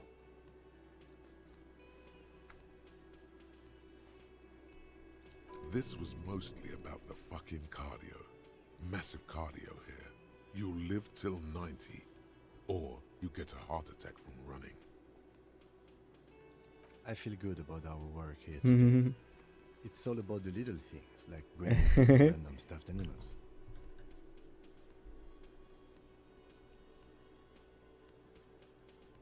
Should I say that?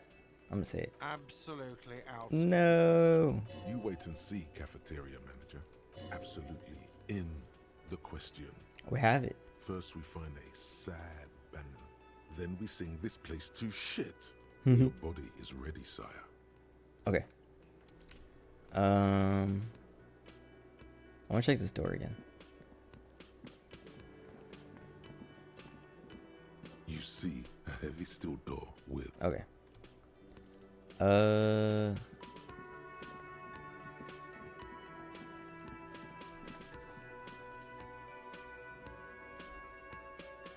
I guess we'll call first. Because that has, like, the time constraint. Whereas, like, the body... Well, it shouldn't, right? Because that's why it's in the fridge. Oh, wait. Let me put a hat on. Well, I don't want to put that one on yet. What's my suggestion? 4? I have no authority because I'm holding the clipboard. I guess this is the only hat I can wear right now. What's my logic? 3. I'll leave it. Nah, I'm not gonna wear a hat because putting on a hat would basically just swap the logic and suggestion. And I'd rather have more suggestion points. But we still need to do this. Inside, you see a set of steering levers, a radio microphone, a pull-out... Radio. This is Precinct 57. How may I assist you? Jamrock Library. Hold on, officer.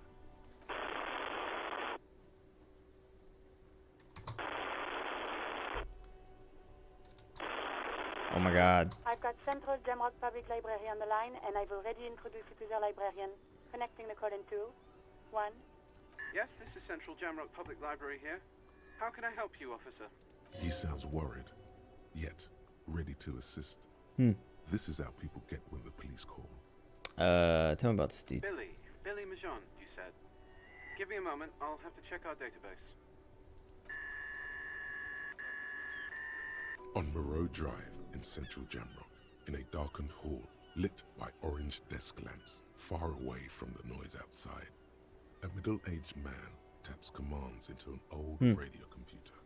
A printout falls on the desk. Behind him, a lonely reader scours some dusty bookshelves, looking for a paperback. Yes, hello, are you still there? I found Billy Majon's home address, is that alright? No phone number, unfortunately. That's fine. Here we go, sir. Rue de Saint-Ghislain, 33B, apartment number 20. It's in Martinez, I believe. Apartments, it says. That's all. That's where the smoker on the balcony lives, isn't it? Any other information? It says here that they returned their last book just a few days ago, but I wasn't at work that day.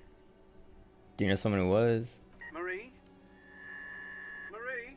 Do you remember a reader named Billy Majon? They returned a Tybalt book the other day.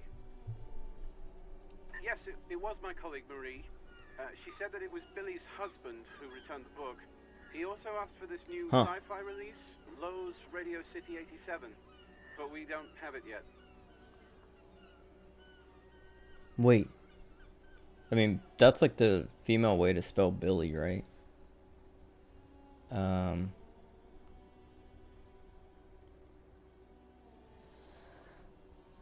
But nothing they've said is...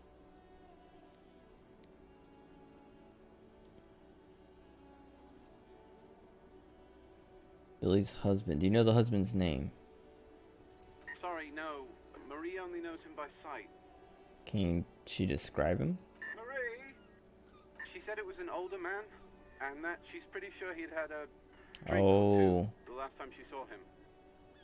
What was he wearing? 1 second. Sorry, Marie wasn't really paying any attention to that. So she's a woman. working here longer than me. Sometimes her husband returns some books for her. And then goes for a little drink later. On the lookout. Happy we could help. Goodbye, officer. Anything else you need from me? No. 57th, over and out. In the cabin, you see. Okay, let's see if we can find Billy. Oh wait. Wait, is there a way around? No. Also, I still need to figure out what's up with Kuno S, right? Like why Kuno's afraid of her and all that, like what she's done. But I'm not sure how to do that yet. Or if I can even do that. Can I do this again? Just an ordinary No. wall. Nothing to see here. And I think like nighttime, or it's either nighttime or having my flashlight on. Let me try that. Just an ordinary wall. Nothing Okay, to see. I think nighttime is when you get the like another bonus. So they said apartment 22. Wait, who's this? Is Kuno's dad's apartment? I don't want to die.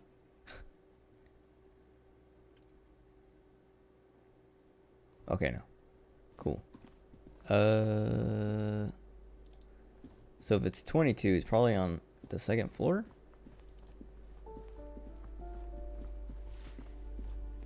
Oh wait, what's this lady's name? Give me a moment. Look for Billy Majon. It's about Victor, isn't it? It's always about Victor with her. Apartment 20 You'll upstairs. find the Majons in apartment 20 upstairs. It's one of those doors on the balcony. Cool.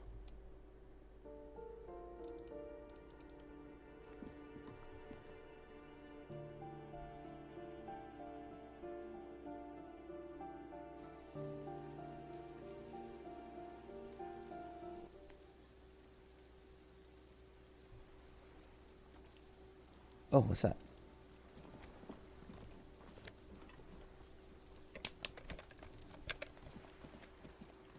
And another one? Oh, I guess I've never had my bag out up here, huh?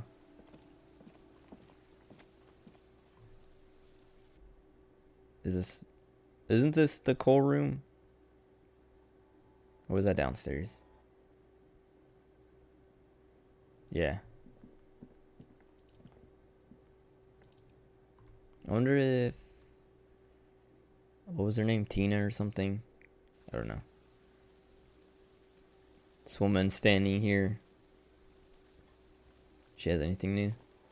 Hello again, Cindy. officers. Nope, okay. Oh, I think it does that. Wait, how do I... Where is it? Oh, maybe it's on the other side.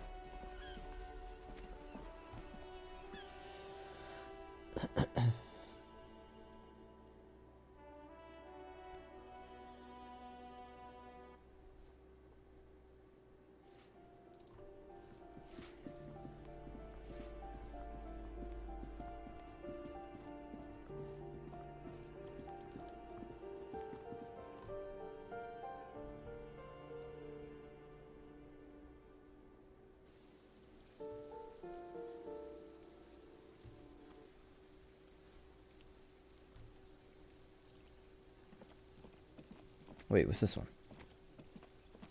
A weathered brown door.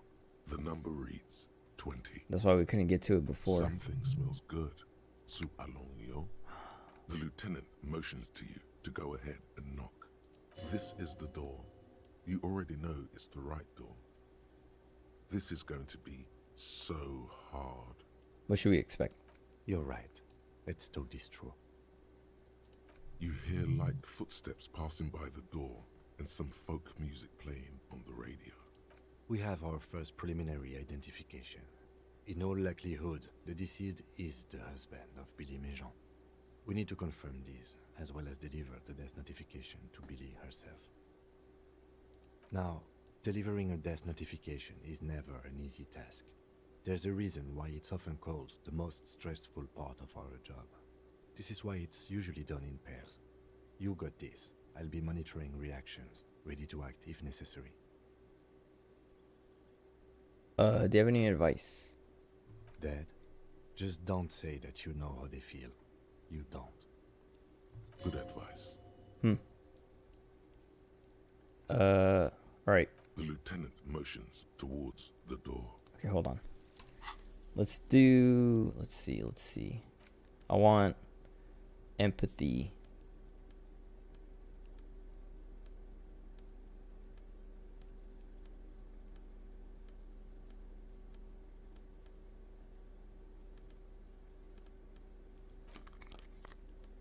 Oops.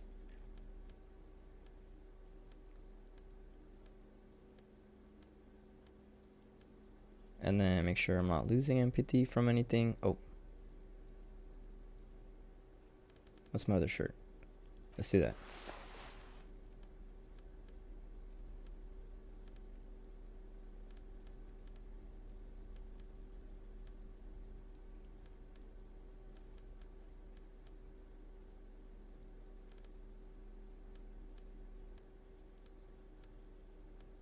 Okay.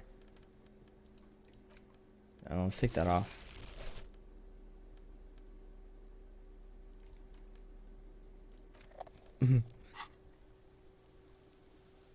And I'm gonna go to the bathroom real quick. I'll be right back.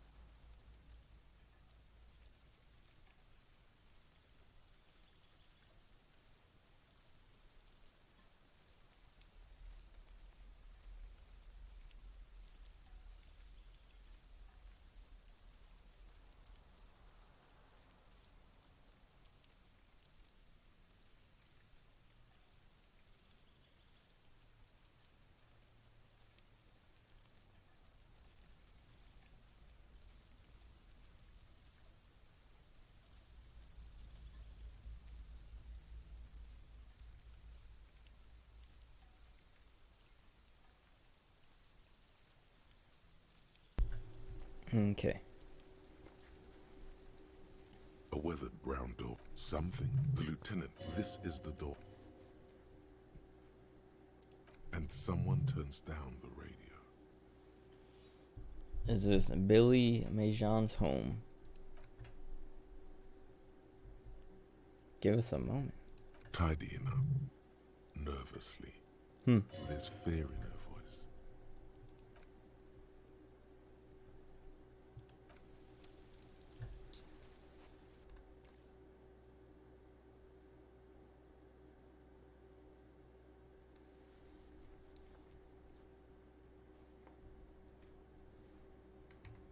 Alright, let me just look around in your house, lady.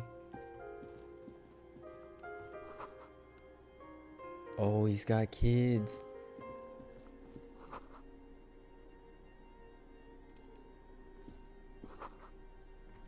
Well, maybe not kids, but...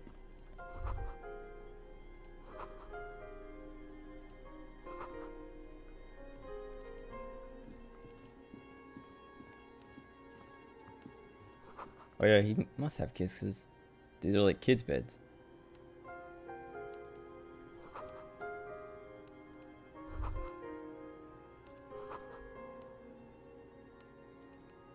Unless there's a reason.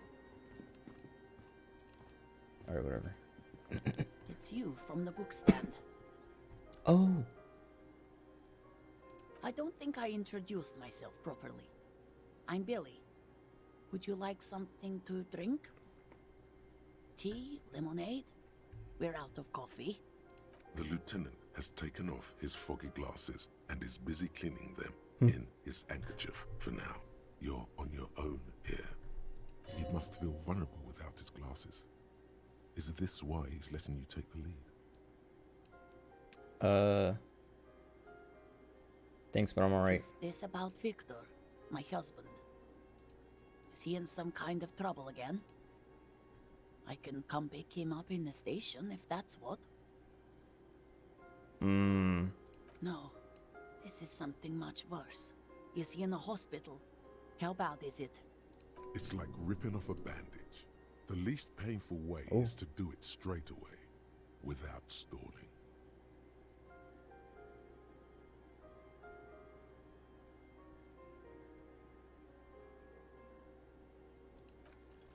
You've done this before.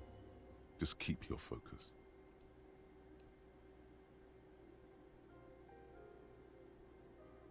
What did you say?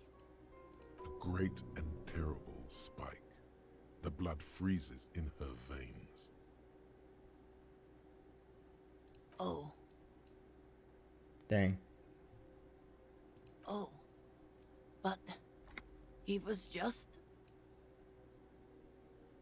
But he was just here. Alive. We understand this comes as a huge shock. I want you to know that me and my partner are here for you if you have any questions. Take your time, man. What happened to him? It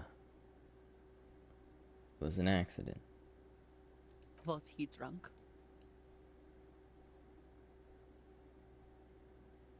May have played a role, yes. I see. And you just found him there, lying in the cold. How long had he been there? If you say 2 days maybe, it will be etched in her mind forever. Hard to say. She blinks, eyes welling up with tears, as her hand starts searching for something from the pockets of her dress. Maybe I should have said it hasn't been that long. Here.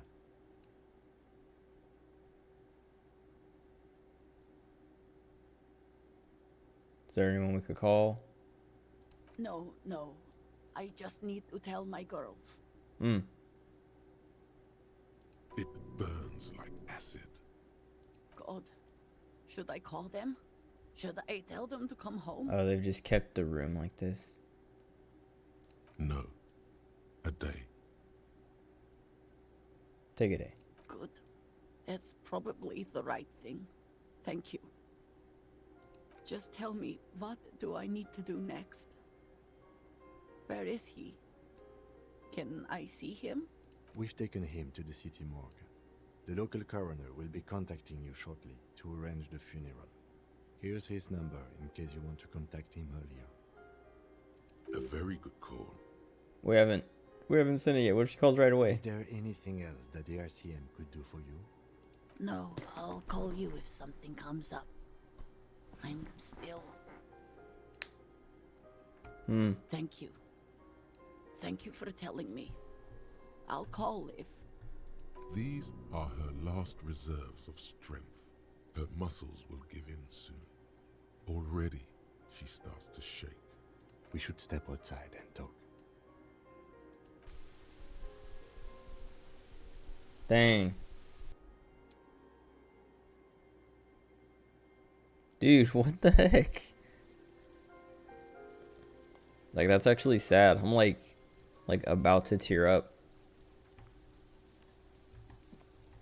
You did well.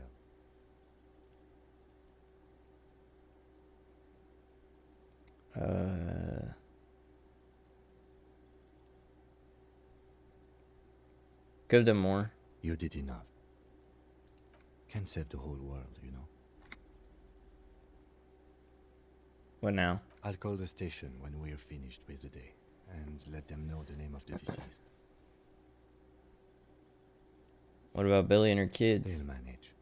They have to. It's not your place to live their lives. That's it? That's it. We should get back to our case now that our duty here is done. Alright. Let's go. Dang.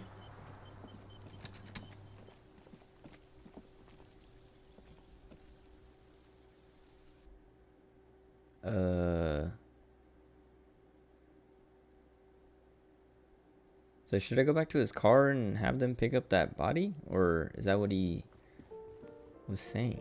I thought I'm gonna go back and do that.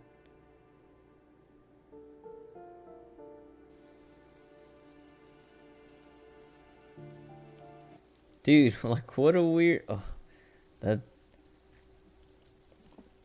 felt bad. Like that sucks. Not like bad and... Like, it's just sad. Man.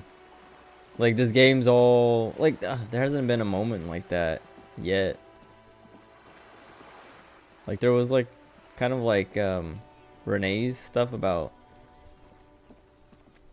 that girl dying, but that wasn't like that sad. It was like, oh man, that kind of sucks. You see a set of But this thing steering was wheels, like a radio microphone, a pull-out sad. toolbox, and the soft. This is Precinct 57. How may Oh, I okay, you assist can't tell him. Sylvie. Oh, that was that girl with the In the cabin, who used to work at the hotel or whatever. Oh, let's try this perception thing again.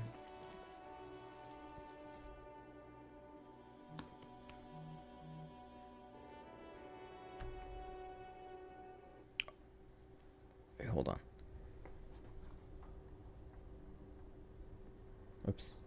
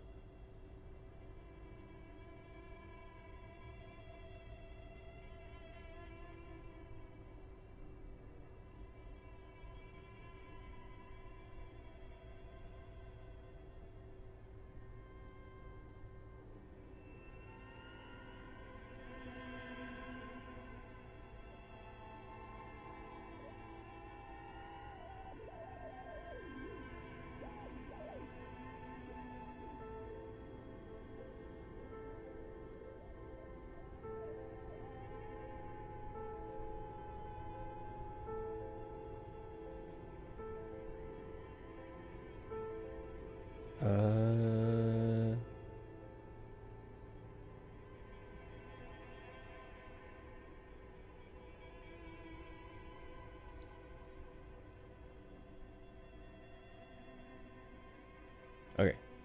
Wait.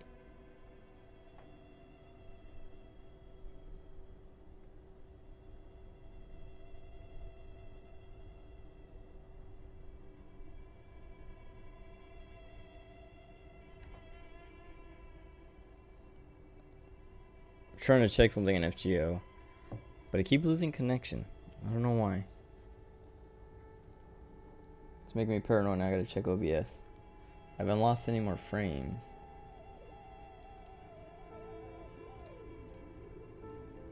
Okay, it looks like it's fine now. Whatever. Oh, wait, what was this again? 2 cables are plugged into Oh, right. the... So we don't have a better pry bar for this yet. This orange machine is... You But slip your finger... No. If you want to try... Oh, right. Since it's a white...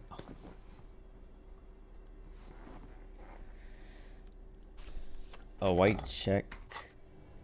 This I kind of want to try it. Buzzing like an old submarine. Because then when we find a better pry bar, it might just unlock And an electric freezer. because of that. And if not, we can just put a point into physical instrument and try again.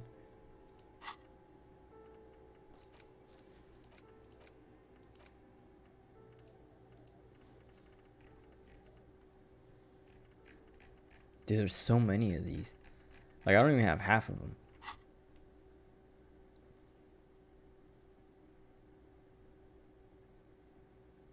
I have 2 points. Okay, well, let's try the perception thing first. Though I kind of might put a point into perception anyway, even if I pass it on this first try. Just because...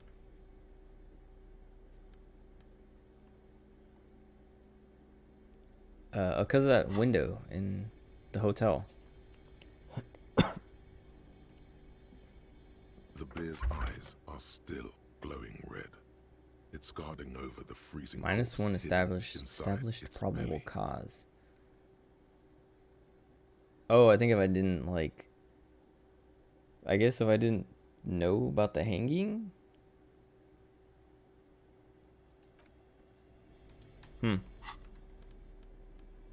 Whatever. Perception. Just make sure I'm not wearing anything that drops it. And is there anything that'll increase it?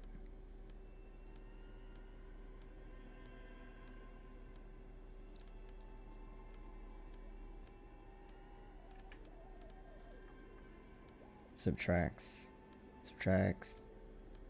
Okay. So we're good.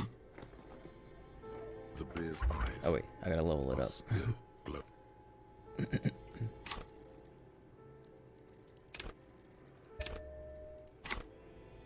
The bear's eyes are still glowing red. You touch the dead man's body. It'll come to you soon. Another point.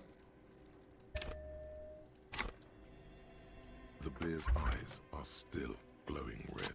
Your Nice. arms reach out and your eyes close. As I if by hope it was worth it. volition. I don't know. It's dark all around. You feel cold, slippery flesh. First with your fingertips, then under the palm of your hand.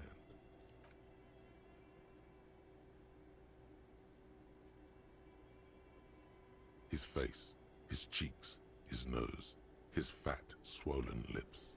Like a spider, your hand crawls over his features.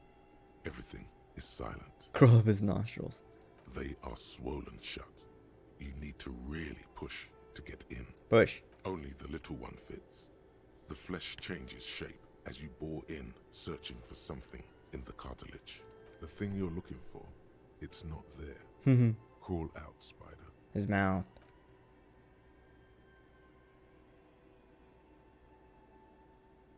The oral cavity is cold and moist. A ball-like tongue attaches itself to the base of the mouth, lolling around like a scallop. Rat. Okay. You're on the right track. Play with it. The tongue moves freely in the cavity. The mucus of the mouth is slippery, delicate to touch. From the soft meat, teeth are budding. Hard pearls of bone in the gums and in the back of the mouth. Can you feel it? You're so close. Rip his jaws open now. Look in. A vision of black and dark red death, pried open by your naked hands and studded with teeth. Looks like he's laughing. Death fumes rising from the throat, and there, in the back of his mouth, above the bell of the uvula, right in the soft palate, you see a hole, barely visible to the human eye. It is swollen shut, almost vanished. No larger than 0.4 centimeters in radius, the edges appear darkened. Say it. Let's say it. Keep going. A black trickle of liquid runs into his throat from the wound. Your index stab him? fits right in there. A tight tunnel of flesh opens up. Tissue damage. Wide enough for 2 fingers. As you push both in, you reach through his mouth, right into his brainstem. Feel around first. The basal ganglia feels clumpy. What entered here has torn apart his reptilian complex. Deeper. Your fingers slide into the remains of his limbic system. There is no resistance. It's gelatinous. The slug-like structures are damaged too. The tearing extends deep into both hemispheres.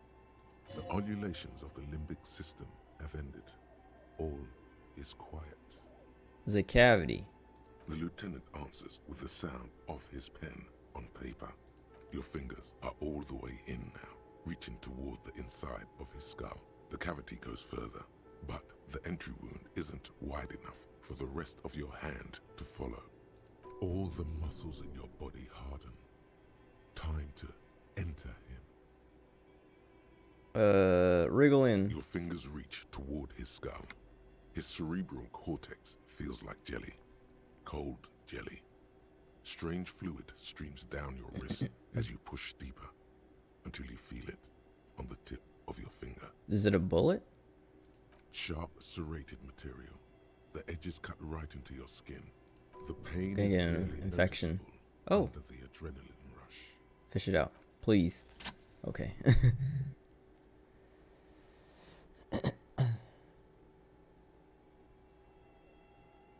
You pick the object between your index and middle finger. Feels sharp, like metal. You press your teeth together. Your jaw is clenched. All you need to do is just... Whisper. Good, good. The inside of the head feels cold and smooth, like a glove. Sweat dripping down your brow. Careful not to lose the prize between your fingers. With a plop, your hand emerges from the mouth, covered in blood up to the wrist. Between your fingers, a small flower, a blossom made of lead.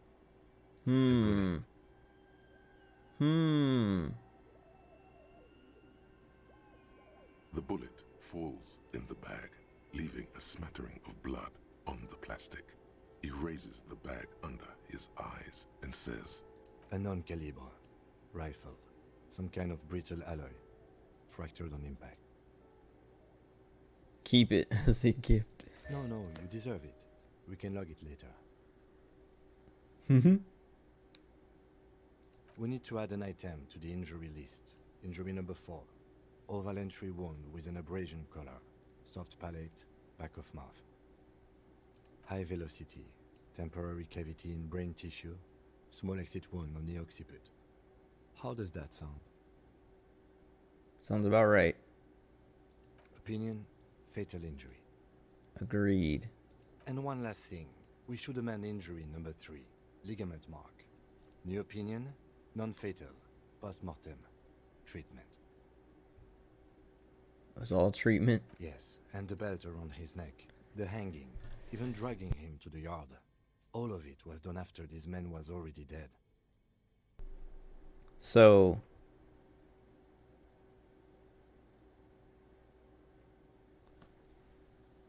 maybe he killed himself and then they hung him to scare, or it's like a warning, or they killed him, like they shot him and then hung him, or somebody killed him and then they tried to cover for that person by faking a hanging.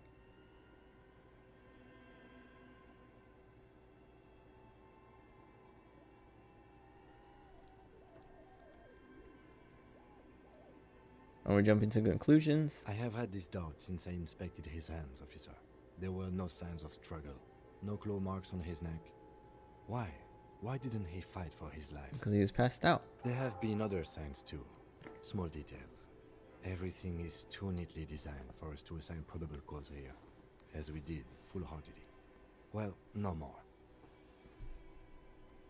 We almost fell for it, he thinks. Almost.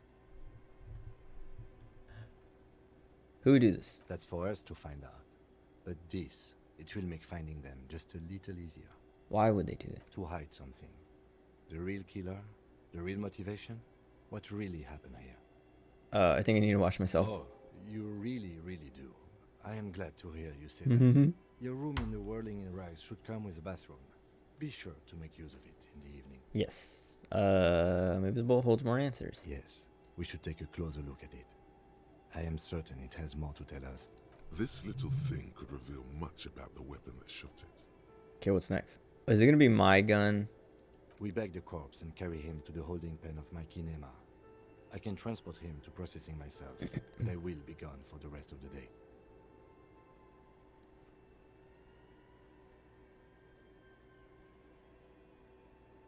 That's fine, right? We don't need him for anything else.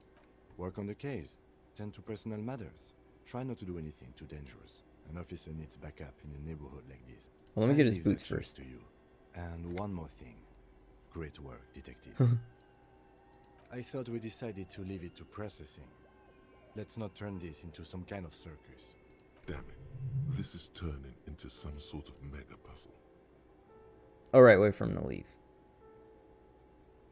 Oh, but if I let him take it...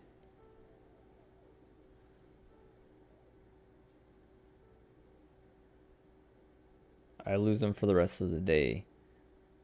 So if I wait till he goes to sleep to take the boots off, then tomorrow when we send the body,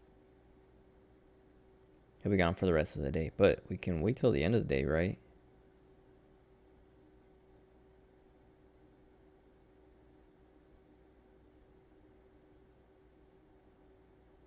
But also he'll see the body without the boots anyway. Whatever, we don't need the boots. Or do we? Because then we would have the full set. I'm so close.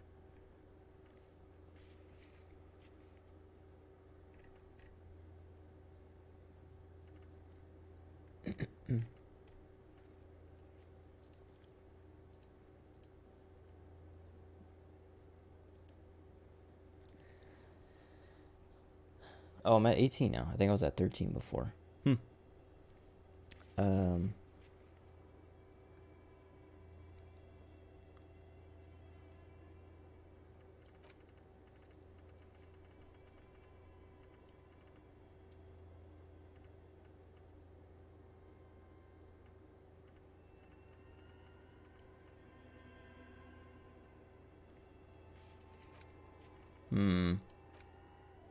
Struggling. I don't know.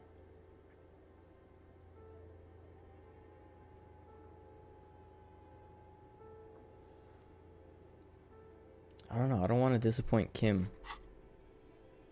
I'm sure if we take the boots off when he's gone and then he comes to deliver the body or whatever, we can probably play it off like, oh, somebody must have got in here and took them or something. But then it'll just be like, then what's on your feet, you know? I'm not going to do it. I'm not going to do it. So let's see. What do I want to do? I want to finish talking to the people in the, I want like talk in the tent, do the church thing. We got to go to the pawn shop, see if we can get a Cell's headphones. I want to talk to the Hardy Boys again, but not without Kim. Maybe I should go do that now. Go talk to the Hardy Boys. See if they have anything to say.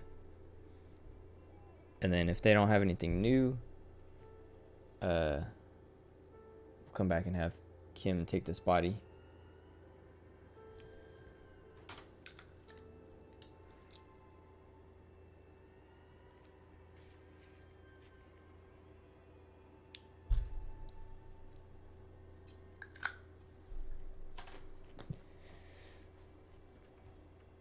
Oh, we should also talk to the scab leader. I should have Kim for that too, huh?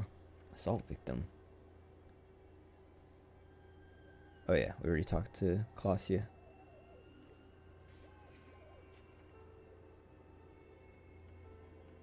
We're not gonna do this.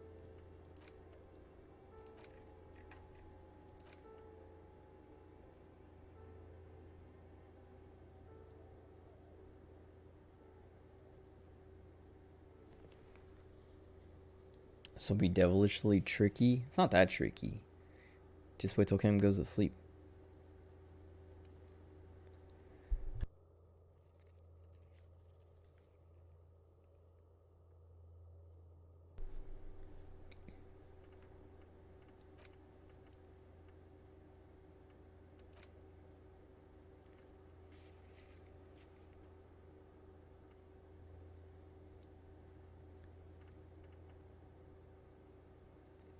Wait, we also never found...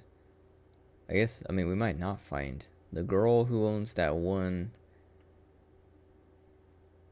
lorry. Because, like, there was that one guy, the poet guy or whatever, that we, like, kind of had, like, I don't know, rat her out or whatever, like, snitch, he was like, you know, now he's felt bad or whatever. And then we went in her truck and, like, found evidence of, like, drug smuggling or whatever, but we never found her.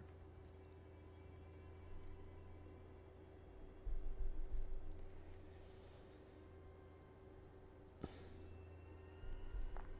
feel like I got a burp, but it's stuck. Okay, let's go talk to the... Well, now we don't have a point for... Oh, but we're so close. We might level up talking to that other guy. Let's see.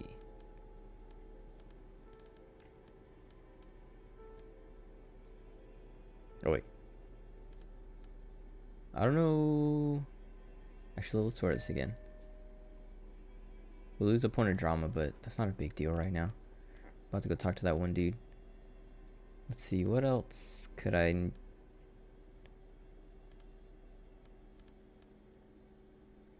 No, I don't want to lose perception. Empathy, -1 logic. I don't want to lose authority. Yeah, I'm just trying to think of, like, what would be good when talking to this dude.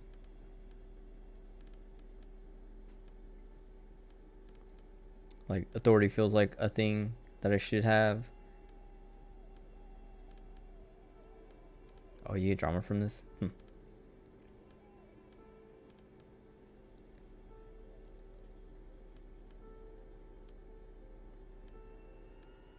Just make sure I'm not losing authority. Okay. Oh, I really want the boots. Just so I have the full set.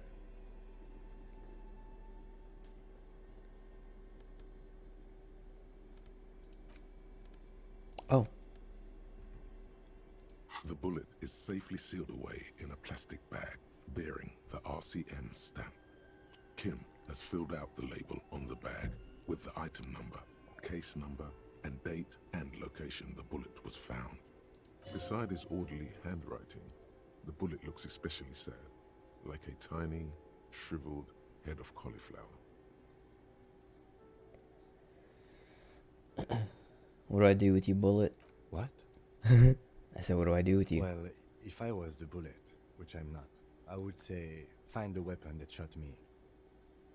Good idea. If we find who owns it, we will have likely found who used it, possibly to kill our victim. It could have been suicide. It could be my gun. But I don't think I would have done it. In conclusion, the more we know about this bullet of yours, the better. Feel it through the bag. The squashed bullet has some sharp edges where the jacket has split open.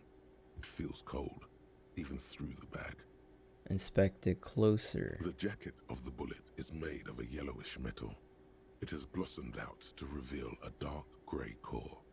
The base of the bullet is close to 5 millimeters in diameter. Look at the jacket. You can just about make out a few striations near the base of the bullet. Little hairlines, linear. It feels standard. And the core? It's quite destroyed. Some of the fragments are still lodged in the wound. What can you say about the bullet so far? Close 5 millimeters in diameter. A jacketed bullet. Okay.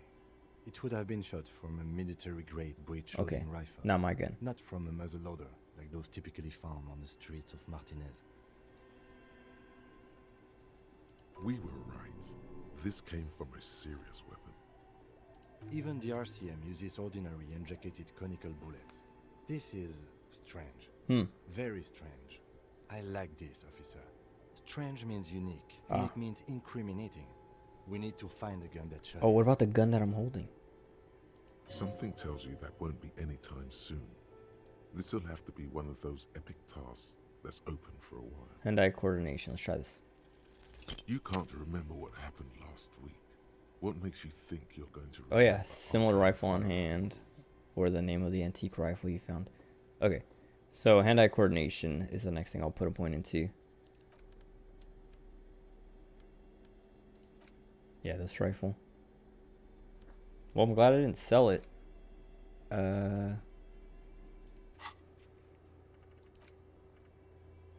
Okay. Well, next level was hand-eye coordination. I think I don't know what I was thinking of doing before that, but we're not doing it. Oh wait, I didn't try the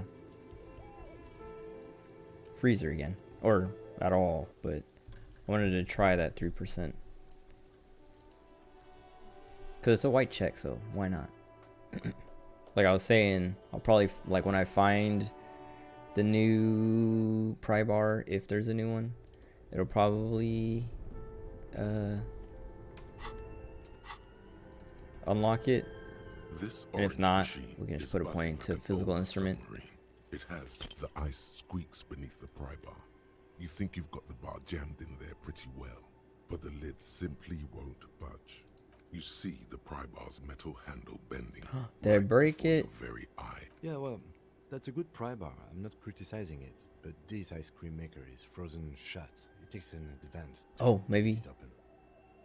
I have no idea, officer. Oh.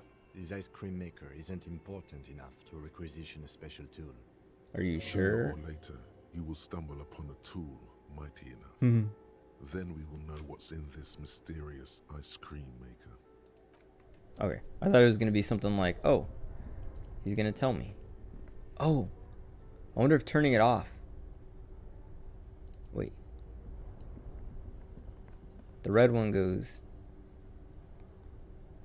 here? Oh, wait, no. There's like a red, blue, and yellow wire going to the fridge.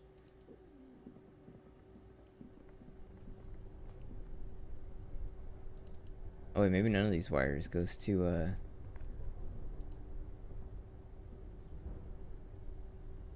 or the red one? Let me see what this says. 2 cables are plugged into the breaker box. Oh, the tell me. red one leads to the ice bear fridge, and the black one to the ice cream maker. Unplug the black. Something close to you dies with a soft electric purr. Why did you do that? It's black. It's not like it's a red one. The color of immeasurable cosmos. I like that. The lieutenant raises his brows, but doesn't say anything. The electric distribution board now has 1 cable missing. Now let's check it. This orange machine is dead still. We can try again. Crank ice cream churner and I mean, electric freezer. It's still pretty low. Slowly melting. The ice squeaks. Okay. You see the. Yeah, well, I have no idea. Sooner or later. Well, now we have more points. This orange machine is dead still. Yeah, okay. And maybe like, I don't know, tomorrow it'll be melted even more, so it'll be easier to open, maybe. I don't know. Okay, so hand-eye coordination, I think like priorities like hand-eye coordination, then physical instrument, if when we find the tool, if that doesn't help. But yeah, for now we have to go talk to that. Oh, actually, let's do this. You see a set of tire tracks in a brown slush. No. Okay. These tracks are not. I'm not gonna put points into that for that, because I'm pretty sure that's just my car, and we already know.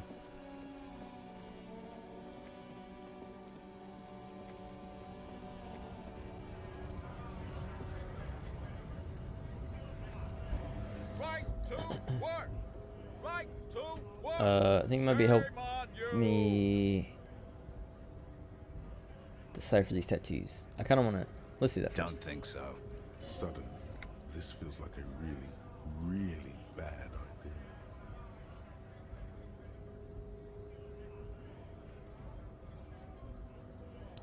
It was on your colonel. Wordless, he takes the photo and looks at it. Grey eyes dart back and forth on the glossy surface. His face is unmoving. You see dead flesh in colourful rivers of polychrome, melting skin and hair. Fucking loincloths. Really did him in. Loincloths? Yeah. He's clenching his teeth. There is silent pressure behind them. Can you tell me what it means? What it means. I can tell you what this one means. Only one.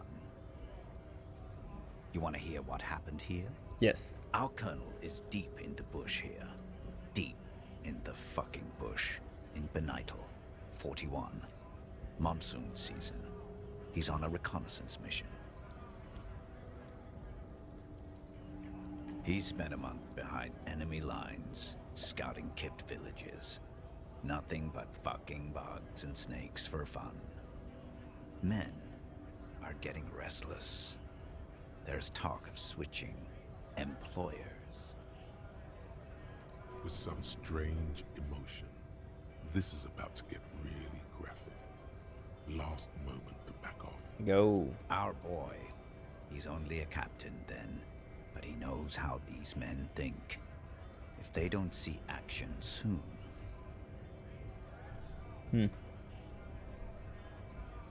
At dawn, he comes upon two kids, breeding in the bushes by the river. Or maybe they weren't breeding. Maybe they were just making eyes at each other. I like to think they were breeding. We shot the boy. He was useless, but the girl, she was nice. A little fat, you know, but not too old. She was quite the entertainment for the week she lasted. Expired in the hands of Sarge Mason, the kind of guy who'd make Chief there shit his pants and cry like a bitch. God, Mason couldn't let go. Cut the tits off her cold body and fucking ate them. Jeez. Said primitive spirits were watching over him now. Drowned in a creek a week later. Spirits my ass. Something stirs in your stomach.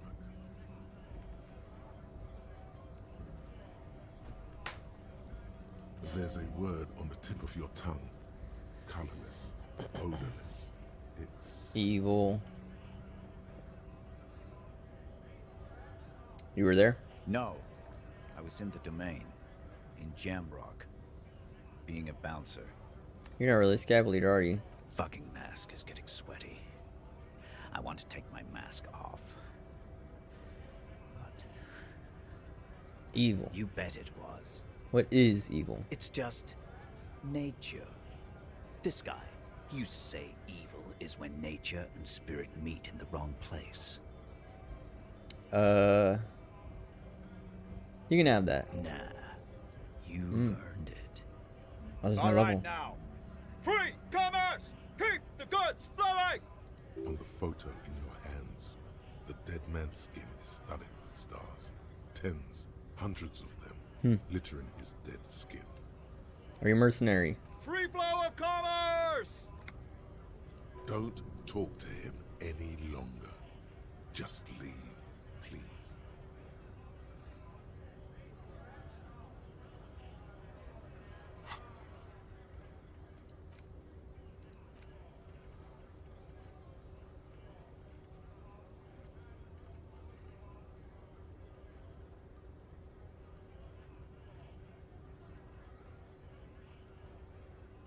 Okay.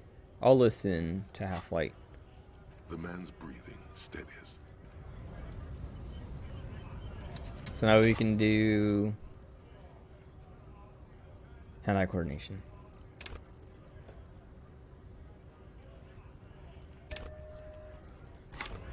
Cool. Oh wait, that's just in my inventory. I don't have to run all the way back. But I'm done there anyway. What was I gonna do? There's something I was thinking of. Oh, I was thinking that I do want the boots. Like, I might not wear them, but I want them. I just hope Kim doesn't get that mad. But I also feel like there's going to be more to it than just like, oh, Kim's not going to be there, now I can take the boots off. It's going to be like, oh, here's boots, now pass these checks. And if I screw up, Kim's going to know. And like, oh, you know what, I don't want the boots. I don't want the boots. Okay, let's try that bullet thing again. The bullet is still safely sealed away. Cool. A rifle, revolutionary period. Your bullet looks to be an old 4.46 millimeter from the surplus left over from the turn of the century. Probably an antique or a retrofitted antique. The 4.46 caliber was widely used with the Belmargrave rifle, a Revacholian manufacturer. The BM dominated the battlefields of the Insulindian theater of the anti-centennial revolution 50 years ago. Incidentally, you have just such a rifle with you. The dusty old thing you found hidden in the basement below the commercial area. It's unusable, sadly. If it were, the bullet would probably fit the chamber. No, but Zeliger, a major firearm manufacturer, ended up with a surplus after the war. So there are still a lot of these old military rifles floating around, usually broken. The quality was appalling. Antiques enthusiasts, guerrilla fighters in distant countries, a few lucky jamrock bangers. You're looking for the same thing you found in that hidden weapons cache, only in working order. What are you thinking? Bullet? I think I know where this came from. Okay. And? Belmargrave rifle. An antique. That makes sense. There can't be many breech-loading rifles floating around in Martinez, or anywhere in Ravachol, really. It's probably a good thing. I have to hand it to the monarchs. It's quite admirable that they took the advice of criminologists last century and banned the use of breech-loaders in peacetime. Some new RCM recruits get impatient with their muzzle-loaders once they've trained with military-grade weapons, but they realize it's worth it in the end. Worth what? Getting shot? Makes you consider every shot. I like it. Imagine if everyone, cops, citizens, had access to firearms that could shoot multiple rounds without pausing to reload. After the first shot, the second, third, and so on come much easier. But back to the investigation.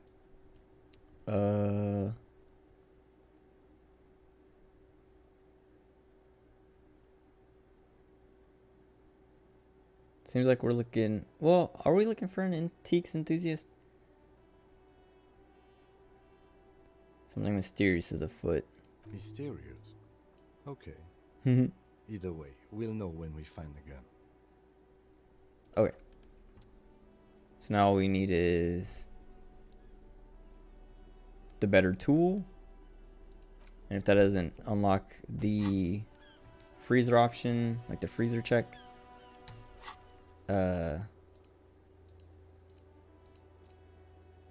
physical instrument. We should also do this and this. We should try this first.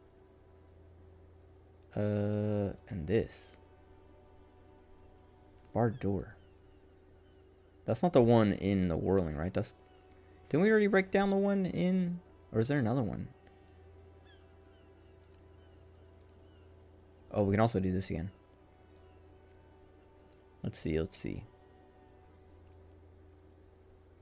Alright, I'm gonna go to the bathroom first. I'll be right back.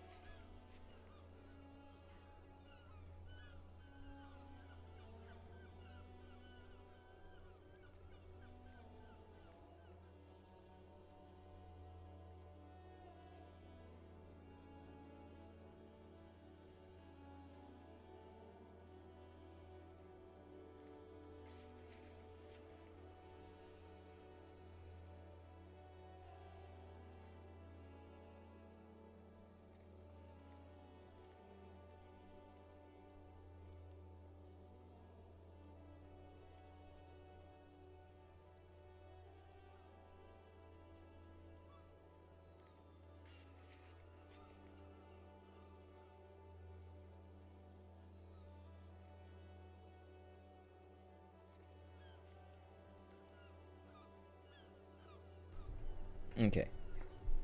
So I want to go to, what do you call it? The pawn shop. That's probably the first thing I should do.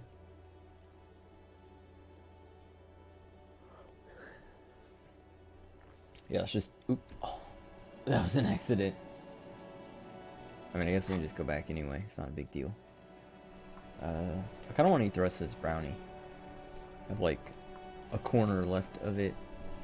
Oh, what is that?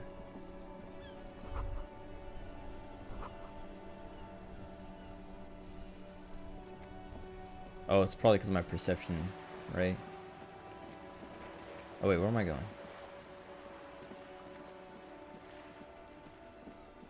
I wonder if Renee can tell us anything about the gun. Like, where we can find one or where someone might have seen one. Or if... Oh, wait. Pawn shop guy might know. Might have sold it to someone. Or sold one to someone.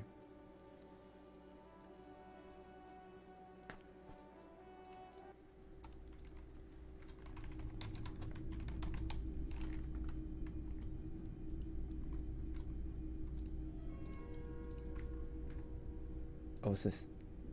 Oh, is that the pilot clothes? What a shirt. All other shirts pale in comparison to the Sniff muscular the man t-shirt. with smells like worn cotton and a little old sweat there. Worn cotton with a side of flea market or trash bin. Sniffing is okay, but please don't try anything on. Can't have you leaving your photon emissions in the fabric of things you're not going to buy. You're not imagining it. Photon emissions? What is he talking about? Plus physical instrument. And shivers. There was someone... Hello. Oh, that... What's it? Let me know if I can help you with anything. The crypto-fascist guy. I doubt it, but I can try and... The pawnbroker's gaze is already fixed on the dancing colors. Okay. Maybe... So then probably have to look around. The boombox's weight on the shelves. And your boombox, that...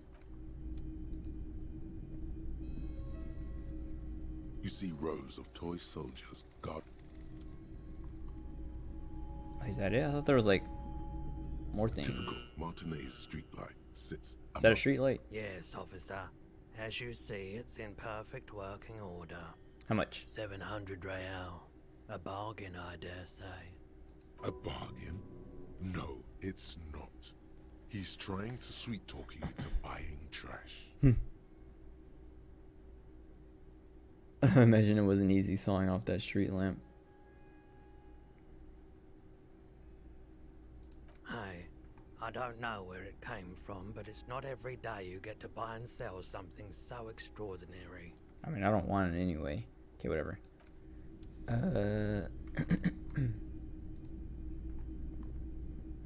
What a shirt. I guess... Other shirts pale. I guess he can't buy it for her? The boombox's weight on the shelves. And your boombox, that gold and amber Harmon Waushi, stares at you. I kind of want to buy this. With its tape reel eyes. Because maybe I can give her this instead. And also I can play that tape that I have. I mean, I could also play it in my room, I think.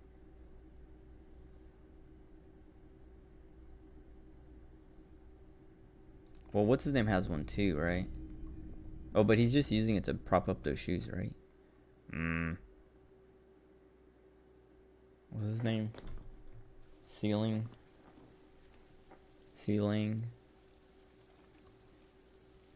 But that's where that composure check is, I think. Checking one of his boxes. You keep coming back. If he really wants to save the economy, he'd let you pay. Sweet. Something cold grazes your hand. Synthetic and sleek. A windbreaker. Surf, it says, but also wind, summer, 100% waterproof, and sport. All in different typefaces. This jacket is the apex of human evolution. The moment at which man became weatherproof. Practical, and yet it may deaden your senses to the world around you. possibly because of the awful typeface. Good choice, officer. Mega sporty. Composer minus Shivers. That's why Shivers doesn't want me to get it. I don't want any of that. The speaker's below. You should go over and ask him about paying for those sneakers with your net worth. Wait, wasn't there? Oh yeah, it's the little one. The shine on the Oh, Stylish right. shades, huh? They'd be even more stylish if you Oh, paid for minus them 1 perception. with net worth. Go over. Why did they put it on top like that? Usually it's like the plus is on top. Okay, whatever.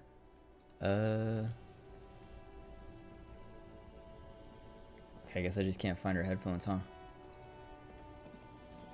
Who else can we talk to? Oh yeah, Renee.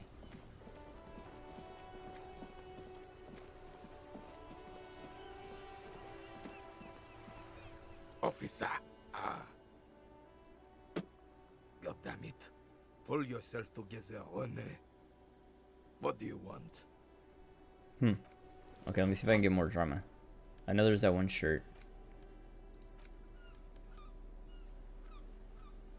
Why does it feel like... What tool am I missing?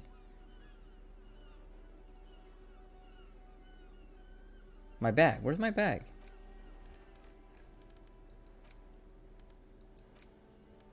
Did I drop it somewhere? Oh, they're invisible. Oh, that's kind of weird. Wait. Okay. Oh, that's weird. I should restart, or at least like save and reload. Let me go sell all this stuff first.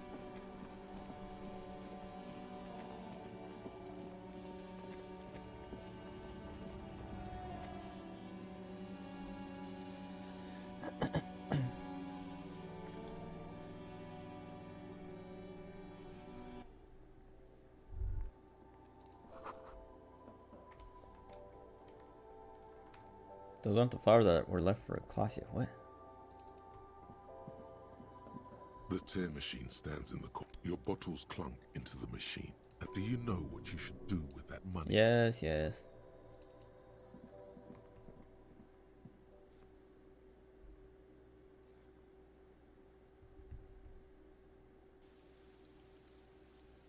Okay. So...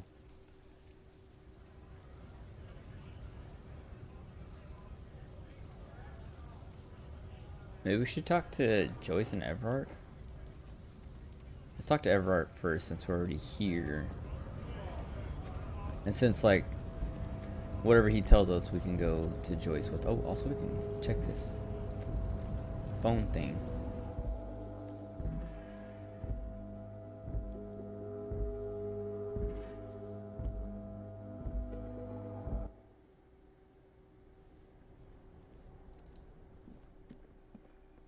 The already familiar cold touch of plastic welcomes you. Your fingers run over the dial pad. 005. That's the dialing code for Revachol. 4952. And a moment of hesitation before entering the final numbers. 993. Calling. Calling. Still calling. Then... Video Revachol, 24-hour video rental. You rent 8 and 10mm film for home use. This is Lamy. How may I help you? The voice of a youngster on the other end sounds as enthusiastic as that of a man walking towards the gallows. What is this place? Video Revachol is a 24-hour video rental. We rent 8 and 10mm film for home use. This is Lamy. No, what is this place to me? Do you know me? No. Sir, I don't know. It's a video rental. Maybe you rent videos here. Why did I call you? Maybe you called to extend your rental period? Do you need to extend your rental period? My name is Harry Dubois. Do you have anything on my name? Let me fire up the machine. Dubois. Dubois. Here we are. You haven't rented anything in 5 years, but you still have a copy of Blue Ocean Hell from November 46. Whoa, not a fun film, that one. What kind? It's not an easy watch. After the death of his daughter and subsequent divorce, Zemsk immigrant Egidius Wojcik tries to come to terms with the onset of dementia. No wonder no one's been missing it. Still, it would be great if you could return it to us. We're on the corner of Voyager and Main. On the corner of Voyager and Main, a large neon sign hangs on the side of a building. Video Revachol, 24 hours. It's raining and there is almost no traffic on the street. A woman's footprints in the mud lead away from the front door. Tiny heels tiptoeing down the road. Beautiful steps, light-footed with a lifetime ahead of them. You look up and the air seems to grow darker. I wonder. Suddenly you feel Or if that's a you don't memory. want to hear about video rentals anymore. You don't want to hear about any of it. It was all shit. It's over. Kim, I feel sad about Video Revachol 24 hours. What was all that? It. Oh. Okay. That's enough for you today. Let's conclude this call. Alright. Weird. See what else? What else? What else? That guy. The cafeteria window. We can't do these.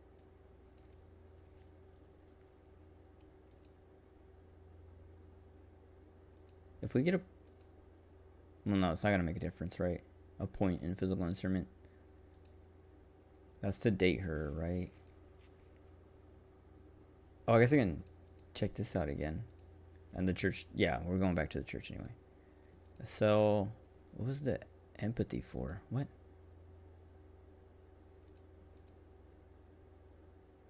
Maybe I failed it, whatever it was. Oh, wait. Did we gain... Why is the mirror still... I should go check that out. Well, I'm going to go inside to try that window. Well, I guess we're talking to Ever or Claire first. Alright, I'm going to eat this brownie real quick.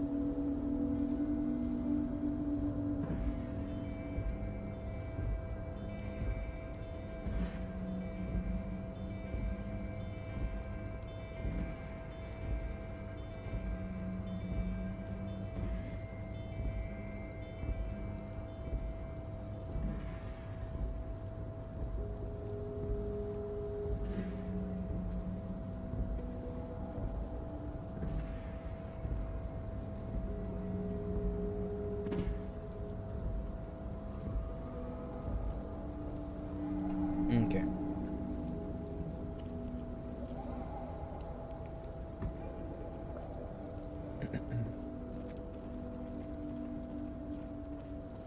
I hope he has new stuff to say. We've done quite a bit.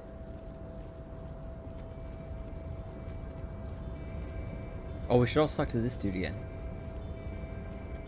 We've got $19 more. The door seems to be locked. Conclusive. Oh. Hmm.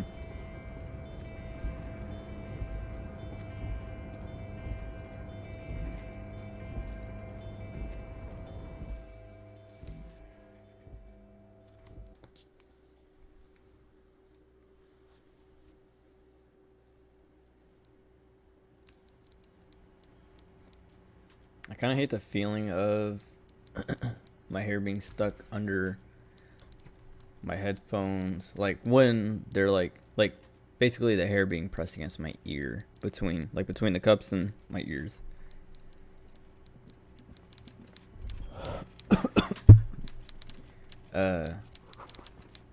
Wait, what?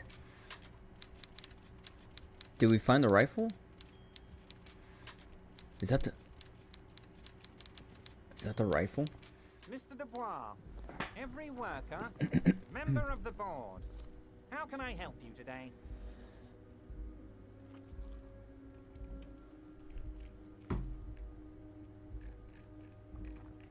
Huh. How do you know my name? Oh, I know everything about you, Harry. I have a big fat folder on you. Very juicy stuff. And the word on the street is your memory is a bit hazy. If that's true, maybe I can help you out. Do you a little favor, so to speak. My memory's fine. So good to hear that, Harry. Apparently my sources were wrong. However, if you would have a spot of memory trouble, well, let's just say a fat juicy folder could really fill in the blanks. It's just a brown folder. You can't make out what's written on it.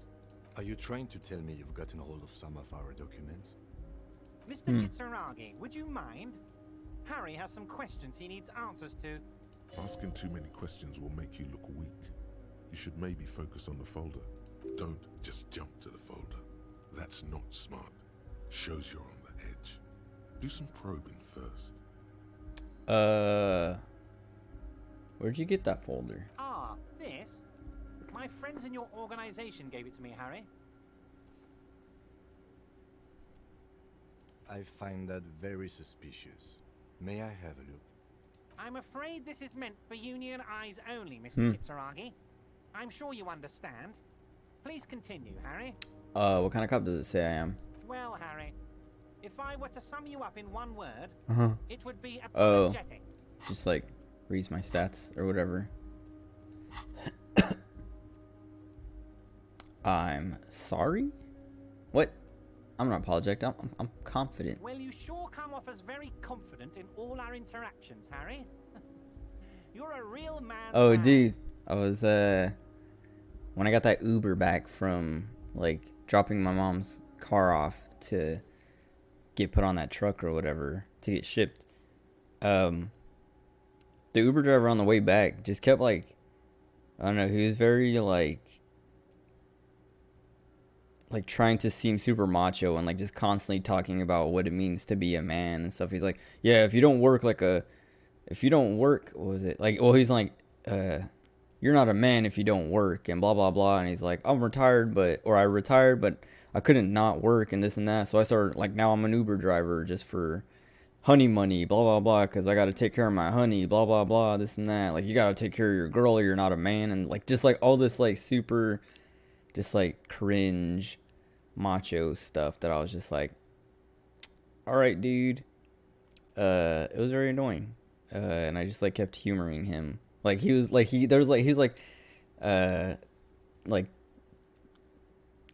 pulling up pictures of his girl on his phone. He's like in his 50s, I'm sure, or 60s. And was just like, that's my honey. And I was like, okay.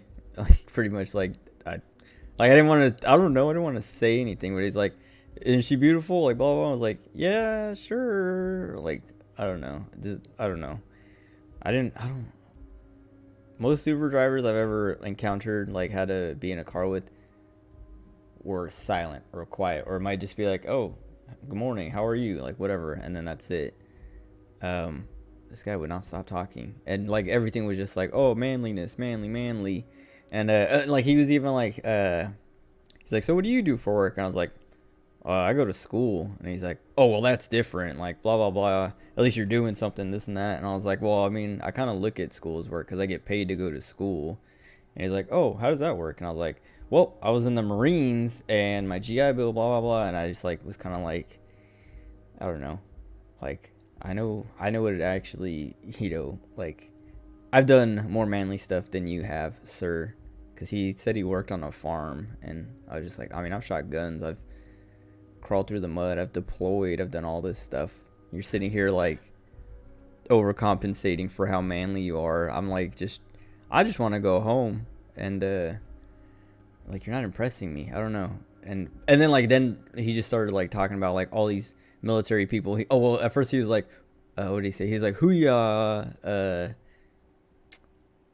Like, he just started spouting like random military catchphrases and things, like buzzwords. And I was like, it's oorah. And then he was like, oh, Semper Fi. And I was like, yeah, Semper Fi, that's right. And just like, what is this guy's like trying hard to like, I don't know, seem in the know. And then he was just like, oh yeah, my grandpa blah blah blah was in the Navy, and I have a friend who's in the Air Force, he's a pilot, blah blah blah. Just like, I don't know, just vomiting out every bit of military information or association he has, while kind of like, I mean, like, the way he talked about all that stuff was like, oh, this guy doesn't know anything about the military, but he wants to see, like I was telling one of my friends, I was like, he seemed like the kind of people, like, you run into these kind of people when you're a vet or like in the military, where you talk about like, oh yeah, I'm in the Marines or I'm whatever, and these guys will be like, oh, I could have done it, but, you know, like, they just come up with excuses like, oh, I got flat feet, or oh, bone spurs, or whatever. And it's like, yeah, okay, dude, you could have got in even with that stuff if you really wanted to.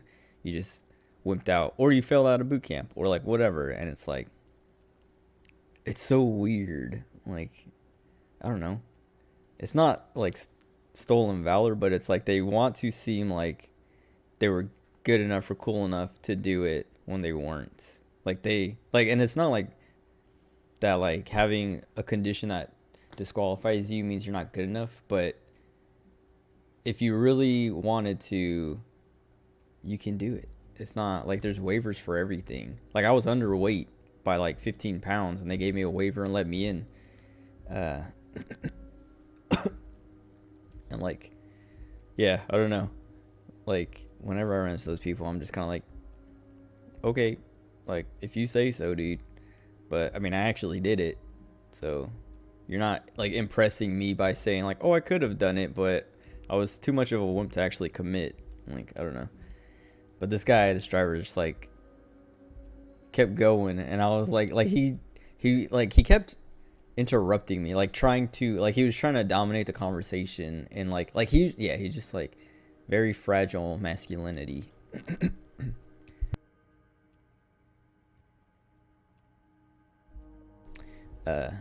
Yeah, I don't know. It was annoying. Because I was like I was talking about it at the beginning of the stream, I was just tired, wanted to go home. I had been standing there waiting for half an hour for this Uber. And I was just like, I just wanted to be home and go to sleep. And he's just like constantly talking to me. I get like, because every time he would say something, I would like give him as little feedback or as little to work with as possible. And it would be quiet. I'm like, sweet, we're done. And then he would be like, well, so anyway, blah, blah. And it's just like, dude, stop.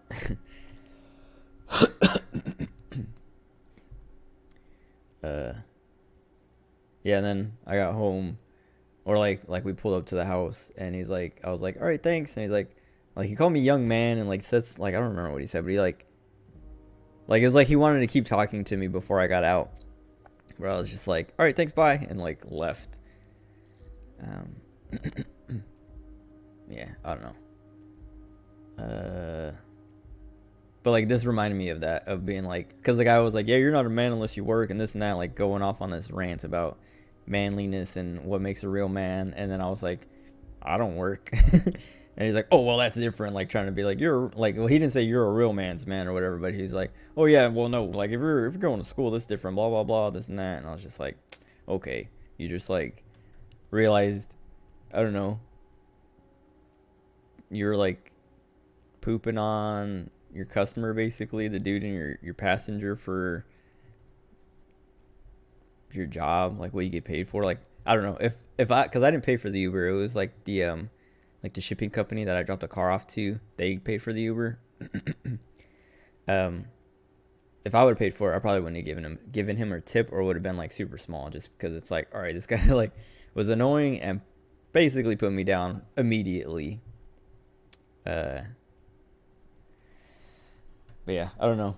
People like that are always weird. Like, what do you call it? Like, insecure, overcompensating. I don't know. It's weird. And his girlfriend or whatever, he kept calling her his honey, so I don't think they were married, but she actually wasn't that attractive. I was just being nice. And he kept like, cause like I have my beard. He kept trying to like, or well, he didn't keep trying, but he brought up like he's like, yeah, I had like, he just like was telling me about his day and just like, yeah, I started at 6 a.m. this morning, blah blah blah, but I woke up at 4:30. Cure Void, what's up? That I mean that yeah, he was like looking for it in me, but like he was talking about ribs. Well, he's like talking about his day, and like so like yeah, he just kept like trying to like he was looking for the validation. He was trying to seem cool and like impress me because he was like, yeah, I started work at 6 a.m. this morning, and he's like, well, but that wasn't when I started my day. I got up at 4:30 because I go to the gym and work out. Got to like, you know, blah blah blah and this and that.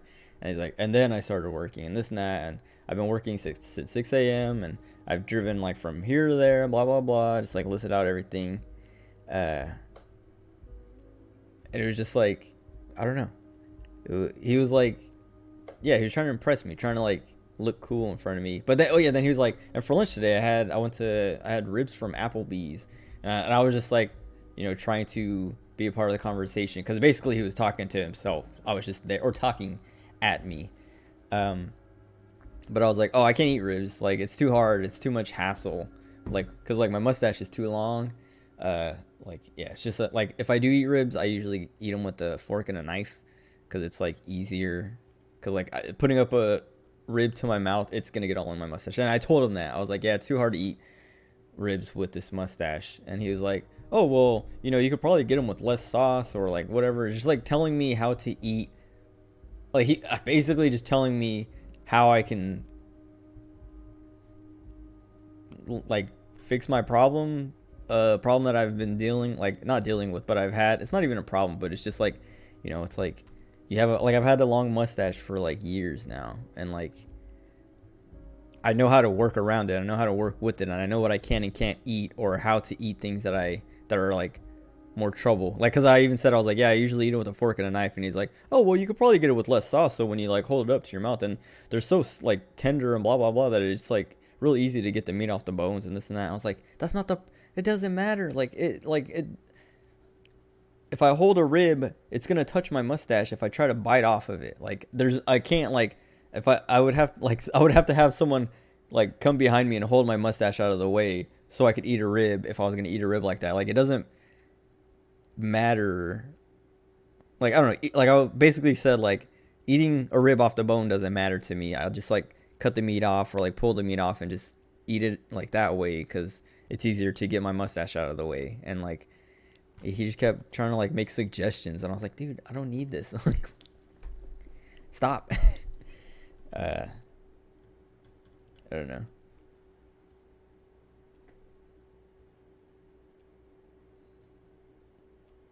That's kind of like, that's what I was like kind of getting to is like, and like you pointed it out immediately, but like obviously like his honey isn't listening to him or whoever, nobody cares. So he like puts it on his passengers. So it's like cause they can't like, yeah, like if you get in an Uber and someone like the Uber driver starts talking, I'm sure you can be like, hey man, I don't feel like talking or whatever, or I'm busy like doing work. You can like come up with an excuse to like shut him up. But I was just like, I'm only 5 minutes away from home, like whatever. Probably won't. And like I was saying that, like he kept talking and I would be like, yep, whatever, and then it would stop and it would be quiet and I'm like, okay, that's it. And then he would start up again. And it was just like, yeah, I don't know. And I guess, I mean, I don't really pity him, but it is like, yeah, I don't know. I don't know, like sometimes it's like old people. He wasn't like that old. It's like I was saying, he's probably in his 50s, maybe early 60s or something. But I don't know. Like it feels like old people or older people just like want to talk to younger people, and like that's fine. But this guy wasn't even like He was just trying to impress me, basically, like trying to seem cool in front of me. I don't know. It was just weird, and I didn't I didn't need it. I didn't need that experience. I just wanted to go home. I kind of want to try this now, but if I go through this, it might go higher. But yeah, like you're saying, like ribs equals manly and success. Like one of my uncles is kind of like that, of like, oh, like what was it? Like we went over to his house for like a barbecue or something, for like some holiday or something. And I was eating, I think we had ribs there too. And I was like eating with a fork and a knife. He's like, look at this fool. He's eating ribs with a fork and a knife. I'm like, do you see this mustache? And then he was like, oh, I guess, yeah, that makes sense. And then like, he was just like, okay, yeah, you're right. Like, cause it's like, I don't know, like having a mustache is manly, a beard and a mustache, right? So like I'm exchanging one manliness for another. So like whatever, but yeah, I don't know.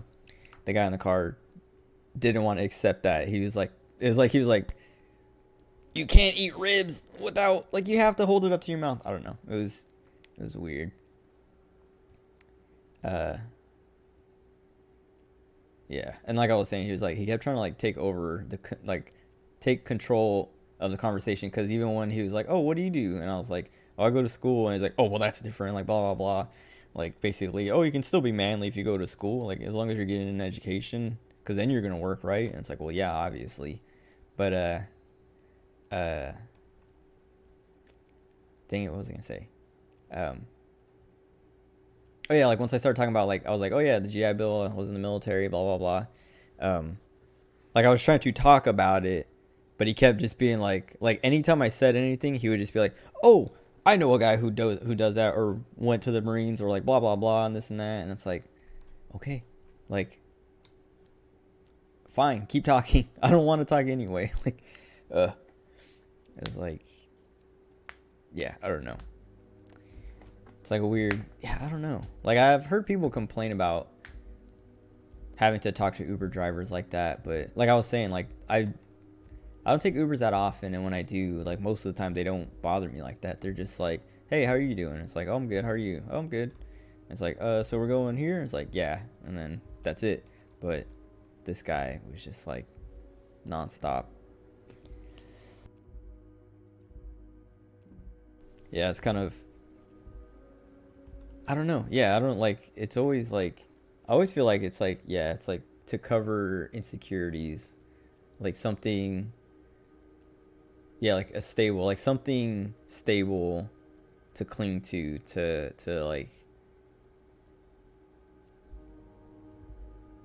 like security in that kind of identity.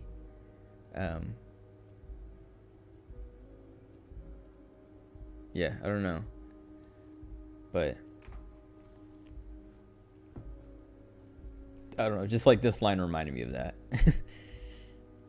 Cause like that, like when as soon as I said, like, he was like, well, so what do you do for work? I was like, I go to school. And then he just like started fumbling and trying to like cover, like, oh God, I just basically told this guy he's not a man because he doesn't work. And like, I don't know. But I was like, I mean, I used to be in the, like, I wasn't even offended, or I didn't care, because I was like, whatever.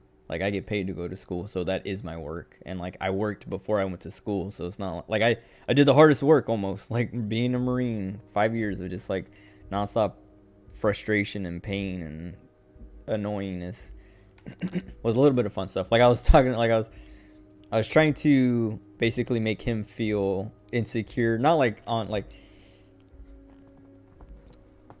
to be that mean, but just kind of like to try to shut him down a little bit, where I was like, yeah, like I was in the Marines, like because he kept talking about like, oh yeah, like I always try to, like, he kept talking about recommending going to the military to people, like young people he knows, and I was like, that feels wrong. Like I do that sometimes, I do that a lot of times actually, because I've been there and I know what it's like, and I know, like, I can make the recommendation. Usually I'm like, oh yeah, join the Air Force if you're gonna do it, and you just want to get in and get out. Like if you're just trying to get the benefits and like just have a job, do Air Force, do Navy. But if you want to, like, if you want the military experience, do Marines or do Army. Do Marines because it's the best. I'm not biased. I am biased, but like this guy like was just like going on about like, yeah, the military, like he was just, yeah, he started like as soon as he heard that I was, like I said, I was in the Marines, he just was like, oh yeah, the military, blah blah blah, I love the military, this and that, this blah blah blah. I always tell people to join the military and this and that, and I was like, oh, thanks for the follow. I was like, what was that noise? Like, I forgot that the alerts. I forgot about alerts. Hopefully that wasn't too loud. I turned them down since last time because they were pretty loud last time.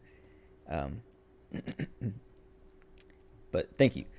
I forgot where I was. Oh yeah, he just like talking about like pushing the military, and I'm like he's not a recruiter. Like, I don't know, recruiters. I don't like, my recruiter was a very good recruiter, but I think most recruiters are kind of awful because they will lie to you and like scam you into joining the military. Like, they'll tell you whatever they need to, like whatever you want to hear to get you to sign the paperwork and to go to boot camp. But like when I'm not a recruiter, I never was, but when friends or like acquaintances or anybody like wants to know about the military, I'm like I give them all the information. Like, yes, Marines, like the Marines is like the most military, like the stuff you think of and see in movies and stuff. But the Air Force is like the most civilian-ish, most like corporate, like it's the most like just working a regular job. And like I just like try to, I guess, like inform and be like, yeah, you know, like it's not like the Air Force is like the least risky. Like, just if you can get in, do the Air Force because it's the easiest and you get all the benefits. They have the nicest barracks, they have the nicest bases, like the nicest amenities and things. But if you want to and like this is what I was telling the dude too. I was like, yeah, like I wanted to have fun and I wanted to shoot guns and I wanted to get dirty and I wanted to do all that. And I was just kind of like laying all that stuff out to be like, yeah, I was actually like you worked on a farm, but I was like in the field. Like I was in the field. You were in the fields. I was in the field. Just to kind of like try to shut him down a little bit. But then he just kept going about like, oh yeah, I know guys like that. I know cool guys too. And it's just like, okay, dude. Like, all right, whatever you like. I don't know. I gave up. And then then we got home and I got out and I was like, Jesus. And he said, thank you for your service. And I was like, oh yeah, you're welcome. Thanks for the ride. And then I went inside. It was just like, I thought that was kind of funny of like I don't know. I feel like I never know what to say when people say thank you for your service. And I feel like a lot of veterans do the same thing of like, yeah, I mean, you're welcome, I guess. I was just like, cause I talk about it to my friends all the time.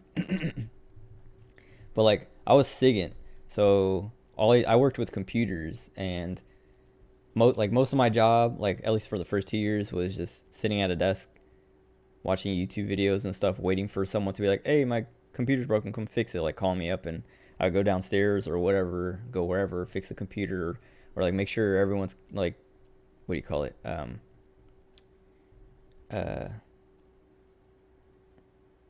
Like networks are up and stuff like that, because like sometimes we had network issues and that was like part of my job.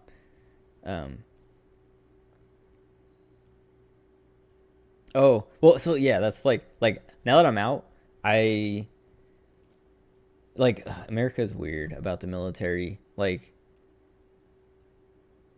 I don't know, like before I got in, I always thought it was weird how like pro-military everyone is, and then being in, it was always weird to me how pro-military everyone is, and then being out, how everyone's always like, thank you for your service, and veterans get all kinds of crazy. I mean, the benefits are nice, and I feel like we earn it, but like people will like go way out of their way to like express their appreciation and stuff like that, and it's weird. And I've heard that from like other people, like not just Europeans, but people from like Canada or like just not America, being like, dude, like that you guys are weird about your military and military members. But the like being used kind of thing, like what I was saying is like, yeah, like since I've been out, like it is like a lot of the stuff like I look back on, and like one of my younger brothers is in right now, like it's just like it feels bad to see and like think back and be like, yeah, man, I was just like I was just doing my job, but it was like, I don't know, I was a part of like the machine, right? Not like in like a hippie way, but just kind of like I was disposable and like a tool or a weapon or whatever. And it's like, it feels bad to like think about now. And like I wouldn't re-enlist. And like, I don't know, like that's why most of the time I'm like, yeah, just do the Air Force, because that's like, I mean, it's still part of the military and all that, but like you're least likely to die and you have like the best life basically in the military. Because like if you join the Marines, like Marines are just, there's always someone yelling and like trying to yell at you, or like someone's always looking for something to yell at you about. And it's supposed to be like, oh, it's discipline, or oh, it's the culture, and like it's like, no, it still sucks, it's still annoying. And Marines are all about like kill, kill, kill, and this and that, and it's like, okay, but why? That's not right. That's not that. I don't know. Like, I was in it. Like, I was in that like mindset when I was in, but after I got out, I was like I cooled down and kind of like realized like, yeah, I don't know. I don't regret it, but it is like, yeah, I don't know. Like, you are kind of just being used, especially because like, yeah, you are disposable. Like, I knew guys and like worked with guys who had been deployed and who had like all these like PTSD or other like disabilities and stuff like that, and they just don't get, I mean, there are programs and stuff out there, and like you can get help, but it's like it's not enough. And like, yeah, I don't know, a lot of it, like I feel like a lot of the like wars America's been in like recently have just been kind of unnecessary, like putting our own guys in these kinds of situations for not really, I don't know, any reason or reward or anything like that. Yeah, I don't know, it sucks, but it's funny to like think, because like, yeah, like I was saying, like America's weird about the military, where everyone's like super pro military, and if you join the military, it's like the super honorable thing to do. And like I was saying, like my job, I don't really, I mean, I did do a good job.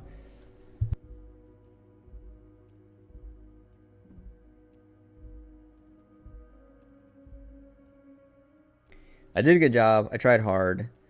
I worked hard. And like, especially my first, I mean, I worked hard the whole time, but my last 2 years, I did like a lot of like real military work. Cause like I was saying, my first 2 years, I was in Okinawa, Japan. I was basically systems and network administration. So just like a lot of IT stuff. So like I just sat at a computer most of the time. I didn't really do anything except fix computers when a computer went down, or like someone, like a server went down, or like our what do you call it, the crypto for like the servers needed to be rekeyed, renewed, whatever, or like some random captain was like, oh yeah, my keyboard's not working or whatever, and it's like, oh, let me go fix it. But then my last 2 years, I was like deploying a lot and like going to the Middle East and doing all this stuff, like real military stuff, and like I got awards and things for it. But like, I don't know, like, especially in my first 2 years, it's like people are like, thank you for your service, and I always think to those first 2 years of like, dude, I just watched YouTube most of the time. Like, I didn't, oh, you're welcome, I guess. But like, I don't know, there's like a ton of like garbage around it, like all the PT and exercise and stuff like that, all the hazing, boot camp, MCT, which is Marine Combat Training. It's like another month of boot camp after boot camp. Just like, yeah, there's like a lot of garbage that like I always like, not like block it out, but I don't think of it. It's not like that doesn't come to my mind when people ask me about it. It's always like I think of the fun stuff, like shooting guns. Like shooting guns is fun. Also, America's weird about guns. In a way, like I shot guns for 5 years and like was in that environment and like now I'm out, it's like I'm just like, why do people like, I'm always like, I always tell my friends, like, just there's just so many people who are like pro guns and like against gun control, and it's just like these people weren't in the military. They're just like, they're compensating, they're trying to seem macho, or they want to be part of this like gun culture that makes them feel cool and strong and stuff like that. Like, I'm like, they're basically just LARPing because they weren't good enough to get into the military, or they weren't like brave enough, I guess. But like, yeah, I don't know. It's all weird. America's weird about the military, especially.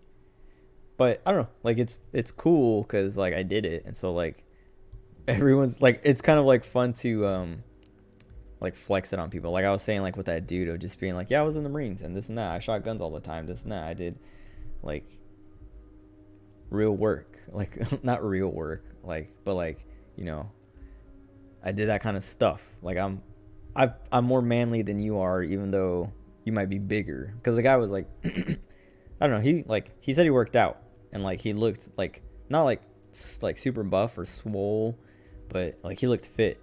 And I'm not very fit. Like I'm pretty thin now, just because I don't know. I haven't worked out, but I still have like plenty of muscle. I still have plenty of strength. I'm just, I don't know. It's all hidden under like a thin layer of fat. Like my friends, one of my friends calls me doughy, just because it's like, I'm not like fat, but it's like squishy, like soft. But if I like flex and things, like the muscle's there still. It's like whatever. And like I lift, like my mom has been like doing CrossFit for like, I don't know, like 10 years. No, like probably like 8 years. And like I can, like I'm stronger than her, and it's like, I don't know, it's like all left over. Like she works out every single day pretty much, and I can still, like, when we were moving into this house, there was like a lot of stuff where we'd like 2-man lift and like have to carry together, and like everything was just like I started lifting. Wait, hold on.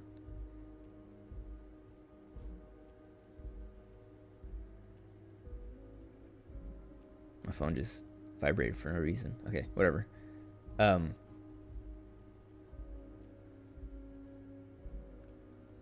Everything we lifted, like, I'm like lifting, and she's like, okay, wait, I need a break, and like we just have to keep stopping, and it's just like, dude, if we just go, it's over with. Like it was annoying me because it's like stopping to take a break means you have to like lift it up again, and like it was just like, if you just lift it, hold it, and go, we're good. But I guess they don't train for that in CrossFit. They train for the lifting but not the holding. I don't know.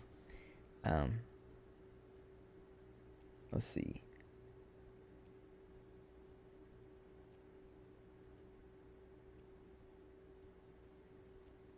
Oh, yeah, there's like a ton of stuff like that. Like the CIA and things like that getting in other countries' businesses. Yeah, I don't know. It's all, yeah. That's the other part of like why I was like, I don't know. I'm glad I'm out and I'm not a part of it anymore, because it's like a lot of just disagreeable stuff. Like, yeah, I don't know. And like my younger brother who's still in, because I have 4 younger brothers, 2 of them. So one, like I have 4 younger brothers. I'm the oldest. I went in to the Marines. Then the next oldest went in like a year after me, and then I got out. He got a year out. He got out a year after me, and then the next youngest after him went in, and he's still in right now. But like he's all excited, like, cause he's in just regular intel. He's all excited about all these like operations he gets to like be a part of and stuff like that are like basically interfering in other people's business, and I'm just like, I don't know, like I wouldn't want to be a part of it. But like at the same time, I think if I was still in, like, or at the time, like if I was doing that kind of stuff when I was in, I probably would be gung-ho about it like he is, just because it's like, oh cool, I get to do the stuff like in the movies or in the TV shows and blah blah blah. Like I'm actually doing something, because like I was saying, like my first 2 years I was just IT basically, and then my last 2 years I was like I was comms, but like it was like a IT and like IT, or at least comms is IT in the Marines. Or like IT is in comms. So if you're comms, or if you're IT, you're comms. But I was actually like doing actual communications stuff for my last 2 years of like, oh yeah, we're traveling to this other country. Let me get out a little mini satellite, like antenna, dish antenna to hit a satellite to get us internet in the middle of Afghanistan or in the middle of Iraq or whatever. And like all these like actual missions that like was like, I'm doing the stuff, I'm doing it, I'm in the military now. But like, yeah, like I don't know, like the way my brother talks about it, it's like, I don't know, like we don't get into arguments, but it's like I'm always like, dude, like that's not right. It's not as cool as you think it is. You're gonna get out and kind of like realize that, I don't know, you were a tool basically, an expendable tool. And that's the other thing, is like he was all like, he was trying to get deployed, and I was like, dude, don't, like deployments suck, and like it's not as cool as you think it is. Like it's not worth it, especially like he's supposed to go to like Syria or Libya or something like unstable and like dangerous, and I was like, man, I don't want my little brother to die. Like, dude, don't do it, don't go. And I think it just like, I don't know, he got passed up or something, he didn't get picked for it or whatever. But like, yeah, I don't know, like the US's devotion to military and military funding and all that is kind of absurd. And I was actually talking to my two youngest brothers who are, they're in 6th grade, because we were talking about taxes, and I was just like they were asking me about taxes, and I had all these questions, and I was like, yeah, like people don't want their taxes to go to stuff that they don't care about and things like that. And I was like, but people don't want their taxes to go up because, yeah, all these, like, they just don't want to pay for these new programs that either they're not going to use or aren't going to have any effect on them, or they just don't want to pay for that kind of stuff. And I was like, but taxes could go down if they spread the billions of dollars they spend on the military and things to that other stuff, so that you don't have to like increase your taxes. And I was just like, I just like ranted about how much of our taxes goes to the military, just to like, I don't know, yeah, just for the US to like get in other people's business for no reason. I don't know. It's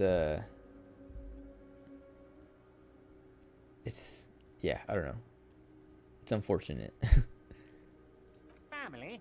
Harry, you're not a family man. There's not one peep of family in here. Unless you think you're a family man. It is crazy. You strike yourself as a family man, Harry. It's like, yeah, I don't know.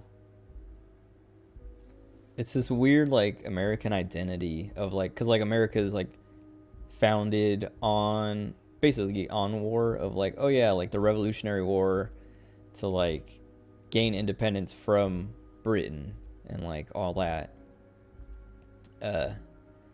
Just kind of like there was that, and then there's like the Civil War, and then just like constantly being involved in other people's wars. Like there hasn't been a war fought on US soil, like other than the Civil, like there hasn't been, we've never had like someone else come to our country to like do anything since America's been like America, because like the Revolutionary War doesn't count because it's like, oh, that's what made America. But like we're in everyone else's business, and it's like, what, like we don't, I don't know, like I'm not like isolationist, but we don't, like, we have bases in like every country around the world, but nobody has a base in our country pretty much. And it's like there are some embassies, but there's no like actual military. Like we have like, I don't know, like 4 Marine bases in Japan, and then like a bunch of Air Force and Navy bases, and some Army bases too. And it's like, man, like, people, like, Americans would lose their mind if, like, Japan was like, hey, we're gonna build a base in your country, or like anything like that. Like, people would just, like, it's insane. Because, like, even when I was like, dude, it's crazy that, like, all these countries, like, not that the people are fine with it, but the governments are fine with just having an American military base on their land. Just like, it's crazy. It's weird, and it's the money. Like, I know it, because, like, the military industrial complex or whatever is, like, super profitable.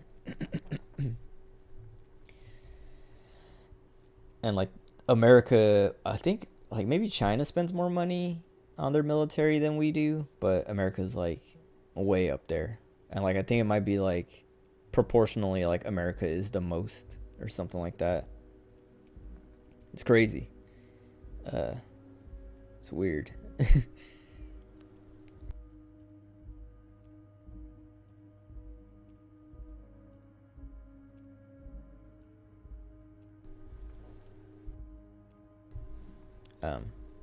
Yeah, I don't know.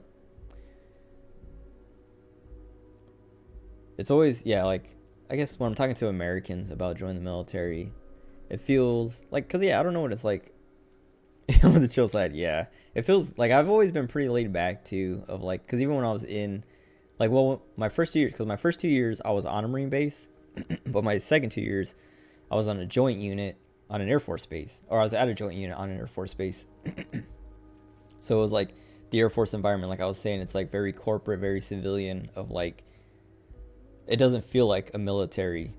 There's still Marines around, so, like, I couldn't just, like, let myself go, but for the most part, I got to be, like, my normal self. Because in Okinawa, my first 2 years on the Marine base, I was always, like,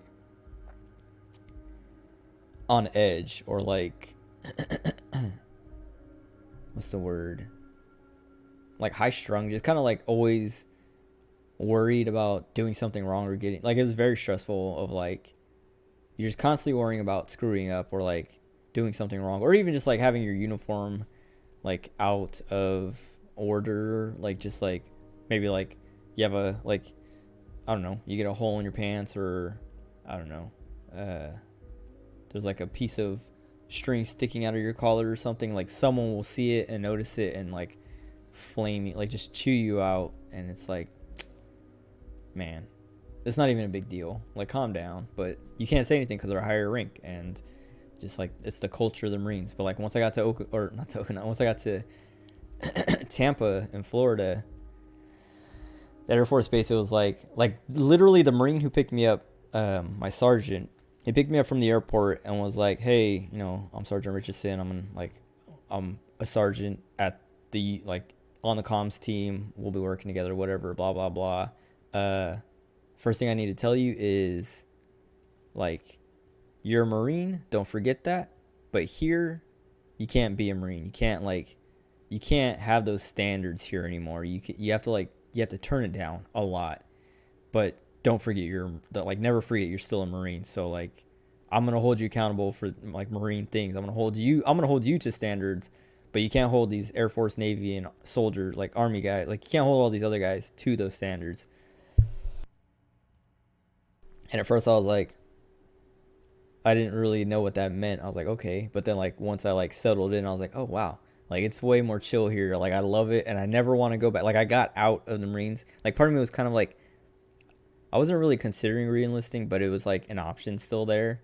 But, like as time passed of being on an Air Force base at a joint unit, I was like, dude, I can't go back to the Marines. I worked with a guy there.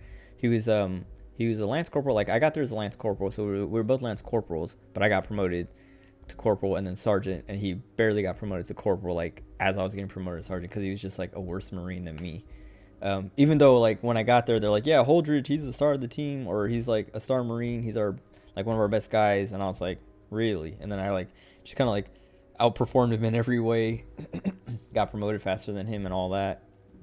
And then he was talking about re-enlisting, and every Marine was like, dude, don't re-enlist. Like, if you re-enlist, you're getting sent to a Marine base. You can't handle that environment. Like you're too soft. Like you've been softened by the Air Force base, like this joint unit.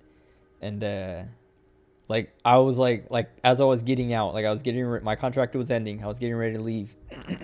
His contract, he had like 6 more months left, and he was like still like ready, like wanting to re-enlist. And like as I was like my last few weeks or whatever, I was like, yo, Holdridge, like seriously, like you can't, like don't re-enlist, dude. Like you can't do it. Like I was there, like it's such a worse environment. Like don't do it, dude. Like I was like trying to save his life basically, and I think he got out. I don't know, because I didn't keep in touch.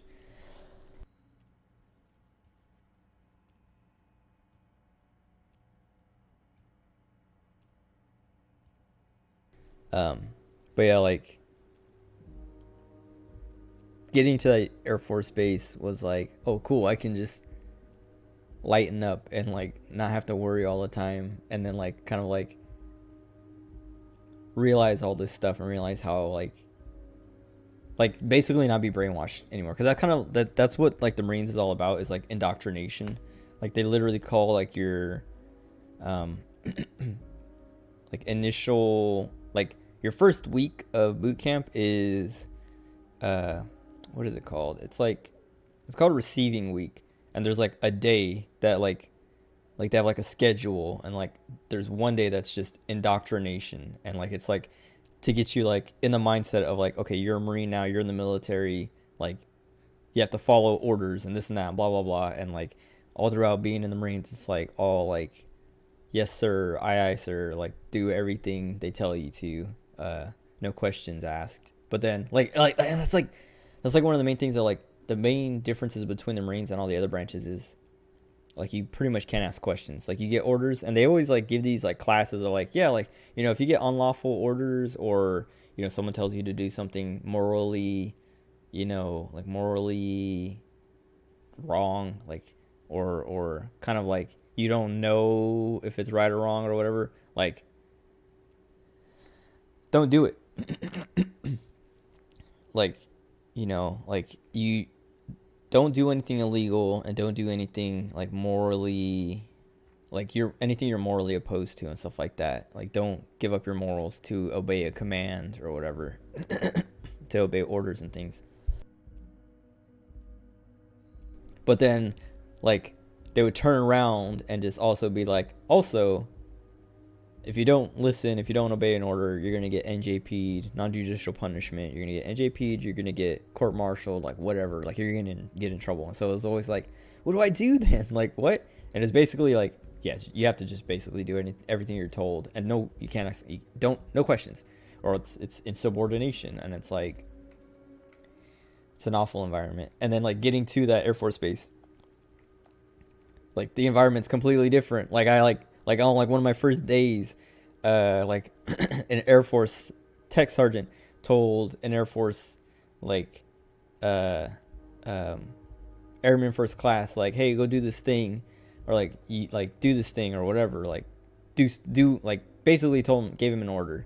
And then the airman first class was like, well, what if I like blah blah, like asking questions or being like, oh, I got other stuff I got to do first, like I can't do that right now. And it was just like, I was like it made me mad, because I was like, you can't talk to him. Like I wanted, like I was still in like the Marine mindset of like wanting to be like, don't talk to him like that. Like that's, you know, he's like above you. You have to do what he says and this and that. And I was like, but I held it in, and I was just like I was shocked. I was kind of like my mind was blown that people could do that kind of stuff. And like that, yeah, I don't know, just like the difference in culture, and then like seeing that with all the other branches, and it was just like, man, like I started to realize like, geez, like being in the Marines is like a cult. like I don't know, like that's like, I've heard people like civilian friends say like, oh yeah, like I've heard like people in these other branches say that the Marines are a cult, and I was like, yeah, pretty much, dude. Like you get indoctrinated, you like, I don't know, you're always on edge. You have to like you always have to fit in basically, or else you're gonna get yelled at and get in trouble and get like hazed and stuff like that. Where like the other branches, like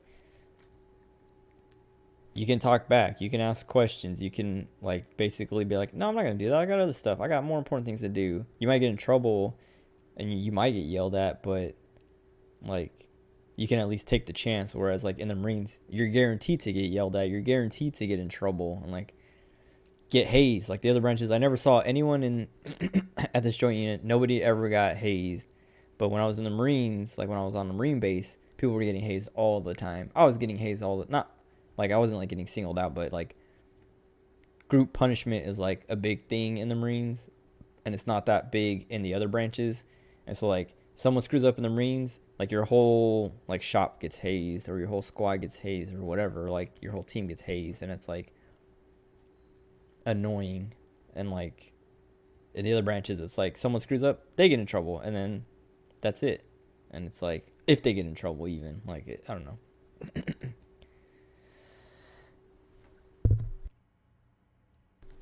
But yeah, I don't know. Military's weird. I don't regret it. I had fun, and I made a lot of good friends and good memories. Got to do a lot of cool stuff, see a lot of cool stuff, go to a lot of cool countries. So I went to like I deployed a lot in the Middle East, but it wasn't always like Afghanistan, Iraq, like danger zones and combat zones and stuff. I did go, like I went to Egypt. I got to see the pyramids. I went to Jordan. Got to see a lot of like historical stuff there. I went to Bahrain. I didn't get to go. So like there's like in Bahrain, it's called like the Grand Souk or something. Hold on, let me look it up just to make sure. I didn't get to go. It was annoying because, let's see. Grand Souk. Oh, there's a Grand Souk in Dubai too. I've been to Dubai too. Dubai and Abu Dhabi. But in Bahrain, they had this thing called the Grand Souk. That, it was like right outside, because we were staying in a hotel there. Or it was right outside our hotel. But like as soon as we got in and like went to like check in, the guy at the front desk was like, don't go outside. Like don't go outside for like the next like 2 weeks if you're going to be here that long, because there's like anti-military demonstrations going on right now and it's too dangerous. So I was like, so I can't go to the Grand Souk? He's like, sorry. That's probably one of the most dangerous places to be, because it's like always so crowded and like easy to get shanked or something. And I was just like, all right, well, I guess I'll just stay in my room the whole time.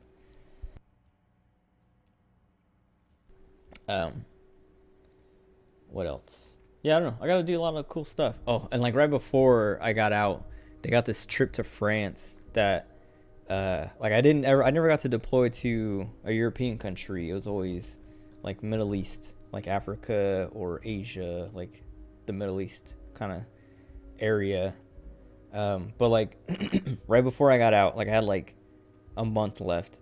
They called me, like I was in, like, cause we had 2 offices and I was in the upper office and my gunnery sergeant called me up in the upper office, and I was like, you know, Sergeant Lopez, like, how may I help you, sir, ma'am, or whatever. And my gunny was like, hey, Lopez, when do you get out? And I was like, like this day in a month. And he's like, all right. And I was like, why, what's up, gunny? And he's like, well, we got this France trip and we're thinking about sending you on it. And I was like, I'll take it. I'll do it. And he's like, yeah, well, we're still trying to figure it out because you only have a month left and we don't want to like keep working you all the way up until the end. And I was like, no, I'm fine to do it. I'll do it. Because European trips were always like easy and like paid a lot too, because we always got paid per diem. So like whatever country, and there's like a set amount of money extra for like exchange rate kind of things like that. And European countries were always pretty high, like Afghanistan, Iraq. Well, Afghanistan and Iraq were always like the lowest. Like Abu Dhabi and Dubai were always the highest. Saudi Arabia, I've been to Saudi Arabia too. I went to Riyadh twice and then Jeddah once. I think I might have gone to Riyadh 3 times. And I got to see a lot of cool stuff there. But anyway, European countries always had like higher per diem. I think maybe not as high as Abu Dhabi and Dubai, or Saudi Arabia maybe, but they were pretty high. And I was like, dude, and it's France. I get to go to France and see like the Eiffel Tower or whatever and do cool stuff, like more sightseeing. for free on the government's dime. But then like, yeah, like he didn't call me back for the rest of the day. And then I went down to like, I was done for the day. So I went down to the office to, you know, be like, hey, I'm done for the day. I'm going home. And I see like our newest guy who'd only been there for like 2 months, like preparing a kit to like leave, because we had like these big old suitcases with like a ton of like, because we were like comms guys, so we had like routers, switches, all kinds of cables, like the antennas and stuff like that, just like all kinds of like all the tools you would need for a trip. And he's like packing it, like testing one of these kits and like packing it up and stuff like that. And I was like, where are you going? And he's like, he's like sighing and complaining the whole time. And I was like, where are you going? Like, what's up? And he's like, oh, they're putting me on this French trip. I gotta leave tomorrow and this. And I was like, I'll take it. Like, if you don't want to go, I'll go. And he's like, nah, like I gotta do it. Like, he was just like bummed about it. And I was like, dude, I want to go. Let me take your spot. And he's just like, nah, man, they told me I gotta go. And I was like, we can go talk to them right now. I'll trade places with you. And he's like, no, I'll do it. And I was just like, all right, fine, whatever. And then I was like super like annoyed and bummed for the rest of that month, because he was there for like 2 weeks. And I was just like, that could have been me. Like, I was done checking out. I was ready to leave. Like, I had nothing but a free schedule to do that kind of stuff, like to go on trips and things. And they decided and that Gunny, like, he always took care of me. And he always, like, this was the second time he did this, of like, he kind of screws me out of something cool because he thinks he's taking care of me and helping me out. Because he was like, yeah, I'm not gonna put Lopez on this French trip. He's trying to, he wants to take it easy. He's getting out. He's, let him have a, relaxed last few weeks. But it's like, no, dude, I want to go to France. I'll be relaxed on that trip. I don't care. But the other time was in Abu Dhabi, or maybe Dubai. I don't know, wherever Ferrari World is. It's in the UAE. Let me look it up. Hold on. Abu Dhabi. I was on a trip in Abu Dhabi with that Gunny. Like, we went on, because we always go on trips in pairs. And we were there. Our mission was done. We had like 2 days to do whatever we wanted in that country, because usually our trips are like, we get there 2 days early to give us like plenty of time to get set up and prepared. Because what my job was I was advanced comms, so I would fly ahead of the CENTCOM commander to get comms set up, so that when he gets in, he can just like start working right away. And then he would fly out, and we would stay for 2 more days just in case they had to come back, because like sometimes they would like forget something, or like just have to come back, like an emergency return thing of like, oh, like actually we have to go back or whatever. And so we would stay like 2 more days to like be ready for that kind of stuff. But we were in Abu Dhabi. We got there 2 days early. We got all set up. We worked our like week and a half, and then we had 2 days to do whatever we wanted. Like, usually the last 2 days is like you tear everything down, and then you just have free 2 days before you have to leave. Like those 2 days are like, yeah, like I was saying, like just in case they come back, we're there and we can just like start setting up right away again or whatever. But like other than that, we can do whatever we want. And like the security guys who were there, because we always like, it's the comms guys and security guys. The security guys were there. We're like, hey, we're going to Ferrari World. Do you want to go? Because I just like got off like a 30-hour shift or something. Because my Gunny, who was on that trip with me, he was working that trip as an advanced communicator, as advanced comms, but he was also primary comms, which primary comms guys, they fly with the general. So like what he was doing, he flew their advanced comms with me, like did advanced comms while we were there, but then on the last day he was the primary comms, so I was doing advanced comms by myself, because the other primary comms person had to like fly. Like we had like at the end of my time there, we were very low on manpower, so like a lot of people had, like the primary comms guys had to work as advanced comms, like basically do 2 jobs. And like to be primary comms, you had to be like a senior NCO or officer, and so I couldn't be primary comms. They want, like, if I would have re-enlisted and like stayed at that unit, I'm sure they would have made me primary comms, because they, like, I had been trained to do it. Like, I'd flown on the plane multiple times as, not as primary comms, but with the primary comms guys, and worked their primary comms job with them, like helping them out and stuff like that. But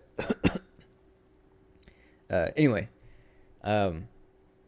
the primary comms person who flew with the commander, with the general, the last day, they flew separate to go to like the next stop to help with primary or with advanced comms there. And so my gunny had to work primary comms for that whole day. So I had to, like, I pulled a 24-hour shift, and then they left, and then I had to, like, you know, like spend like 5 or 6 hours tearing everything down and getting everything packed up and stuff like that. So like when I got off that shift, I was tired, and like the security guys, but before like my shift ended or whatever, like the security guys were like, we were all talking about it, and I was like, yeah, like once I get off shift, I'm gonna go to sleep. I'll be sleeping when you guys go to leave, but like come get me when you go to leave, and I'll go with you. Like I want to go. Like I don't care how tired I am. I want to go to Ferrari World, because like it's a once in a lifetime thing. Like I was like, I want to go, but as I was sleeping, like before, I don't know, like somewhere in there, my gunny was talking to the security guys, and they're like, they were talking about going to Ferrari World and inviting me and stuff like that. And he told them like, no, leave him alone, let him sleep. He's tired. Like he just worked like 30 hours. Like let him have a break or whatever. And I woke up, and it was like 8 o'clock at night, and I was like, they said they were going at like 1, and I like went to go get food, and I ran into one of the security guys in like the little like diner area they had in the hotel, and I was like, did you guys go to Ferrari World? And they're like, yeah, why? And I was like, how come nobody came and got me? Like what? Like why didn't you guys bring me? And they're like, oh, well, Gunny Rodriguez said to leave you alone. Like he said you were tired, like you worked a long shift, and you like to let you sleep. And I was like, I told you guys to, like, I specifically said to wake me up from my sleep to go. And they're like, you Gunny told us. And I was just like, Gunny, why? I wanted to go so bad, but he was looking out for me, but like ended up kind of screwing me over. And I was just like, dang it, never got to go to Ferrari World. But I don't know, it, like, hearing about it, well, maybe they were just trying to make it sound less cool to like make me not feel so bad, but they were like, yeah, it was just like mostly just roller coasters and stuff. And I was like, dude, I don't care. There's like, I would have done like the Ferrari track. There's like a track where you can like drive a Ferrari and stuff like that. And I was just like, I don't know. And that's like the French trip. I was saying, like, he was going, like, thinking about sending me on the French trip, but then was like, you know what? Let's hook Lopez up and not put him on it. And it's like, that's not hooking me up. That's the opposite. But I don't know. I like that guy. He was cool. I liked him a lot. He took care of me. Like every other time he like hooked me up, he actually hooked me up. So it was just like, I don't know, just what do you call it? Like misguided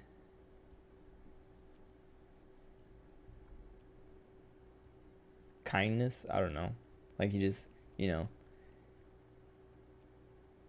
he didn't know how much I was willing to give up to do those kinds of things, basically. Like he was like, you know what, let's hook him up. But it's like, well, I'm willing to suffer for that kind of stuff. But whatever. Let me finish this conversation. Let's see. Never mind the family. Family, Harry, is the most important thing in the world. All right, let's try it. As you look at the folder, Everard covers it with his hand and pets it. He's hiding it from you because it's not a real RCM folder. It's just another one of those brown folders you saw in the file cabinet. It's not an RCM folder. Okay, Harry, you got me. This is from the I Census barely Bureau, passed. not the RCM. Those Census Bureau people are absolutely corrupt. You should do something about them. He got the name from the Census Bureau, and everything else from your actions here in Martinez. Yes, Mr. Kitsuragi from the Census Bureau. Like I said, now I'm actually a very busy man. So is there anything else I can do for you, Harry? A pity. The mystery of you will have to remain a mystery for the time being. I already know. My name's Harrier Dubois. Yes, that's what I said. Try to keep up, okay? Let's move on. I mean, I guess I could lie about this now, but I don't want to yet. Okay,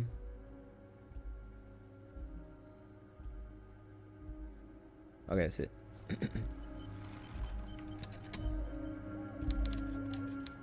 So this might... I don't know. This doesn't look like it could be a rifle, so I don't think it actually is. I think it was just like some weird perception thing to be like, oh, that's a weird looking fishing rod, so it's probably just some weird fishing rod.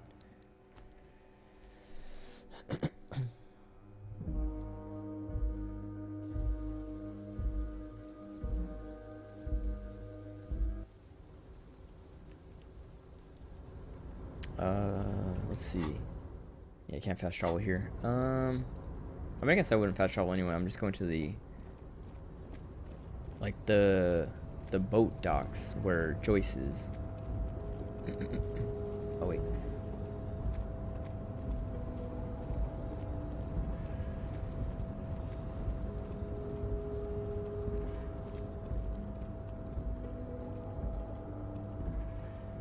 Oh my goodness. There we go. I double clicked on the door, but because he was moving, it like slid, and I don't know if I missed the door, or if it just didn't count it as a double click. So then he started walking. I think I said it last time I played this, but I wish there was like a toggle for the run and walk so that I can just single click and always run.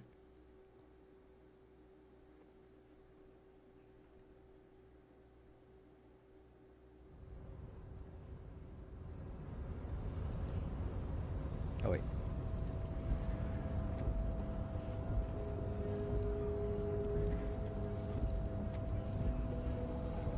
So I want to talk to Joyce. Wait, what do I need to level? Oh, I'm not even close. Wait, I don't have skill points, right? No, okay. And my thoughts are all internalized, at least the ones that I've internalized.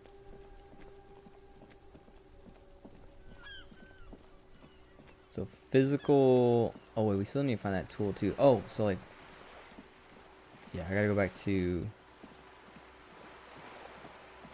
the fishing village. Or the church, Gotta finish looking around there. We also gotta send the body back. Which I'll have... Yeah, I think talking to Joyce is the last thing I wanted Kim around for. You're back. Ah, Good. on my badge. You did. Pleased to meet you, Lieutenant W. Freighter Dubois. I am glad to see a man of high qualification. The situation is precarious. What can I help you with, Lieutenant Freighter? That's it. I just wanted to show you my badge. Alright. Let me make sure I don't need Kim for anything else.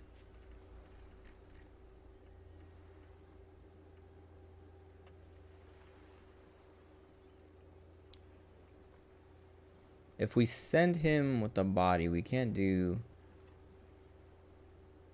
the boots off. We can't have our little after, like, end of day report.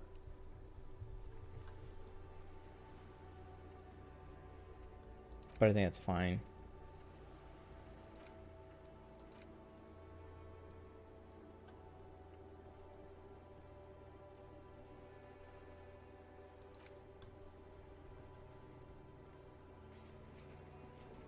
Oh, I also want to talk to the Hardy Boys.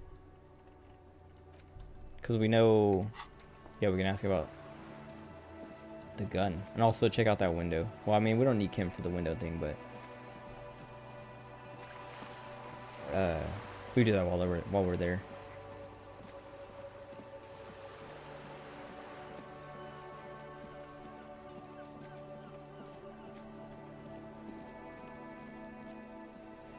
And then we'll go to the church. I kind of want to have Kim there for that. I mean, yeah, maybe I should. Just in case there's something with those guys in the tent that he can comment on or be a part of. It's you again. What is it?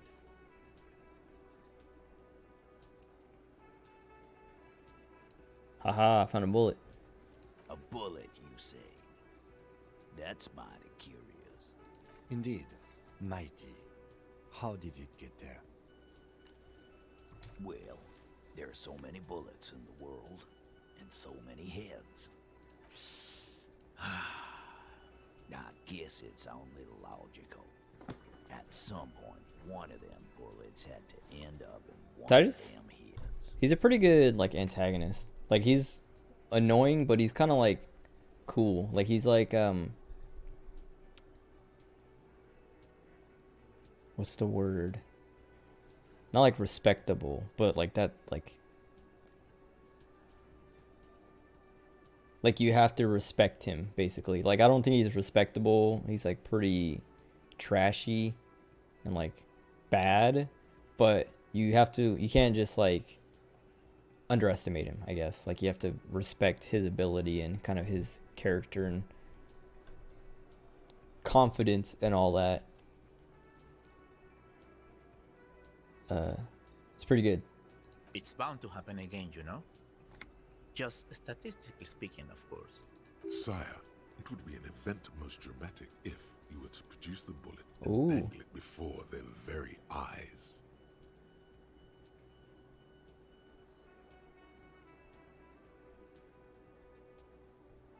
Okay, hold on.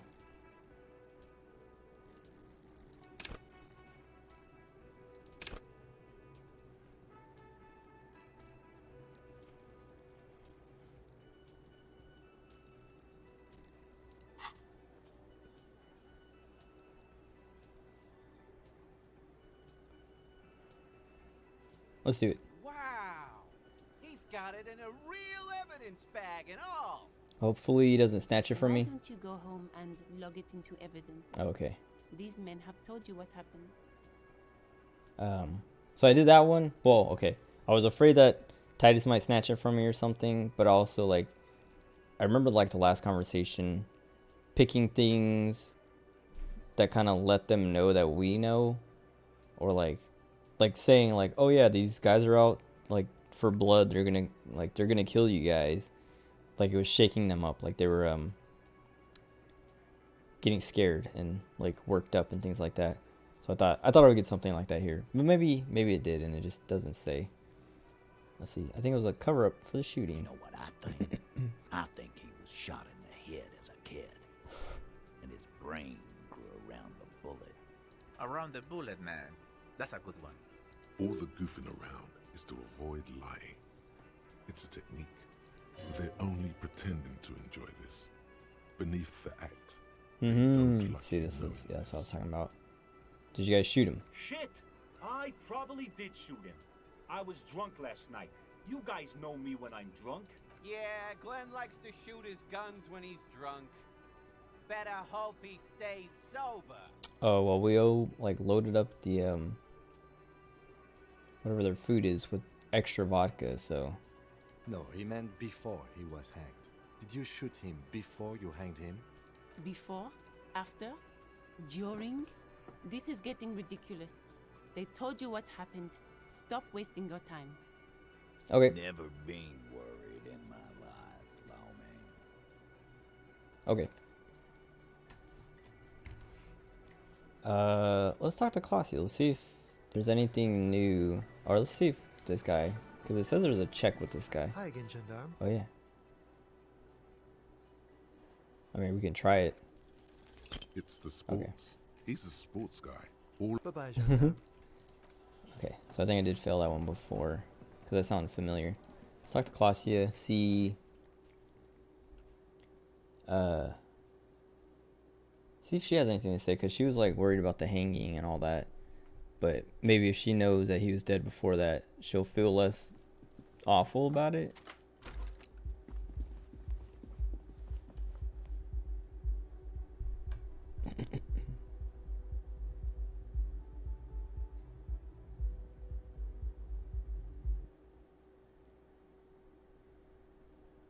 Oh, is she even out here? I think I saw her on the roof as I was walking outside.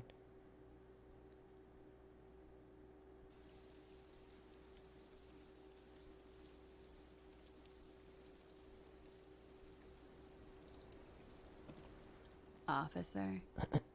It's a fine day for questions. Okay, I guess not. Oh! Okay, that's what we need volition for. Okay, whatever. Oh, can we do this?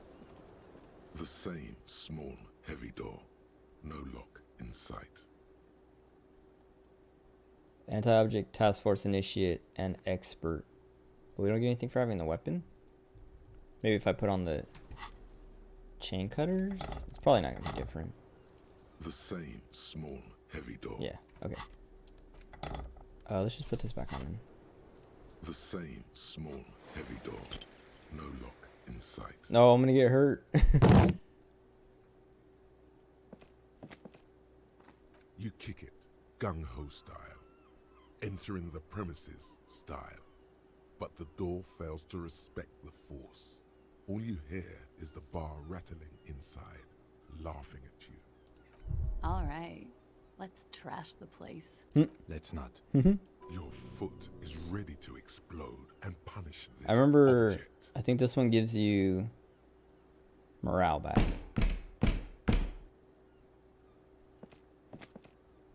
The door receives a thorough disciplining. Its pain and groveling is much to your liking. Suck on that door. Okay. Oh, maybe it only gives it to you the first time? I don't know. Or maybe it didn't give it to me at all. I can't remember.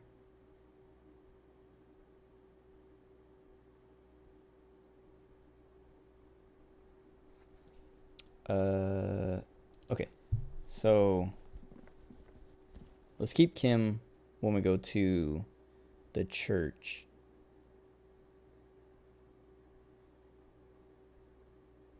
Well, I mean, I guess I'll say that for tomorrow, because that's going to be a lot. Like, exploring the church, talking to those tent people. I'm, like, super hungry right now. And pretty tired. So I'm going to go over there. Then I'll save and quit there. That'll be the end.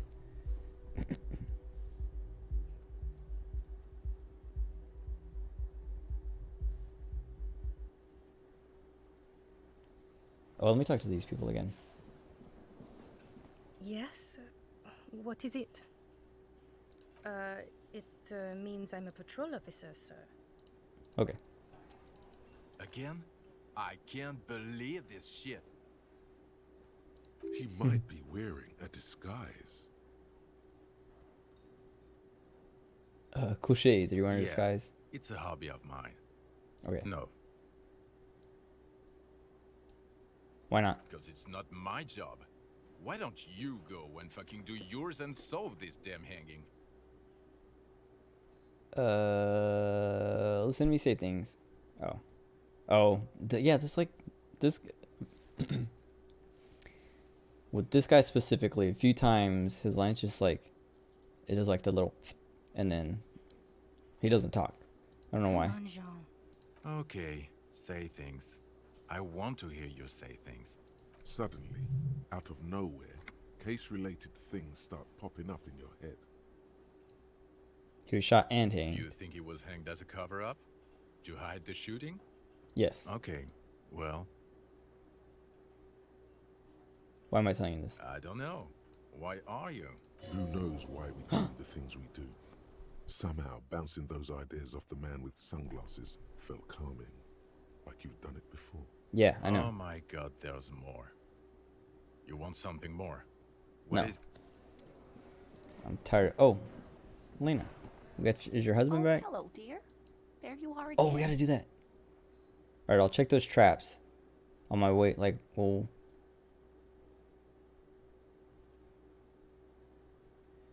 We'll fast travel to the fishing village, check the traps, and then go up to the church and then save there. I saw your husband. Goodness, how is he? Did he say why he hasn't returned yet? He's fine, ma'am. As we had suspected, he couldn't get back earlier because the water lock on the canal was broken. Now he's just finishing up somewhere. Oh, yes. That's my Morel. He's bound to catch a cold staying out there for so long. But I am so relieved to hear that he's okay. Thank you for putting an old woman's heart at ease, if even a little. You haven't, however. There are dangers out there. Our aging body's foul. Her heart won't rest until Morel is safely back with her. Okay, Phasmid. Oh, you don't want to hear about some old woman's ramblings. Yeah, I do. Reflexively, the lieutenant read his familiar notebook. Well, it was summer. I was building a racing track out of sand on the beach near a tall stand of reeds. Quite a tall one. Many times my height, I remember. When, all of a sudden... Where was this? How old were you? I'm getting ahead of myself. I was 5 and a half in Betancourt in the suburbs. My grandmother had a summer home there. Okay. She'd just started forming memories. Real memories.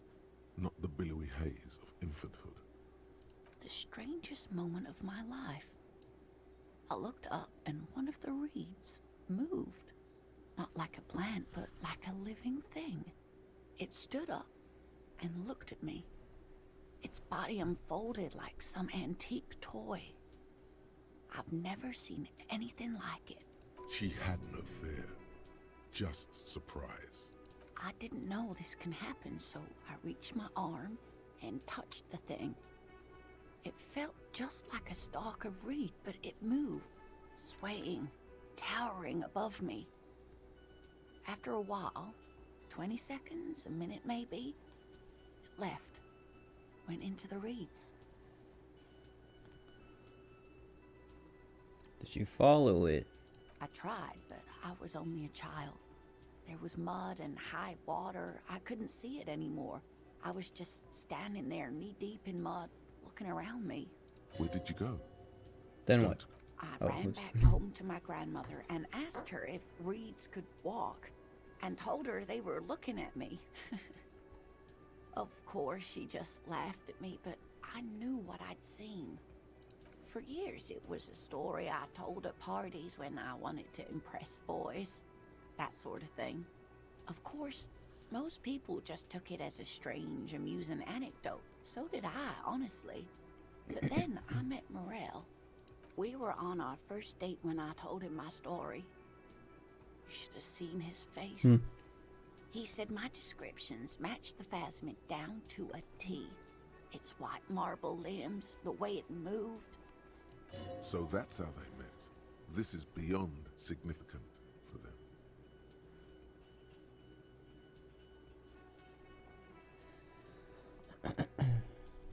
Its limbs are white? Not all of them, as far as I remember. Some of them, on the inside, like stalks of marble, if that makes sense. How big? It's hard to say how big things are when you're quite small yourself. To me, it seemed to be taller than I was then, but that's probably not the case. Maybe you imagined it? I won't say that. You were on a date? Our first. Yes. Kim, what do you think? I thought it was a wonderful story, man. But I don't believe it. A child left unattended on a warm day. Children make up stories and then end up believing them. It's like what I was thinking of, like, oh yeah, just a kid, I don't know, imagining things or having, not like a false memory. Well, yeah, kind of. Like, just like misremembering and just kind of like it getting exaggerated or embellished or whatever. Or it could have been a dream. I don't know. Just like, yeah. But the fact that like it matches the description that her husband understood is like, that's more than a coincidence. Or maybe it is just a coincidence. I don't You're know. welcome, We'll see. sweetie. I do appreciate the chance to relive it whenever I get one. It was just such an impossibly sunshiny day. So warm.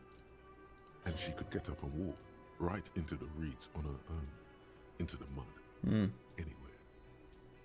Okay.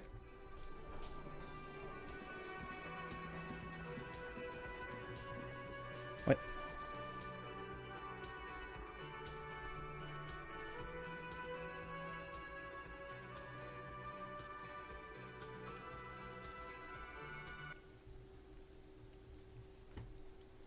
Okay. Fast travel here. I kind of want to talk to Lillian. Excuse me. See if she has anything new. Aye, the sea's gonna calm down soon. I can feel it. Oh. The wind is turning southeast. What's on your mind, officer? Oh wait, no, I don't want to do that. Oh yeah, Kim's supposed to be gone.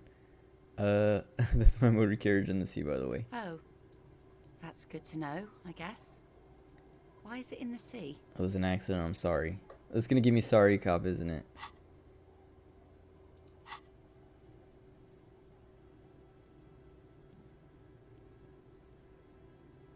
I'm gonna say an official investigation has been launched. That's great. Until then, you should maybe start thinking about the funeral. Sire, she doth not believe it wasn't you. I didn't say it wasn't.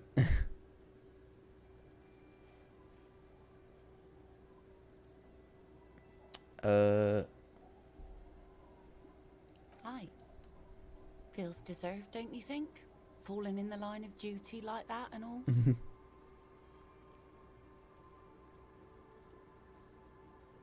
Maybe I should. Why odd?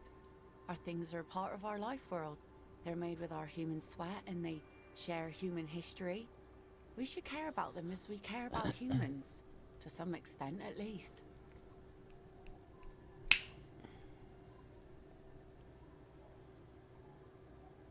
Alright, I'm in. Oh yeah? You won't even be able to get it out of the water before early June. And where are you going to bury it? Who to invite? What music to play at the wake? Take it from someone who's been through a few funerals.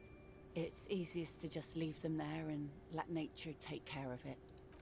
That's all we have time for right now anyway. Come back here in June and see how you feel about it then. It's not like it's going anywhere. It's a pity we don't get to do more frivolous side activities. I would have really liked that. Yes, that is a pity. But for now, let's focus on the things we as do we're get to do. doing all these side Like the murder activities. investigation, for example. You like the Capri funeral idea? Okay. I wonder, I kind of want to, I don't know. It'd be fun to do the date thing. Let me try it. It's a 3%, but I do want to just see what I get. Aye, the sea's 'Cause it could be gonna calm fun. down soon. I can feel it. And I won't Wind drink. is turning southeast. Oh yes, she does. You need to get your drink on. I'm not gonna There is drink. no other way for Oh, I human didn't want to beings procreate either. Not after 6,000 years of yeast cultivation based. I'm afraid to be around you because you're a woman. Oh no, all these suck. No. Okay, now I regret picking that. Maybe I say this weird one. Oh wait, no. Lay with me. I don't like that. I hate all these. I'm stupid. I shouldn't have done that. I had a 6. 6 out of 15.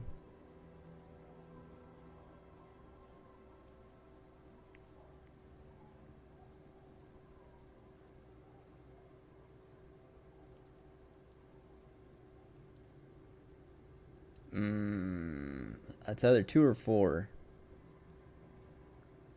Thinking 2. What? Drunk date. No. Funny. funny sailor joke? Yeah, just a joke. Sorry if I'm not laughing out loud, but the comedy has worn thin over the years. Great. Now you reminded her of the husband. It's okay.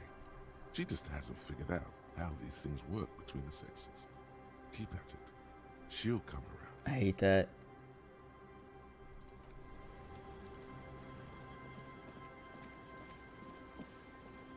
I didn't want to have sex. I just wanted to hang out. I thought it'd be fun. Learn more. Ooh.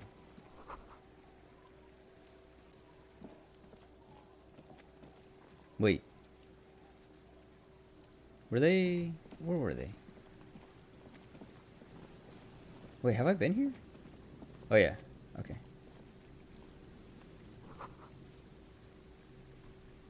Alright, let's go back up here. Try this again.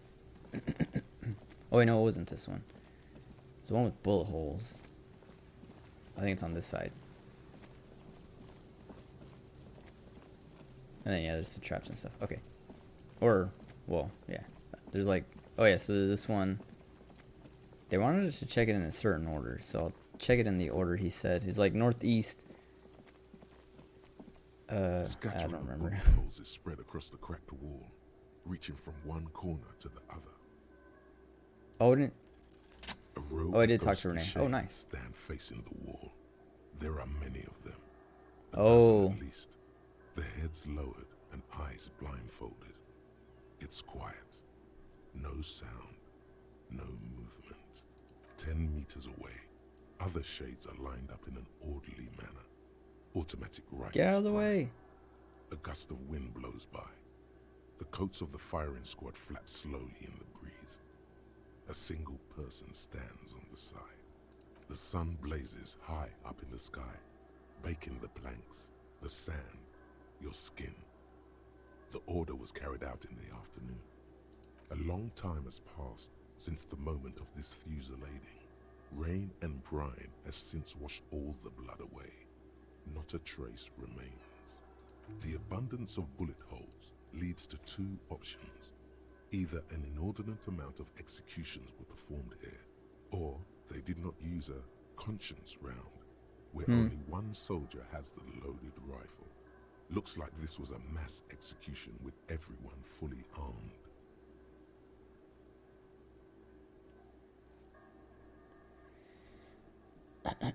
People against the wall. A host of men, probably in everyday clothes, ragged from the conflict and covered in dust. They were not sitting, a common practice for executions in some nations, as demonstrated by the height level of the bullet holes. They stand, facing the wall. It's impossible to discern any details about their personality or background. Ordinary people, familiar, each and every one of them. Leeches, fleas, and thieves, all the freeloader scum living off the hard work of others. Such is your belief. Maybe you should change it. They were praying, screaming. I'm like a 7 on the communist side. Wouldn't I don't know. What? 7 men in combat uniforms and dark coats, holding automatic rifles aimed at the people. Soldiers from some side, but from which one? The person on the side. The commandant, the one who gives the order. Machine gun fire crackling through the air. The lights of the muzzle flashes dancing on his face. Kim, who is who? I don't know. I don't know who died here, lined up beside that horrible wall. It could have been any of the parties involved in the revolution. Perhaps the ones executed here were the loyalist conservatives, killed by the communists at the start of the Civil War. Or it could have been the communists, put to death during the last stretch of the conflict by the coalition forces. What if it was Feld personnel? Another likely scenario. Or maybe... Yeah. It's very unlikely the coalition forces were the ones who died here. They were always the last ones against the wall. To be honest, if a coalition member was anyone in this situation, it was a commandant, the superior giving the orders. A cold sea wind blows away the figures. Okay. Let's see. Near the boathouse is west of the Feld building. West of the Feld building. Oh, wait. This one. There's a trap in the reeds at your feet. Looks like the same one you saw Morel set before. Same mesh, same wiring. Look around. Behind you, the ruins of a residential building loom over the reeds. They whisper amongst themselves, confidently. Snowflakes cling to their shivering stems. When this district was booming, the reeds were kept at bay. Nothing obscured the freshly painted facades. Nowhere for drunks and adventurous teenagers to hide. Now only the wind blows. Reach for the trap. Locusts are crawling around in the trap, confused but uneaten. You see no carnivorous reed phasmid gorging on them. Okay. Big surprise. Anyway, 1 down, 3 to go.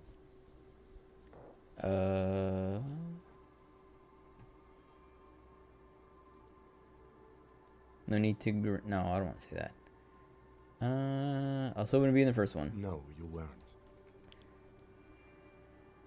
Okay. Then I guess we'll go to the northeast because I think he wanted me to do that one last. Northeast of the Feld building.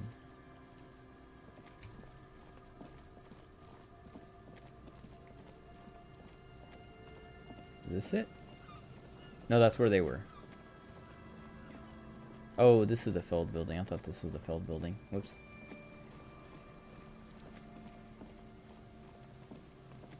But I guess they left. Or they, I don't know, they probably leave as soon as you start this. Do I have to be out here? Yeah.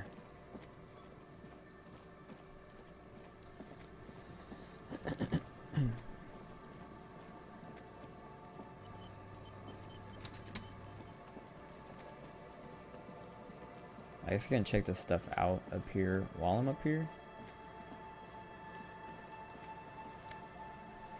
Nice.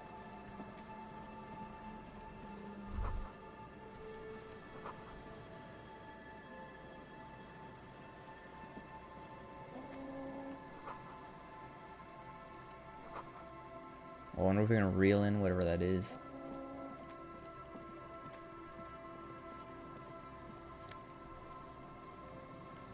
Rhetoric and minus empathy. I don't know if I'll wear that.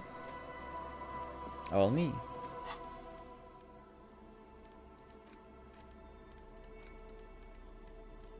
Maybe I should put this back on. Yeah. Still need a new hat. Whatever.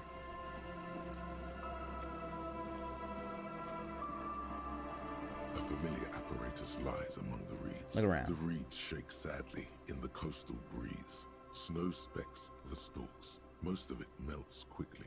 The reeds seem to be waiting for something. The wind picks up here, near the Cape's end, surrounding the narrow strip of land from 3 cardinal directions. It's cold for this time of year. Okay. This trap is also full of panicked locusts. No sign of any cryptozoological beast inside. Another empty trap. The next one's the lucky one. Yep. The next one has a crab trapped in it. These are just crab traps, you do realize? Relax. I mean, I guess I would be annoyed if I like came to do a job and the guy like above me had me running around doing stupid stuff.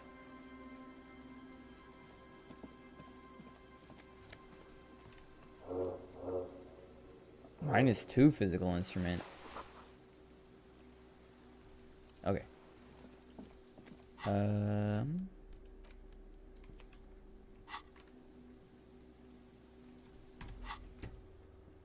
Canal you cross. Oh, yeah.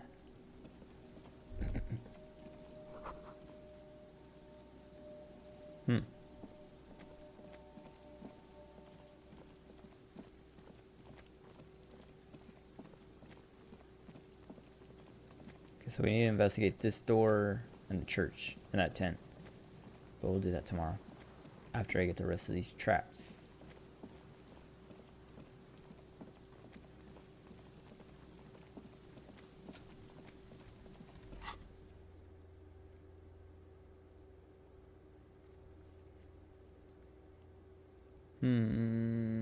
Let's go here.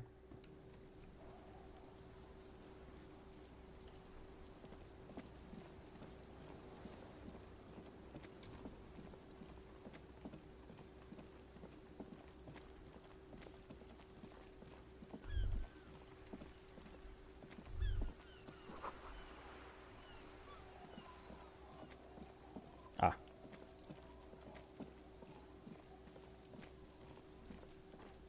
This trap's not too hard to spot, once you know what to look for. Keeping it hidden has not been a priority for the cryptozoologist. The reeds bend forlornly toward the sand. Some tufts have been crushed. Snow covers the broken stalks like a shroud. In the east, the city center hums to you. The constant, distant song, louder on this part of the coast, nearer somehow. And there's that cold again. Always the cold. Nothing but locusts in this trap as well. Definitely no cryptozoological monstrosity. Empty as all of them. One more of these and we're done. Oh, yeah, I forgot he can't run like I can. Getting tired? No, I'm fine. I didn't mean to complain, it's just... Okay.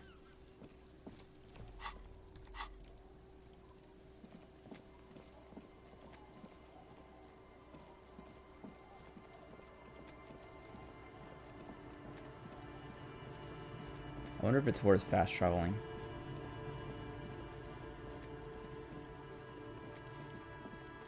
Maybe not. Like the load time and stuff, I can just walk over.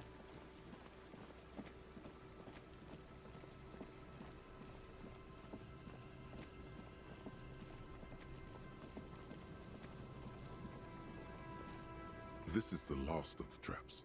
The one Morel What is just this? set. Oh, it's just a shadow, maybe? I He don't know. said is just a technicality. The reeds by the abandoned campsite sway and tremble while the snow falls all around. It's good the cryptozoologists left. This isn't a very cozy place to stay night after night. The later it gets, the colder. Remnants of the camp can still be seen in the sand. The fire that's gone out. You feel strange, somehow. The trap feels light and silent as you pick it up. Something is different here. There's no locusts. No locusts. Look closer. Well, the bait worked on something.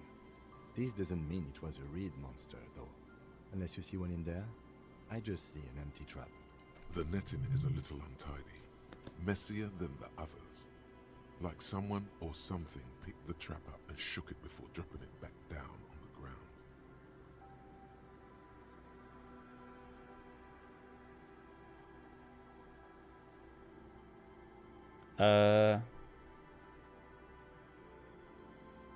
Yeah, something messed with it. Perhaps our cryptozoologists have competition in the form of an actual entomologist, or someone else is sabotaging them. I could present more theories, but then I would be taking this on as a case, which I'm not. What if it was the phasmid? Right. Anyway, that's for the cryptozoologists to figure out now. We are not cryptozoologists. We are cops. Okay. I kind of want to go back and see if we can like resolve that. Wait, let me look around.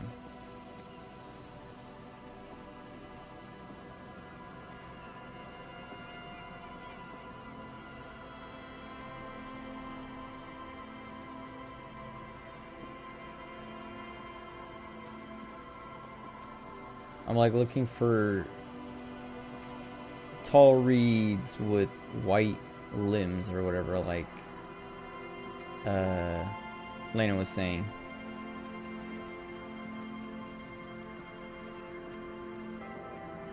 It feels like it could be a thing. Okay, whatever.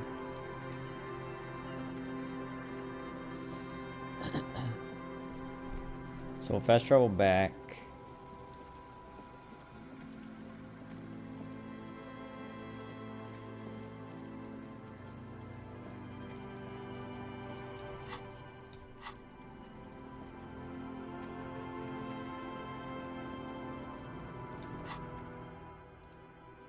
See if they're there.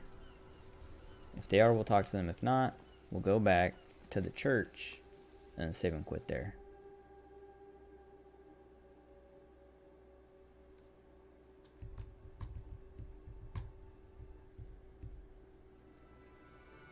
Ah. Wait. Oh, yeah. Wait, who's this? Oh, that's Crypto Fascist. Boy, am I ever so grateful to you, officer. But I'm not the only one who wants to thank you.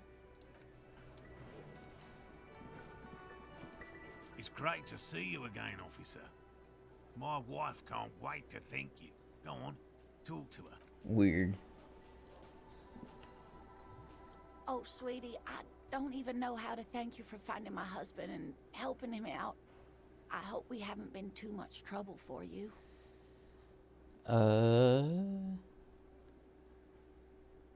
It was just on my way. Here, I want to give you a small token of my gratitude. Cool. It's a tie. Mexican origin. The pin is an antique. Quite special. The little silvery knob holding the tie together feels warm in your hand. It's in the shape of an avian skull. 8 eyes. Better give me Inland Empire. Nothing like the gratitude of a good woman. Now then, what can I do for you? He tries to play it cool, remain professorial, but inside, this man is itching for some news on those traps. Did you know Gary was hiding the armor? Hell no. I had no idea. And I'm still cross with him, to be honest. It's not like him. He's got his quirks, but dishonesty, disloyalty are not one of them. Thanks. He's still glad his friend stood up for him. Okay. Good. Okay. And? One of them was empty. Completely empty? Yes. No locusts? No phasmid either? That's not ideal, but... There's the one at the campsite. I definitely left that one stocked. Right from the campsite? Just means the Insulindian phasmid is even more clever than we thought. What? Of course, more clever. You're dealing with a subject near and dear to their hearts. It might behoove you to tread lightly. Yes, the Phantasmadeia picked off the locusts and escaped. This is good news, though we'll have to reconsider the design of the traps. Make them more secure. Another trip to the reeds.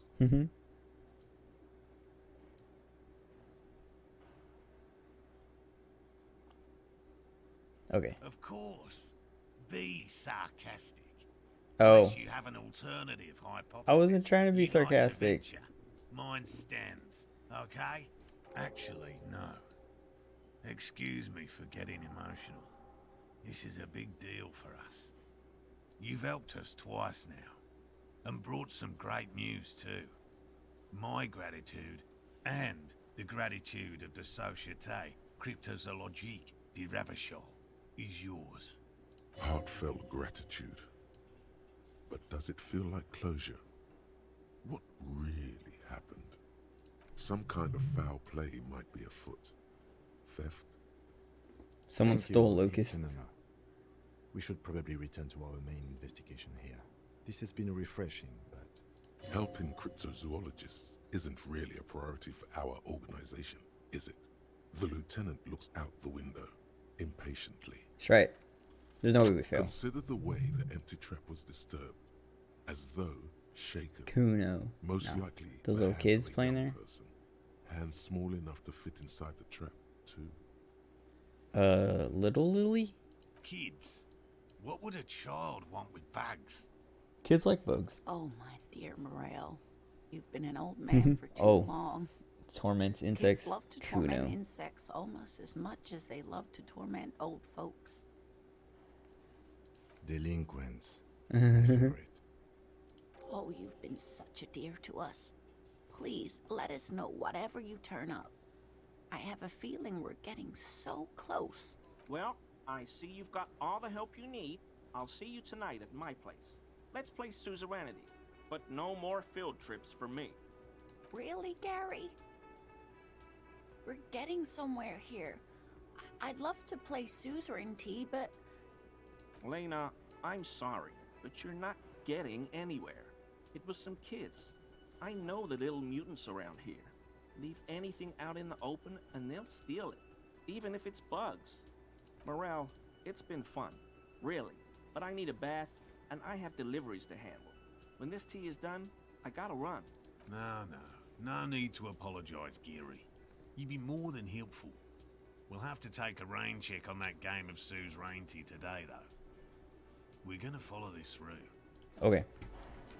Now I have to talk to Kuno. Oh. Inland Empire and Volition. Wait, where's my tie? Oh, these are my drama.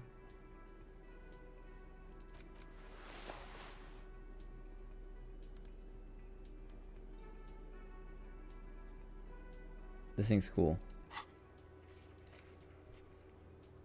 Alright, Kuno. Kuno. Oh. We'll finish this. We'll talk to Kuno. Go back, talk to them. Well, if we get anything out of Kuno. If we don't get anything out of Kuno, we'll go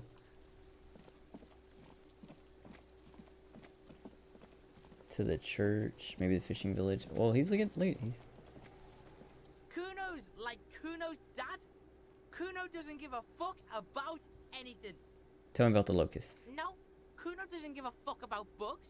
Oh my god, I told you that shit is lame. Mm-hmm. Shut up, see. Now they're gonna take you to lame prison. Excuse me. She sounds like she's about to cry out of disappointment at Kuno's newfound lameness. What happened? Deny everything, Kuno. You need to lawyer up. Kuno's not gonna say anything without his lawyer present. There's definitely something going on here. Remember his pig's head shack? You should check it out. Alright. Kuno doesn't fucking care. Okay, Kuno, shut up. So annoying. Wait. Okay.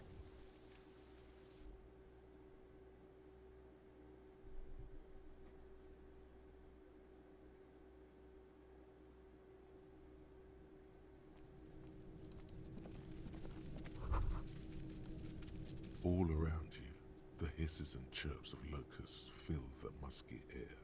The earthen floor of the shack has been shaped into mounds of mud, dotted with little It's like holes. all over here. Well, detective, it appears you've solved the case. Of the locusts.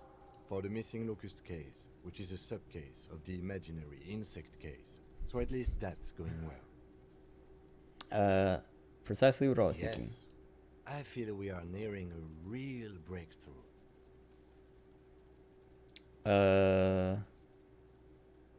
We should get Kuno to stop. I'll let you handle the Kuno side of things. You are doing just fine. Okay.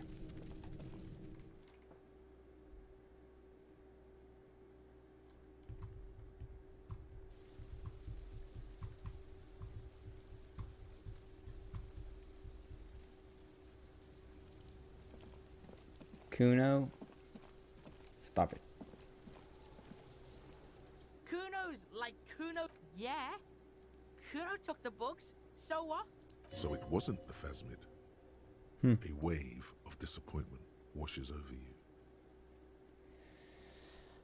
you. Build a whole bug town. It's not Bugtown. It's the city of locusts. Locusts aren't just bug shit. They come out of the sky like a fucking shadow. Shit descends. Stop! You stop. It's like they're fucking night. Locust city, night city, city of rage. The girl forces herself to watch again, the corners of her eyes twitching from discomfort. The lameness is causing her physical pain. The damage may be permanent. Saber Ranch sounds like a cool place. Kuno the pig wants to help you. Mm-hmm. That's how lame it is. Please just don't say you're an artist. Maybe I am an artist. You hear that, everyone? I'm a fucking artist now. It's cool to make art. Oh my god, Kuno! He's gonna make you totally lame in like 3 seconds. Don't let him, Kuno. Yo, fuck you, see? Kuno can be what Kuno wants to be. Kuno's his own man. Kuno's free. Kuno made himself into Kuno. Kuno can make himself into anything. Kuno can make himself into a pig if he wants. Kuno can make himself into a... Kuno doesn't give a shit. Don't make yourself into a pig, Kuno. You'll have to take me away. In it, you hear snow melting, dripping from the eaves. Someone closing a window. So that's what this is about. That depends on the choices you make. Without a word, she disappears entirely behind the fence. For once, the boy is lost for words. Mm-hmm. He turns completely red now, with splotches of white beginning to appear across his face. Stop taking locusts. No, what's gonna happen? Kuno's gonna let the fucking locusts die. What does the city of locusts mean? It don't mean anything. It's shit. Kuno just likes to focus. Kuno likes to concentrate on shit. Build shit when he's zipping hard. Fuck. Pig, you really shouldn't have fucked with Kuno City. Now it's all fucking lame. Okay. I don't give a shit. I don't need the locusts anyway. Shit is all lame now. C was right. The girl's face appears again, above the fence.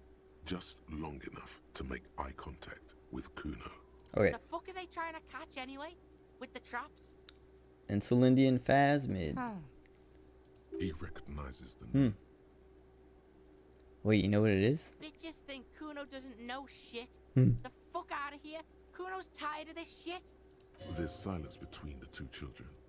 They're not saying anything to each other, nor looking in each other's direction. Let's talk to her. I'll die before I... Okay, well, let's get behind. Oh, I can't go that far. And then we'll go back inside and talk to Lena and Morel. And then we'll go to the church and then call it.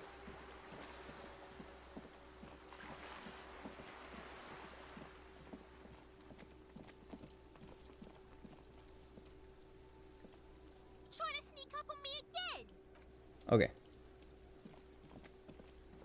Inform the adults. The cryptozoologists. Then church. Maybe I should go buy Nosafed just to like cap out my health.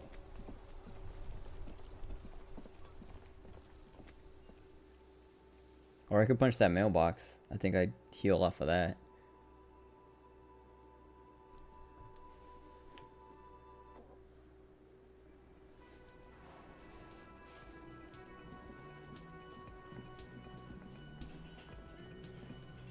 Hello, officer. So it was just a child. Thank you for telling us, sweetie. This is good news, right? It means we can try again.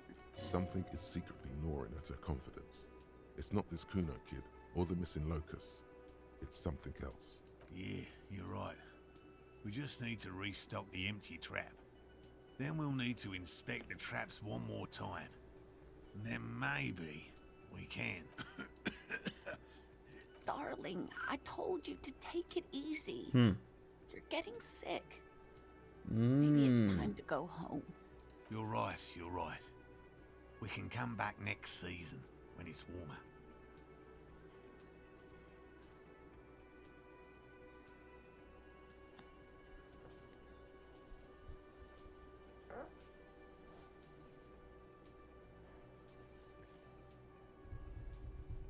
So, is it like implying that they're guilting me into doing it for them?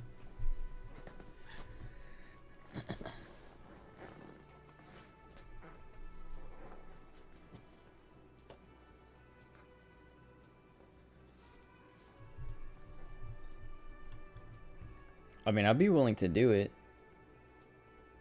says it's costing me time on my main investigation. I'm pretty sure.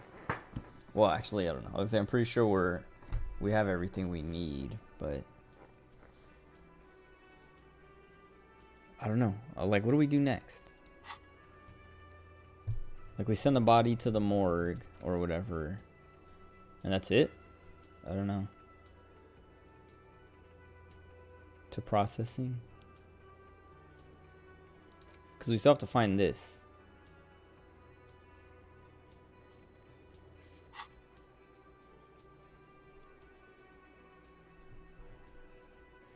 Well, we still have to check the church.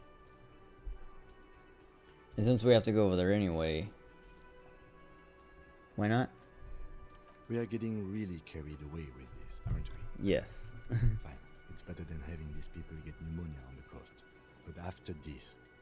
Really? It's too much, officer. What Morel means is we're grateful for your help.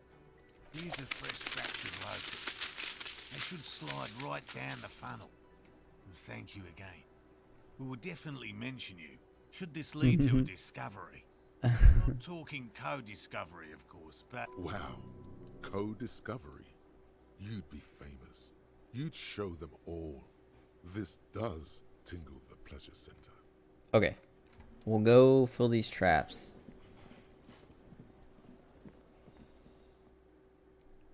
And then we'll call it. We'll fill the traps, we'll come back, see what they have to say. Then go to the fishing village. Man, I'm hungry. I gotta pee. I'm tired. But I don't want to stop playing. Or I could just go sell this.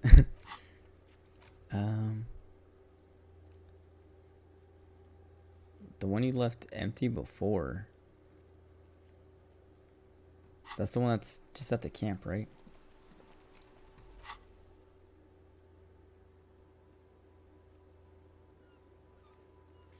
I don't know which one's closer. Probably this one.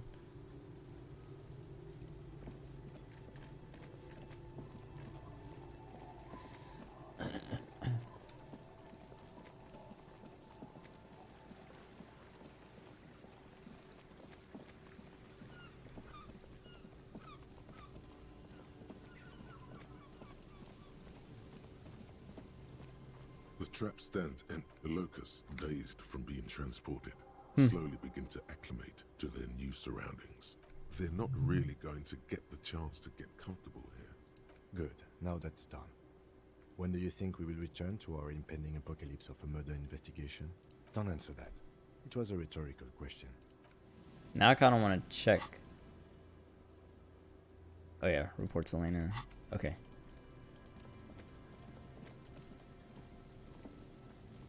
Oh. I thought I saw something that might have been the phasmid, but I think it was just a shadow.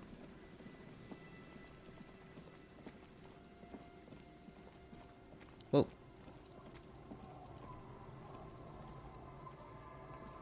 Please, touch the thing. Jeez.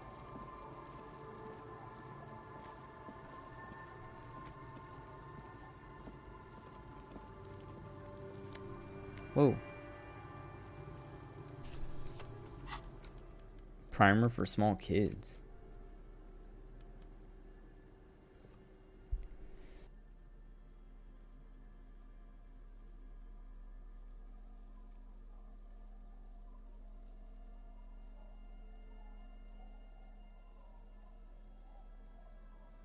I need to get more water. Well, I mean, I'm about to be done anyway. I can wait. I was saying I need to get more water though. Completely out. That sip was like barely enough to count as a sip.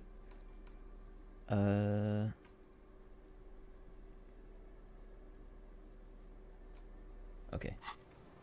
I might read that if we need to pass time at some point. Oh wait, I can travel here. Okay. Glad it was only one trap. I was thinking I would have to fill all the traps.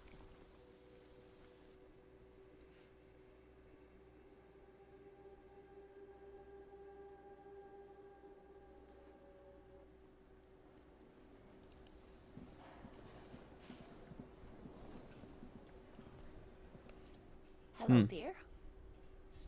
Thank you for doing that, dear. Her smile is wary. Her earlier ebullience has left her. Morel still isn't feeling well. I convinced him to stay at Gary's to get some rest. I'm afraid the cold has really gotten to him. Only hardcore players left, huh? Yes. Field work is a young person's game, as they say. So he's gonna check it. Morel will eventually, or we'll talk Gary into going back out, perhaps. I can do The it. lieutenant stares at his shoe, caked in mud. He doesn't say anything. He knows. Once more into the breach. That really is too much, sweetie. Thank you for your dedication, but I can see you're coming down with a cough What? yourself. No, I'm fine. Very strange. Why is she not letting you do this? It's like she's given up. What's wrong? Different? How? You've given up. I'm in doubt, sweetie.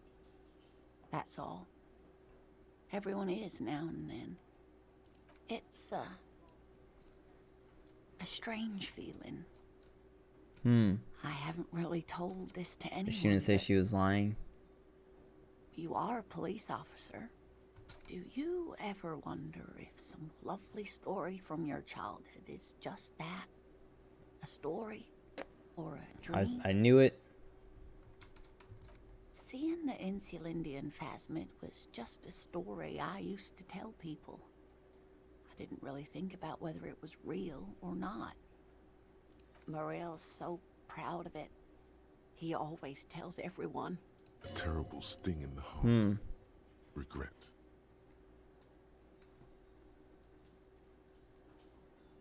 I should arrest you. Doesn't that count for something? No, sweetie. There's more to it than that. Morel was so eager to believe my story was evidence of the Phasmid's existence that I'm some queen of the cryptozoologists. That, and for years his belief made me believe too. That I am a queen? An extraordinary witness to grace. But now, we're both getting old and he's still working himself sick out in those reeds looking for it. But what if I was just wrong? I think I was. The lieutenant opens his notebook, but doesn't write anything.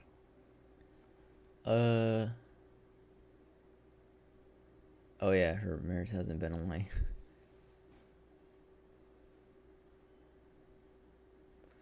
So I want to pick this one. But I might be able, if I pick something else. Well, I don't know. It feels like I might only get one choice. An acorn is not the same as the tree. That requires time, diligence, and care. Yeah, your relationship is not just about the Phasmid. But it is. We've spent years searching for the Phasmid, hunting it together. Without it, what are we? Just another pathetic old couple. So? If I hadn't led him down this path, he could have a steady job lecturing at a university.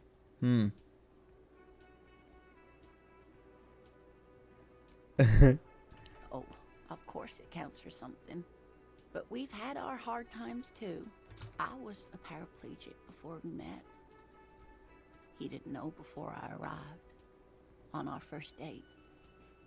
If I weren't the queen of the cryptozoologists, if I didn't tell him that story... She has to swallow to relax her throat. It's keeping her from talking.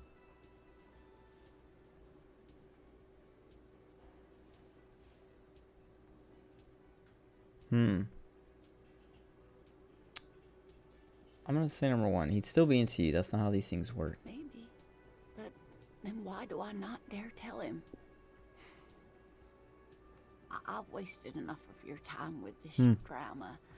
I really must stop talking about it lest I start crying and waste more of your time. What you have to know is the Insulindian Phasmid probably does not exist. Let us fools chase our ghosts. There are a million better things to do with your life.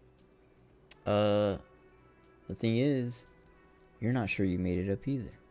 I'm not sure of anything. Sometimes I still see it, you know. the real memory. Not the memory of the memory, but it's so hard to tell the two apart. Rising, unfolding from the reeds on a hot summer's day, like a benevolent god. Either way, I should go. Poor Morel is running a fever, and I need to get him home to Jamrock before we overstay our welcome with Gary.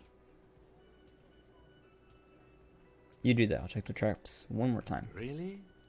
Yes, sweetie. Kim, relax. Please don't get stuck on a dream.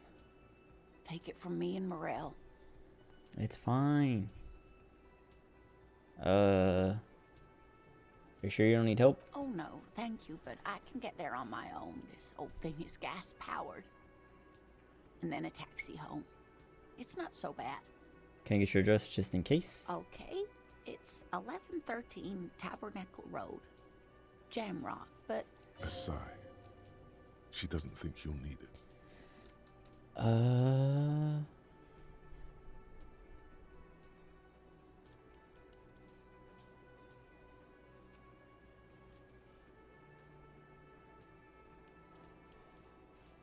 Be careful out there. You too, sweetie.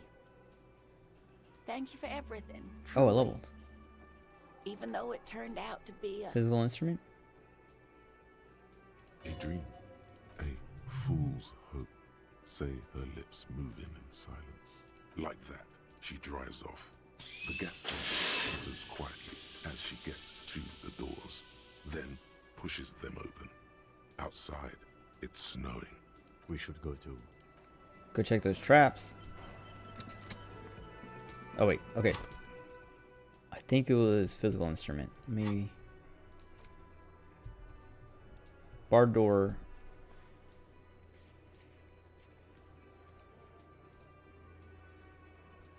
Oh, that's the one. That's on the roof. It's the one that's by Clausia. Ice cream maker.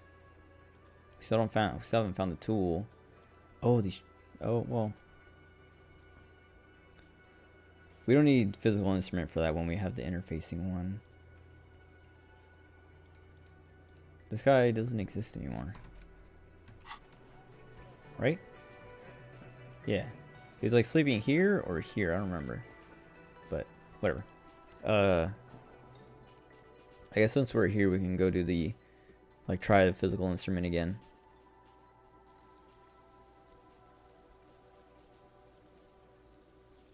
But I don't remember what my chances were. I think they were like 3% or something. Even with the power off.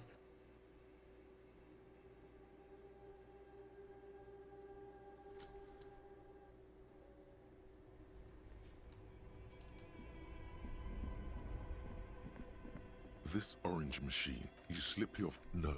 If you want Oh, to right.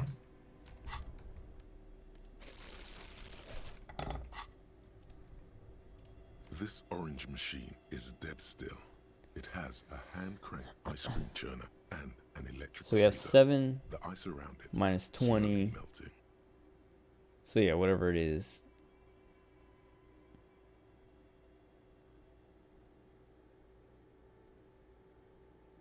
Yeah, we would have to roll perfect no matter what. So I think I don't bother with physical instrument. I'm just gonna hold this point. Well, what else can I?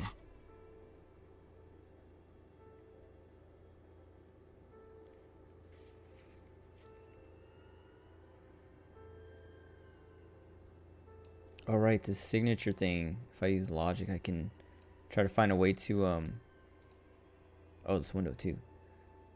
Find a way to help the people with the signatures.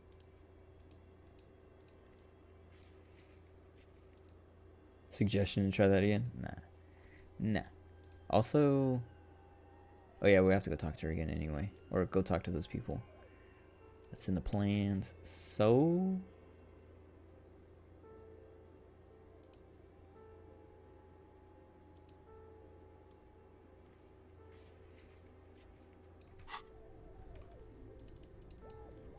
We'll wait until after we investigate the church and stuff. See if we find the better tool. Or the tent, wherever. Like, see if we can find the better pry bar. If not, I don't know. Physical instrument and try again. Maybe. We'll see. But if I do physical instrument now, I can try to kick this door open. I think I have a really good chance to break it down. No, wait, where is it? Heroic. So it's the same as the ice cream maker, but I don't have the -20. And if I break it down, it might be a tool. Okay, we'll do physical instrument. We'll try to break this down. Wait. Oh yeah, I was gonna check the window. If I can. I think it might just be a morning thing. I don't know. Or maybe it's an evening thing, because I think in the morning it was like, oh, it's not the right time, so it lost points for it. Again, you find yourself looking at that big old Yeah. window. Oh, mysterious door has been seen. Didn't told you. Okay. There's a yellow ribbon tied to one of the branches. Light yellow, faded with time. A tiny splash of color in the blackness of the thicket.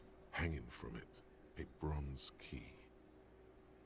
It's close enough to the latch up there. One can slide it open and just take it. Surely not a coincidence. Huh?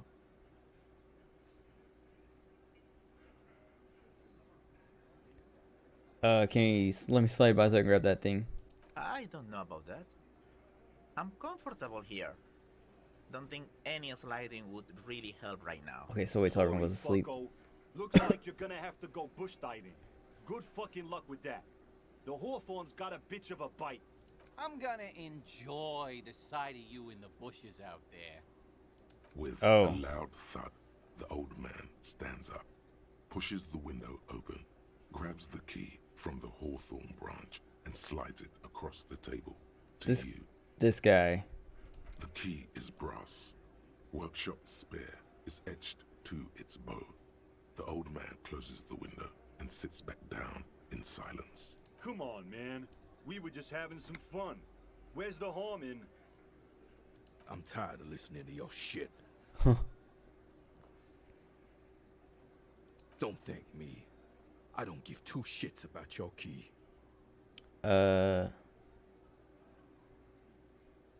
It could open the door in the kitchen.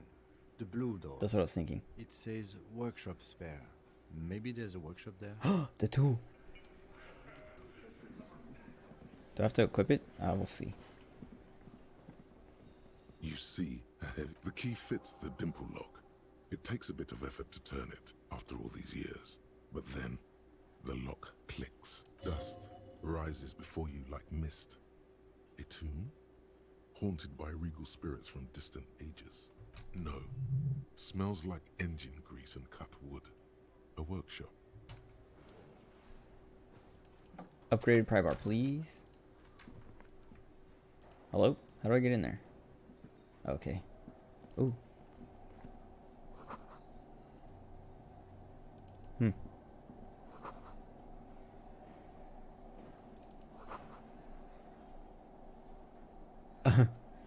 Okay, yeah, put the note for the spare key in this place. Oh, nice. Alright, what's this? This small elevator is dimly lit by a bulb that's been glowing for ages. The latticed cage is open, inviting you to step inside. Go. Smells of nougat and sweat. Your Nougat. head brushes up against the ceiling. There is a control panel to your right, and just enough room for two people to fit in. The maintenance card under the control panel reads, Last maintenance, 10th July, 88. Should get water. This is gonna. Oh, I'm gonna keep going. Dang it. Last maintenance in 88. That it does. I say, let's brave it. Cool. Maintain in the future. Stupid. Okay. At the end of the last century. Look on the bright side. If it fails, we will only sustain minor injuries. I'm talking 3, maybe 4 months in the hospital. Maximum 5. Look at the controls. There are large rectangular buttons. Monter, descente, and an international call for emergency assistance. That third one appears to be broken. Let's do it.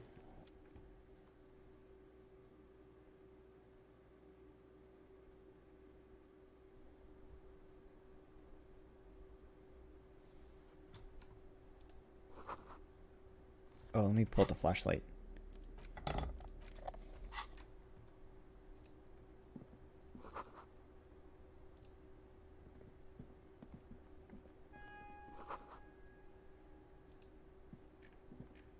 Oh. So this is where they brought 40 pinball machines to fix them up. A long time ago. Everything is covered with dust now. The lieutenant looks around the dusty, crowded room, inspecting the tools on the shelf. Looks like they gave up. At some point, 20 years ago, 15 maybe, before pinball went out of vogue. Looks like it. I'm guessing Martinez North 22 used to be a pinball arcade before it became a hostel. There are machines left over. A creak. Some dust falls off a shelf. Downstairs in the hall, next to the main door. One of them even works. I've seen one of the Hardys bang away at it. Okay. Let's open this drawer. Yes. Oh. Dang it. Oh. I actually like to look at that too. What do we have? Esprit de corps and visual calculus. This one. Oh yeah. Now we're a detective. Oh, I should still have my hat. Empathy, hand-eye coordination. That's good. That's great. Footsteps. You clearly see footprints in the downy carpet of dust covering the workshop floor. Jackpot. These, unlike everything else here, are new. Closer look. Large prints, most likely made by Boots. The size is hard to determine. Sole could be bigger than Vamp. The soles have left a pattern, uniform, horizontal lines. One person has been here. They've gone back and forth. The tips point both ways.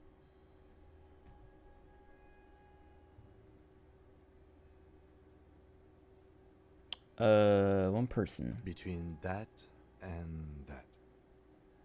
Doesn't look like the worker's boots. No. These little horizontal lines are different. They look custom made to me. Or some kind of foreign print. Hard to say. Still a boot, though. The size looks about the same, actually. They are not the same shoe, but they could be the same person. Everything around you is quiet. The prints crisscross the workshop floor. Okay, last week or two. 3 weeks maximum, from the dust coverage. It could easily have been 1 week, too. You know, officer. This is good. He likes it. There's a little smile there. In the dark of the workshop. It was a stereo investigation after all. Oh. It has now converged with our main investigation, adding a new fact to consider. It means someone snuck through what seems like a secret route, behind Classius' room. Oh, I in wonder the if recent this weeks. is This where may that prove to be significant. this is where that door goes to then? So this is like an alternate way in. Oh, it is, yeah. Oh, and there's like a peephole. You can almost see the shape of a man and a woman writhing inside, bathed in drug sweat and dirty linens. Bottles lie around everywhere. I can see in her room. You can barely see through. Better not to jump to sensationalist conclusions here. The footprints on the floor, however, definitely suspicious. Boring footprints. Hardy, Titus. Sensationalist conclusions. What are they doing? You lean closer to the peephole instinctively. I bet they're doing something quite unnatural. They're sensationally unnatural. Well, no tool. This is the barred door you tried to kick in before. Unbar it.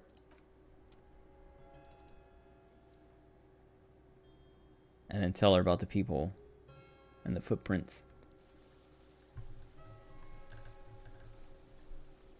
And then check the traps.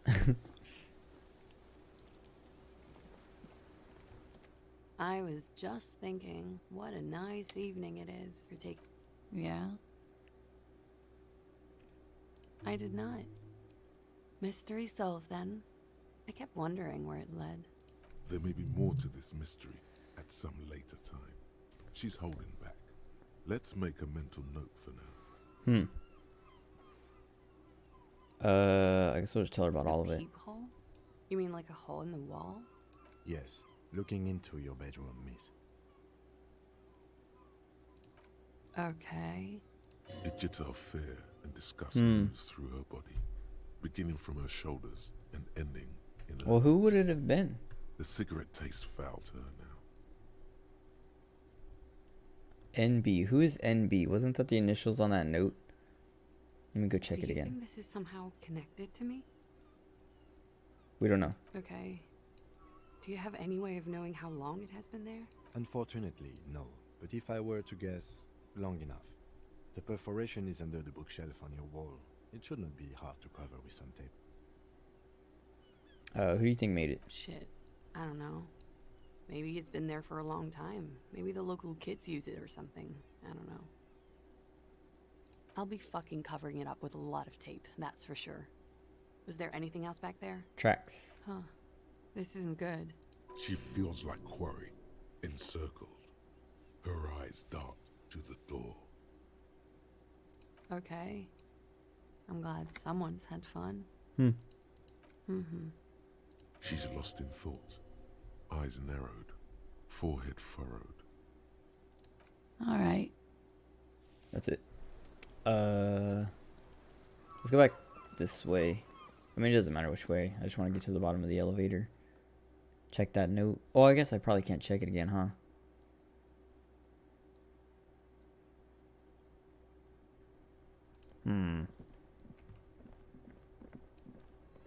Whatever.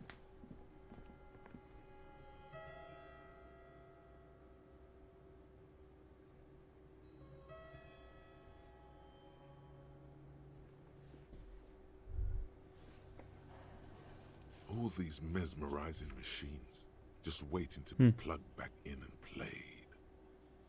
Feels like it might jump back to life any moment, the lights illuminating the white-robed woman. What is it? Some kind of inane pinball theme. Probably related to Messina during the DeLorean age. The history themes are the worst. The lieutenant grimaces, looking at the machines. Sounds like you don't enjoy pinball. No, I love it. Huh. I love pinball. Who doesn't love pinball? Let's move on. He doesn't. Okay. The Franco-Nigerian one. No. You can't fire them up. They are broken. Only that one machine in the main hall works. The Royalist Pinball. What a dumb name. Royalist Pinball. If they weren't broken, he would kick one of these machines about now. I wonder... Oh... I don't think... Yeah, finished thought. I don't think I can get back to this, so let's try it. It's strange that he doesn't like pinball. Kim here is a Zeolite. His people are incredibly dexterous, and they all love pinball. Matter of fact. Us? Guys? Stop. Okay. I don't like pinball because I had to learn to play. Thank you, for an Volition. undercover job at a Saved pinball me. ring. And it's a lame, boring, and unchallenging game. There. We can move on now. Super. A pinball ring. This went pretty well, all things considered. Yes. Volition's like got my back all the time. Okay. Check the traps. And then we can stop. I wonder if it matters what order I check them in.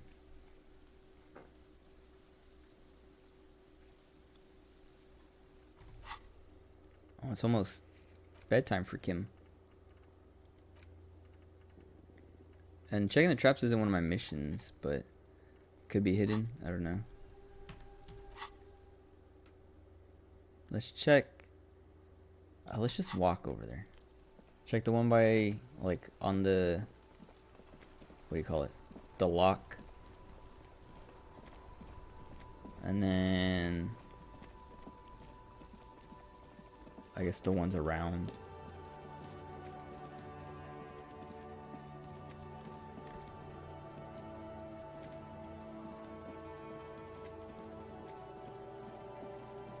Oh, wait.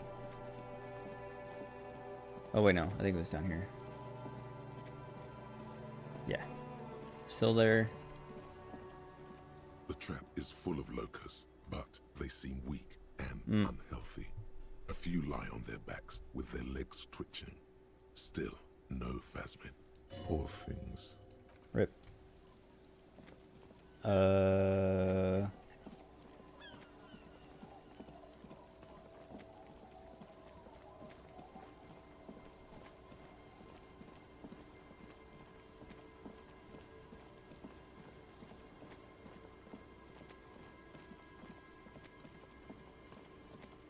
It's one northeast of the building.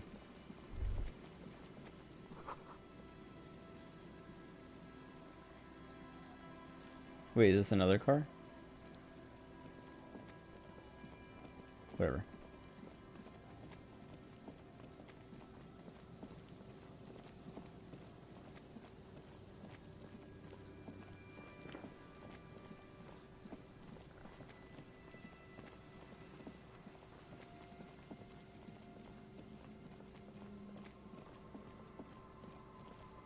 Still there? Just dead and dying locusts, and the slow swaying of surrounding reeds. Poor things.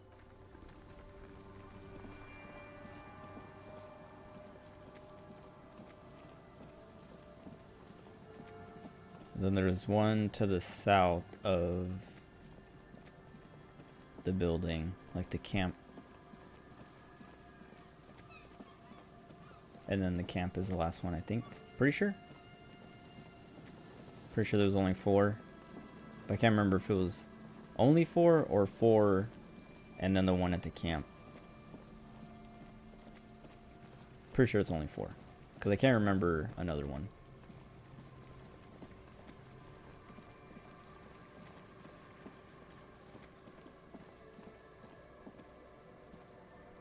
Wait. How do I get down there?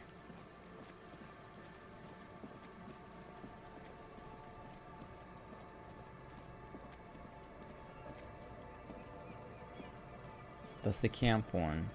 Oh, here we go. Wait, the camp one didn't look... The looked trap is empty. filled with dead and dying locusts. Most of them aren't moving I mean, I didn't get a good You look. Still can't see a phasmid anywhere. Poor things.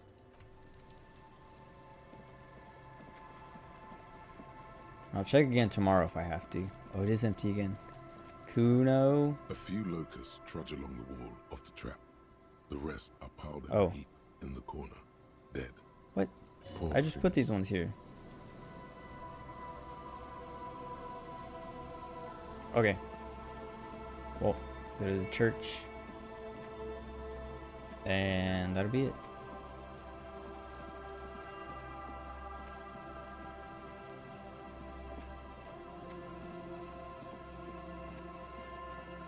Or I guess to the tent.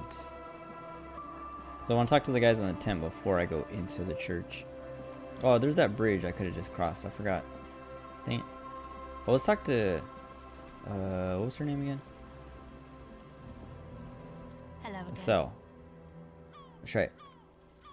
The device is still warm from her touch and heavy as a brick from the batteries inside. The company logo, Omicron, adorns its yellow plastic cover. Inside, the tape is rolling.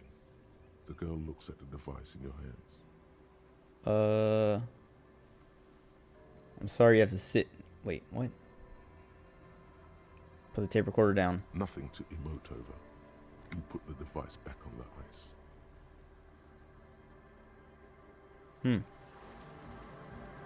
Hello again. I wonder if I don't know. I shouldn't want to be a sorry cop again. I guess I shouldn't care, right? Okay, well.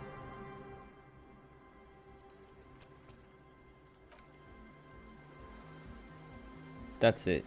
I feel like, I mean, I've made a ton of progress, I think. Like, we found that bullet. We got into a lot of stuff. We explored this whole area. So, like, so we got to do this tent, the church, and then there's, like, that place with the chain. Well, we have like 40 minutes for the rest of the night. I mean, Kim's gonna stay with me until I take him back to the hotel, so it doesn't matter. I just don't. I guess like we have to do the tent first, cause the church seems empty, and the like the thing with the chain is probably empty. They'll probably go to sleep or whatever at 9, but if we do the tent first, we can catch them before they go to sleep. And then do the rest of that and have Kim hanging around. And then once we're done with that, go back to the fridge, send the body away. I gotta remember the fridge thing. I hope I remember that. Go back to the fridge, send the body with Kim, because then that'll be the end of the night anyway. And then go to sleep. We'll shower and then go to sleep. And if for some reason Kim leaves before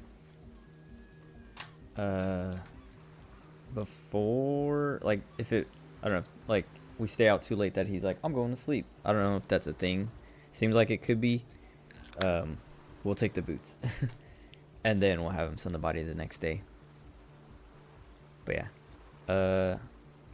That's it. Thanks for hanging out. It was fun. It was cool. It feels like I said every time I stop streaming for a long time and then stream again, that it's like fun to get back to streaming. But it is. I don't know. I like it a lot. It's fun. It's therapeutic almost. I mean it is, but it's not like therapy. It's just fun to like talk about whatever and vent and things. And play games, because I've been wanting to get back to this game for so long. It's like every day, there hasn't been a day I didn't think about this game since the last time I played. But yeah, that's it. Enjoy the rest of your night, day, whatever time it is for you. I'll be back tonight, probably, because I really want to play Village. And I'll be playing Village, so this won't be back until Saturday, I guess. But yeah, I'll see you later.